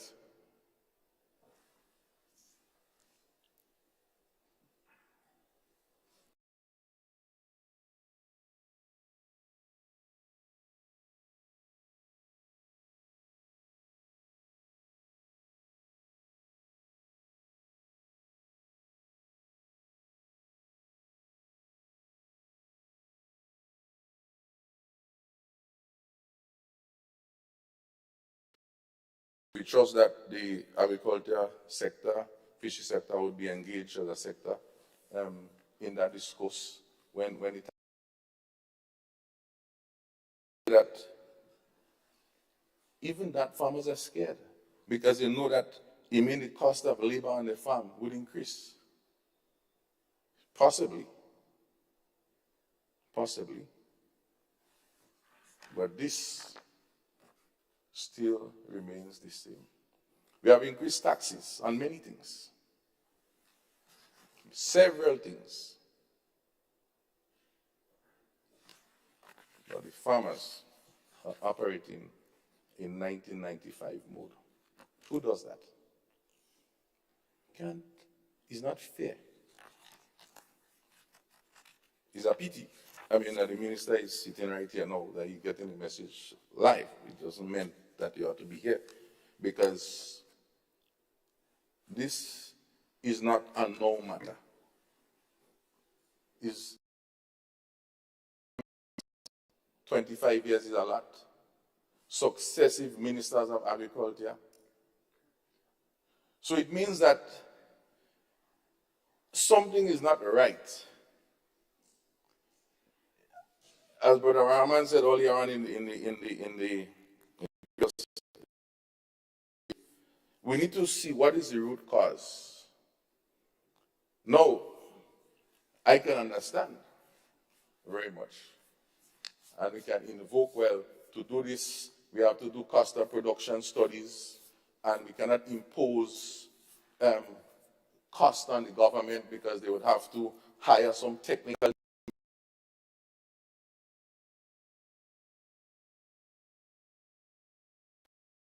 When we came to review MNIB, we came with the same formula. MNIB, we hear it might have been reviewed, there might have been a report. I don't know if any money was spent. So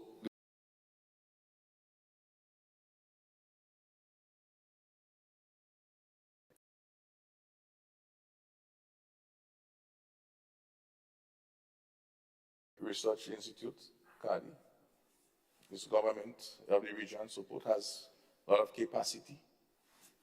You have the AICA, you have the FAO, you have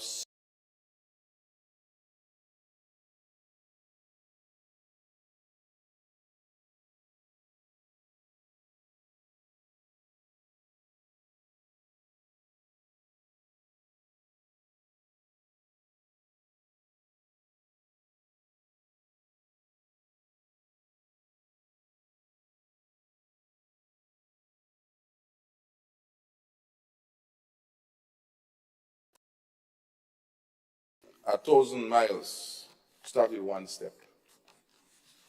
And I trust that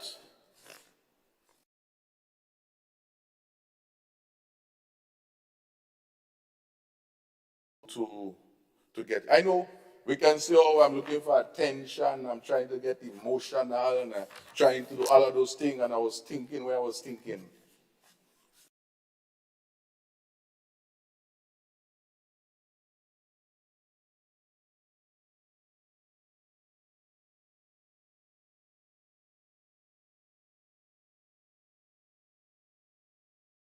Not. That because we are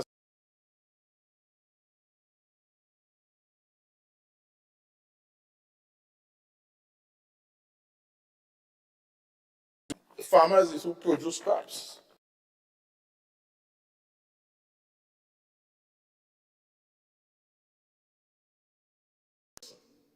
In this case.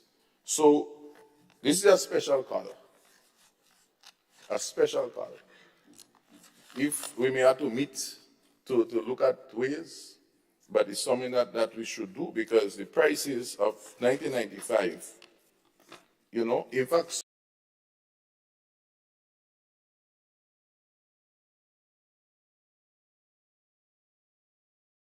if a source of tree is damaged, legally, according to the schedule, the magistrate cannot even award nothing because it's not even in this list.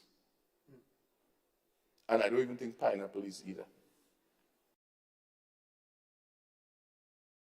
Call is not just a call for attention.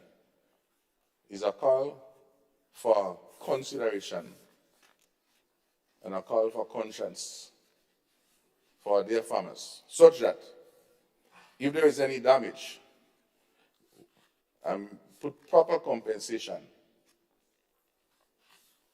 they can be more justly rewarded for their labor.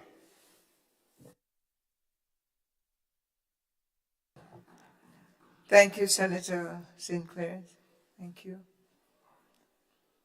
Senator Adrian Thomas. Thank you very much, Madam President. Before I'm misinterpreted in any form, let me say that we cannot support this motion as it is now, at this point in time. Madam President, I want to bring to the House attention that the ordinance that governs the GCA and the GCNA has been established since 1947. This government have to do something about that. No, for a fact. Institutions in this country are being governed by old colonial laws. And hence the reason why I made it abundantly clear this morning that the Ministry of Agriculture has already sought to put a legal expert in place to help us look at these things. So we ain't playing no hard game, Honorable Senator.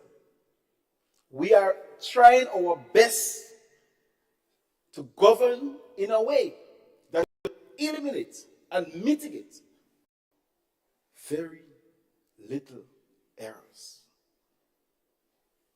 We are trying to lay a foundation that will be sustainable, not for tomorrow or for the next election, but for the next generations to come. And bear with us. I've been calling for that.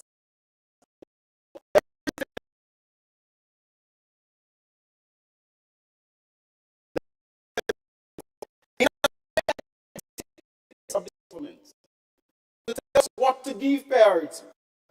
We have studied our society and we have the data in our possession. I am not standing here to say there are the or there are ways. We develop our manifesto, our policy agenda. They're going to move this government. We will not be derailed in any way. The importance of the agricultural sector. Madam President, the law itself that the good senator is speaking of, Act number 9, 1967.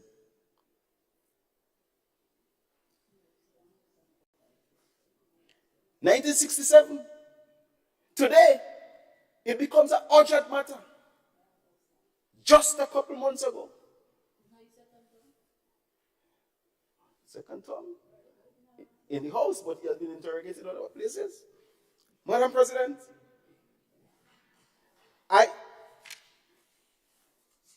be it resolved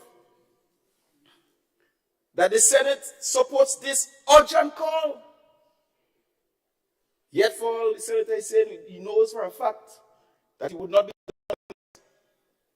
but it becomes an urgent call of today. It was never an urgent call before. But we're going to take our time.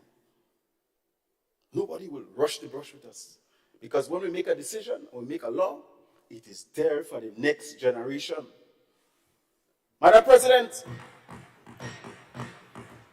the Honorable Senator is asking us to amend the schedule of the 1967 Act. And at the same time, if you look at the other paper, Madam President, Private Members Bill, asking us to change that too. But we're going to deal with that. Madam President, this administration is not fully ready to address that very important matter. And I know when we come with it, some people may want to take the credit that's because I talk about it. But we're not going on that road because our pace would not be dictated by anybody more than the National Democratic Congress. So we are not here to rush, Madam President.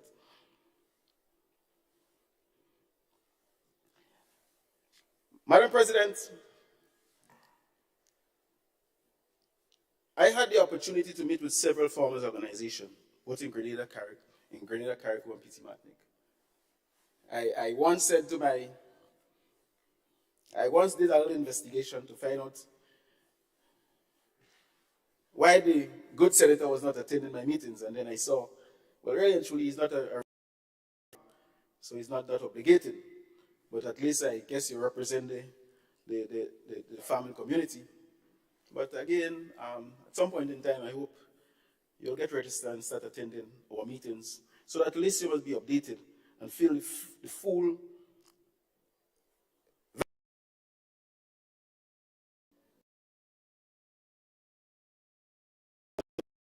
we'll take them there. But the farmers are not rushing us, I must admit. They are not.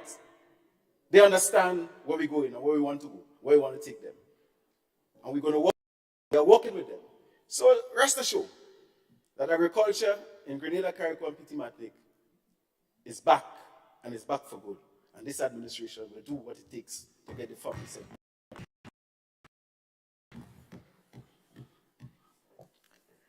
Thank you, Senator Adrian Thomas. Senator Claudia Joseph. Madam President, I just rise to support the submissions made in the debate by my colleague, Leader of Government Business, and to say that from the first presentation in this Honorable House of the Leader of Government Business and Minister of Agriculture, he repeated and reiterated the efforts that are being made and the plans we have, not just to resuscitate and revamp the agricultural sector, but to review and upgrade all the laws dealing with agriculture, matters pertaining to agriculture, the agriculture sector. And of course, that exercise is being undertaken with the full support of the Office of the Attorney General. And it really makes me wonder, Madam President, why these questions persist on the order paper, despite the obvious advancements being made. We saw the same with the question of an attempt to ask a question in relation to geographical indications. The question itself showed that the maker of the question didn't even quite understand what geographical indications were all about. And I sit here and I can't help but observe that there seem to be, despite all the undertakings and assurances of the Minister of Agriculture, particularly the appointment of someone, especially a legal expert, to guide and assist with this process, there is this insistence to amend a 1967 Act, and particularly a schedule to that Act, which was last amended in 1995. I'm curious to know from the good senator, given that this is not his first term in this Honorable House, at least his second, if not the third,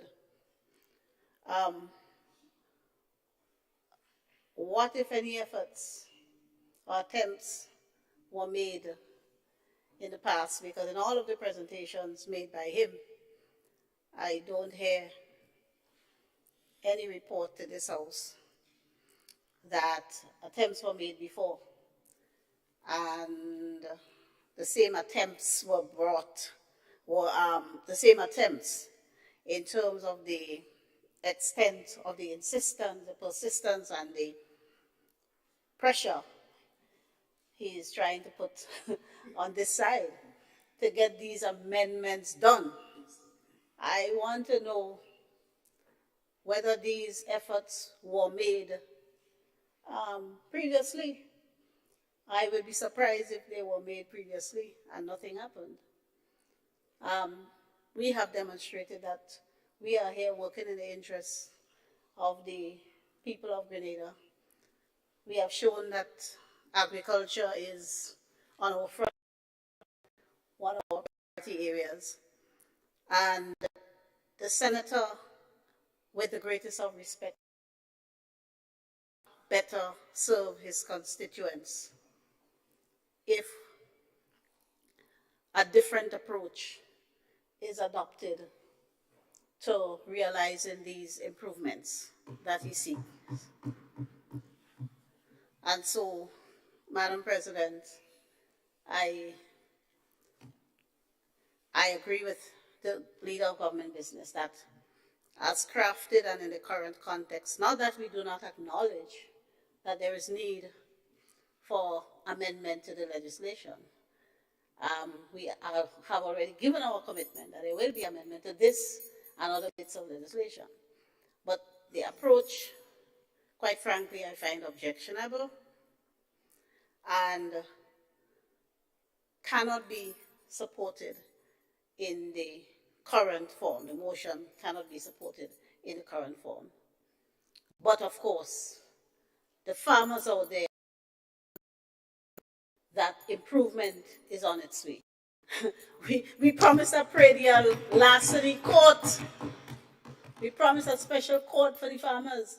And we have shown so far that we keep our promises. We say what we're going to do. So what the good senator should be doing in the interest of his constituents is having us sit down and working with us to get these things done. We're all on the same side as far as I can see. So I find these motions really, they make me wonder what place they're coming from, Madam President. Thank you. I thank the Senator Claudette Joseph for her contribution. Others?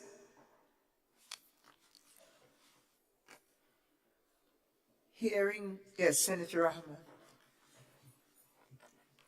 Thank you, Madam President. I'm happy to hear that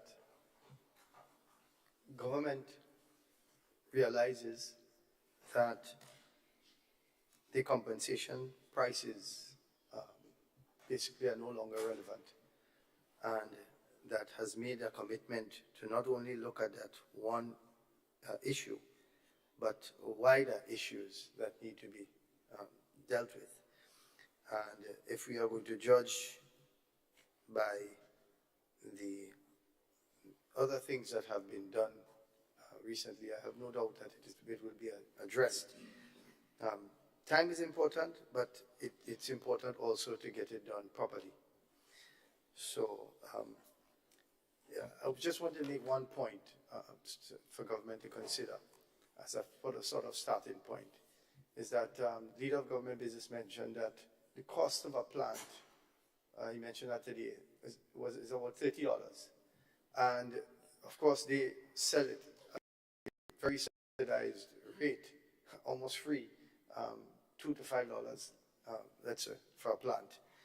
So in ascertaining the real cost of loss, you could start there. You could look at the cost of what it costs government for this particular plant and then add the labor component, because labor components for example, mango is not the same as it is for cabbage and lettuce, especially lettuce. Lettuce, certain products like tomatoes and so on require more labor from the farmers than other products. So I just wanted to make that point, that when they're looking at that they can take that into consideration. Thank you. Thank you. Thank you, Senator Rahman. Your Senator Sinclair.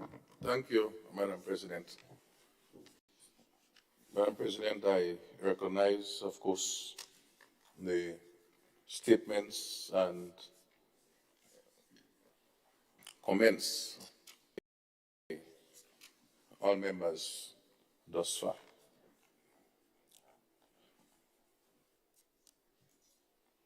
I want to say, and maybe sometimes I'm not clear, and it happens sometimes, that this matter, we have to be mindful. This matter is a matter that has been dealt with, as I would have said, more than once in my previous sitting in this parliament. Whilst it was adopted with some minor amendments,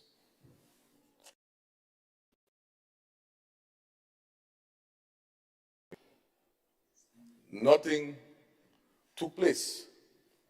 Nothing took place to it. We are saying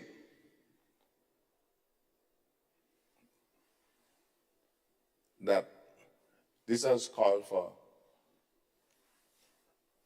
to bring it to our attention once more. So it's not a matter, this is the first time that coming. This is the second time.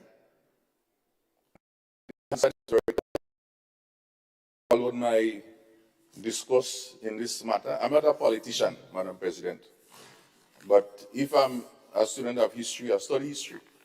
If I'm in transportation, I study transportation. So my record is very clear. Very clear. And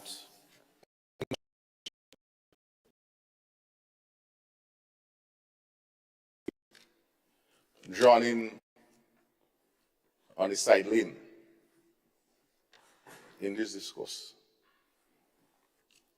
So it's not, the matter is, as I would have said, if it's not happening and something, I say, I don't know, I don't work in the ministries, you know, something, mechanism could be holding this process up. Of course, no one is not saying that nothing is going to happen, but there are matters that we need to address. This House, Madam President, is to address matters of the government and matters of the public. And we need to get it right and understand what public means and what government means. Right? The agenda is to make the lives of the people involved in agriculture and the fishing sector better. Of course,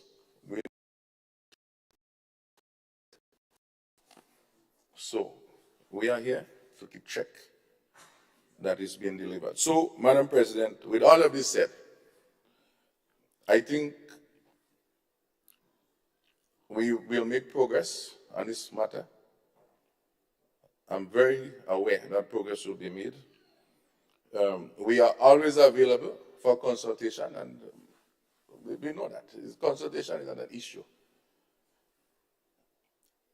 And so, we have to understand, if we look at sequence of things, based on the ministerial statement that was made today about the hiring of legal support in the Ministry of Agriculture, we welcome that. But when we know that this morning, well, maybe I'm listening to the wrong channels, right? Despite all of that, we must make sure that our agenda is high up on the agenda. And we all know that. So we could run up and we could run down. But the point is that we need to really look at these prices, because it's, I think Senator Rahman also gives a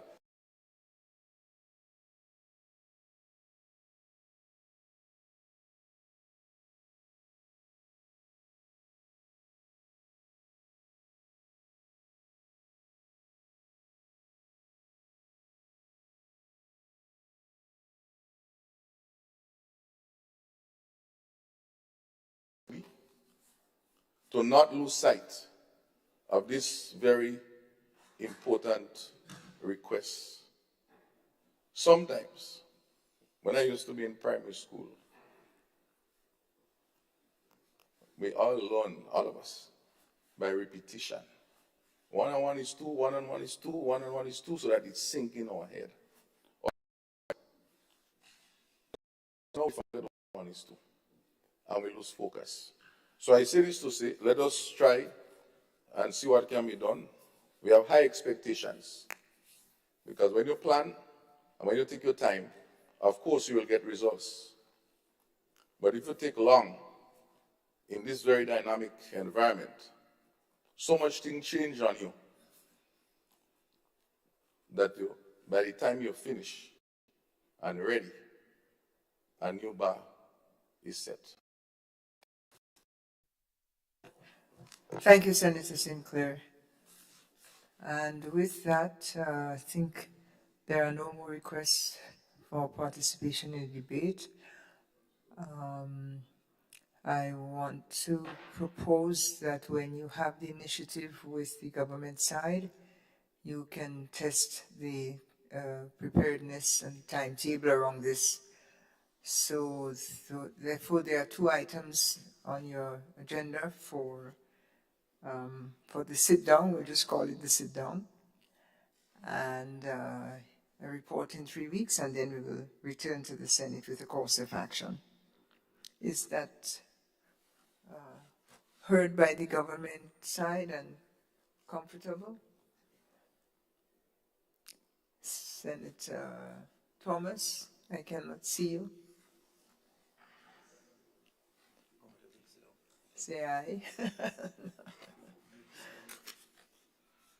You have the floor, sir.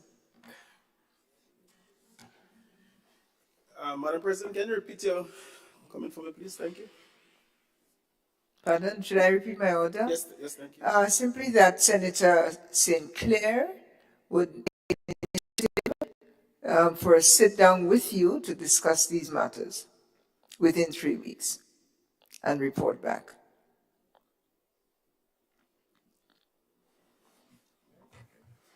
You have the floor, sir. Madam President, the Ministry of Agriculture for the last 9 or 10 months has been, as we say in local parlance, an open sepulchre. I get to work after 7 in the morning, and by 7:30 I start.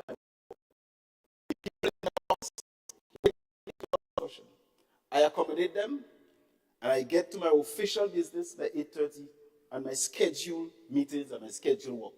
So I have an hour to play, and people have been utilizing that. As a matter of fact, they are coming.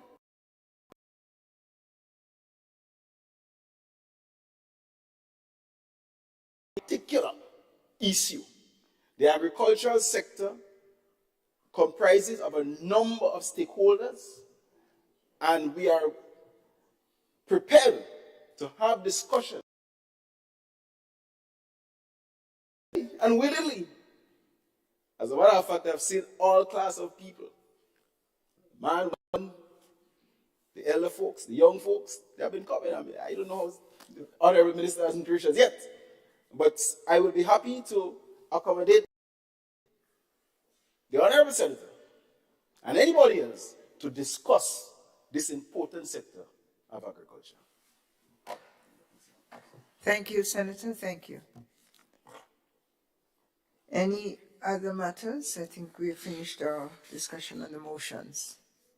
Agenda item 17, 16.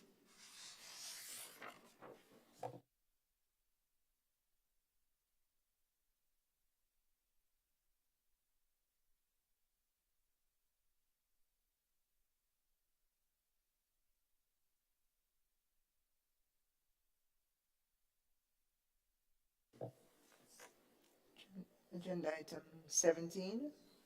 Oh, Senator, I didn't see your light. Please proceed. Yes, Madam President, I beg to move that this sitting be adjourned. Signed.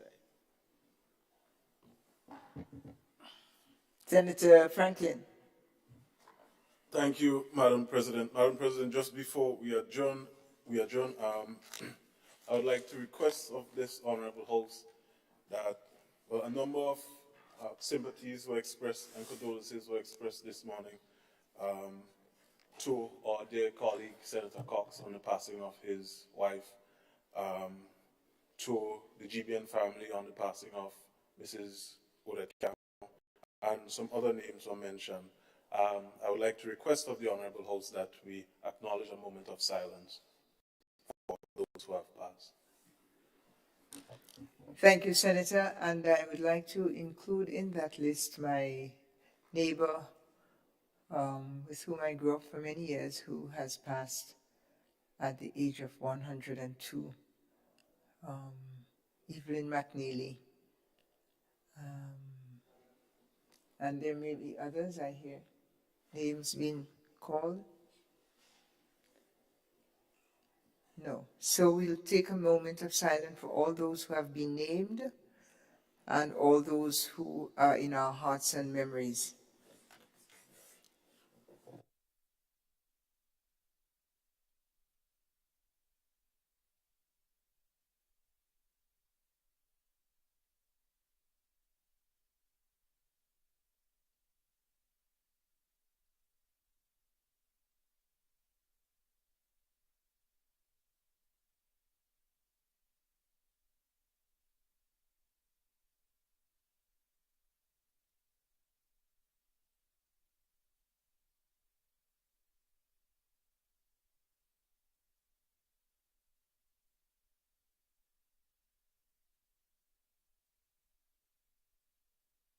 Thank you.